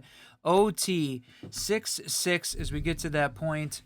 Going to see kitchen dining as the first location. Attackers need to locate Going to and see this defuse any bombs Spiffy that John they rank can. stat go for defense. Okay, yeah. Attackers have located a bomb. Doesn't get more exciting than this. Back to that kitchen dining setup. We are going to see the bandit pack do some of that tricking potentially. The Fenrir to slow down that potential mark that's going to be pushing in. Fenrir has just been so exceptional and utilized everywhere.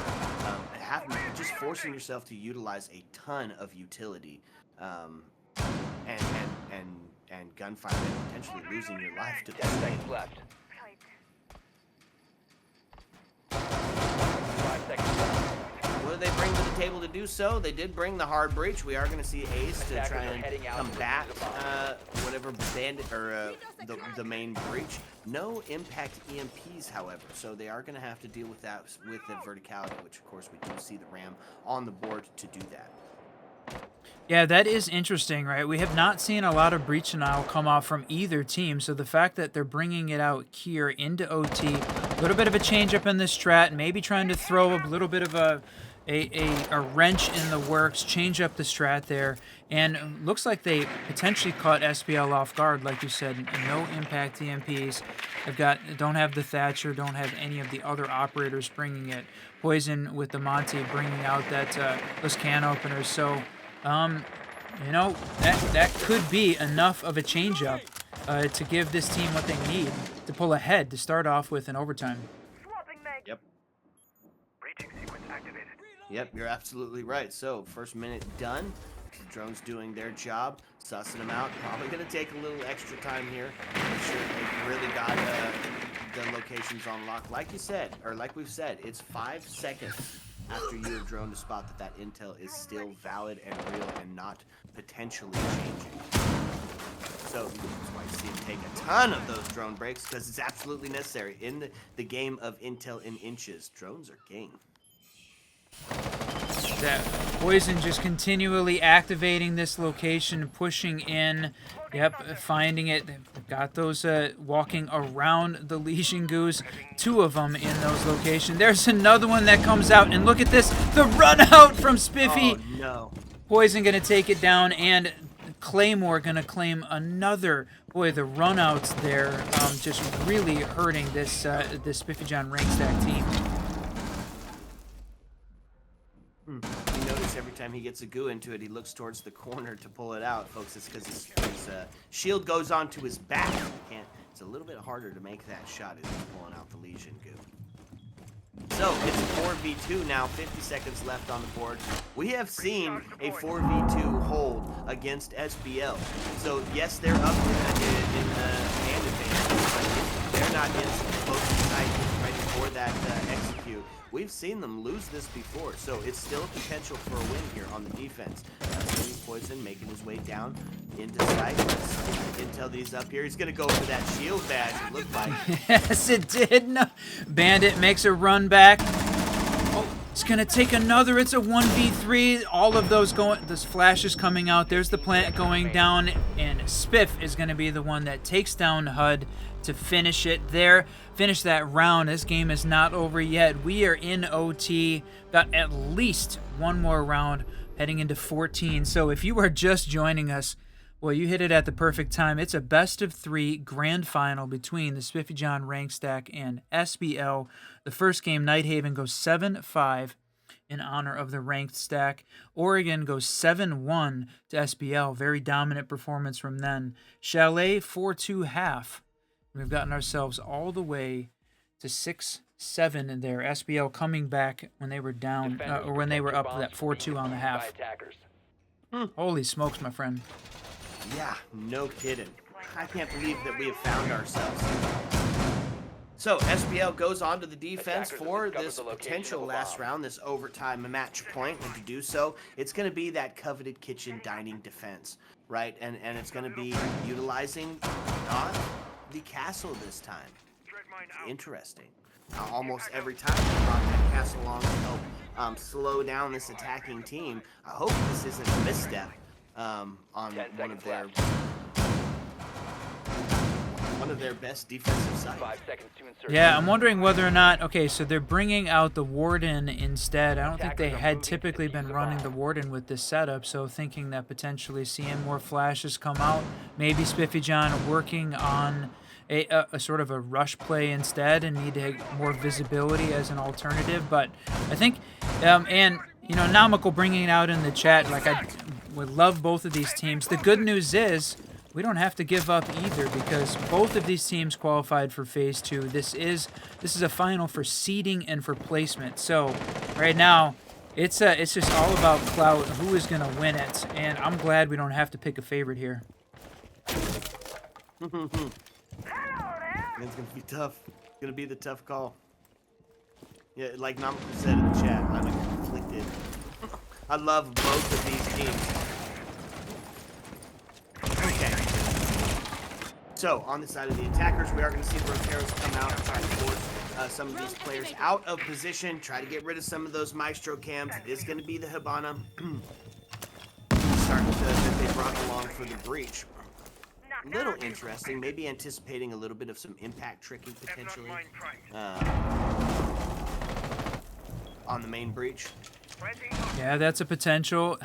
Boy, this just feels like a dangerous position. Poison, they've got all of those Maestro cams down, but he's in a dangerous position to be able to use them. Reppers at 11 and 11 going crazy, but throwing aim key at the top at 13, 11, and 3. But across the board on this SBL side, everybody getting active. This is probably the most balanced we've seen the score lines in any of the games we've had a chance to cast in as part of this open qual so far. Both of these teams just not wanting to give up, not give an inch. Yeah, that's right. That's going to be the first casualty as Nick's going to find HUD off the board, and that's going to be the Legion gone, set of grenades, and now, Ash to fall as well, and that puts us into a 5v3 as Poison going to take him off the board. And now this starts to feel a little dangerous if you're on the Spiffy John rank stack, because 50 seconds is starting to tick down, and it has not been working in the favor of the attackers when it comes to the late round time tick down. Okay, we're going to see the Zofia open up some of those lines of sight. You've got Nick playing on those stairs. The flash is coming out. Could this be where the Warden reigns supreme? Got Spiffy holding this angle, but he's not going to push it. Even with the Zofia playing down below, hasn't had to make the push up on those stairs. Warden is going to make the run down, maybe, the push on Zofia. 15 seconds left. There it is. He's going to take a shot, not connect, though. 10 seconds left. Oh, just like that, it's all going to be on the shoulders of nobody as they're going to end it. SBL in a flawless round. Sheesh. Uh-oh. SBL there. taking that, and Asian playing the Legion, ending up at that MVP, sitting at 14, 10, and 2. What a round from them to finish out what was a fantastic grand final, best of 3 for between these two teams. Across the 5-hour mark casting today, plus the 9 we had yesterday, my friend. It was an incredible day so far. Yeah, absolutely. And we have reached the end of it. We made it all the way through, and it has been an absolute pleasure to cover it with you. Big shout out to our producer and observer, Mr. Whiskey Run, who held down the fort. Man, did it in a really huge way while getting his cast on. Absolutely goated. I couldn't do this with anybody but you, my friend. This has been an absolute crazy adventure so far. Yeah, really appreciate everybody joining us. There was obviously a lot of Siege you could be watching, but we were glad you were here with us supporting these teams. The Spiffy John rank stack, SBL, we're going to get to see both of them as part of Phase 2. They're going to join, let's see, Sons of Ares and Los Mangos as part of those other teams that have qualified. We're still waiting to see who from the NAL is going to join them as part of this double elimination bracket, but really looking forward to phase 2 starting, which I think is going to be April 10th. So it has been amazing, and really appreciate everybody that joined us. The follows, the gifted subs, and just the views supporting these two teams. Actually all of these teams, because I think we've casted now 10 as over the course of this qualifier. Wow. Yep. So yeah, big GGs and a big thank you for allowing the Whiskey Boys to come along for the Open Quals journey. But for us, the evening has ended. We have come to that dreaded part of the evening, my friends, where we must bid you adieu. But we do have some more NAL watch parties coming up, where we're going to be tackling all the important issues. And if you want to talk about it outside of the Twitch, why don't you add us on Twitter? I'm at glitter_whiskey. He's at racingengr. We want to talk some Siege with you. We want to see your clips. We want to guess your rank. And we want to debate with you on the merits of Legion being a top 5 contender. Okay, Whiskey, it's time. So, folks, as the lights start to dim and the jukebox starts to sing closing time, as always, my friends, you don't have to go home. But you can't stay here. Heyo. Let's go. You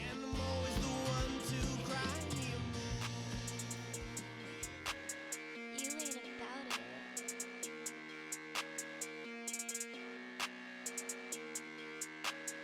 Greg, you want it.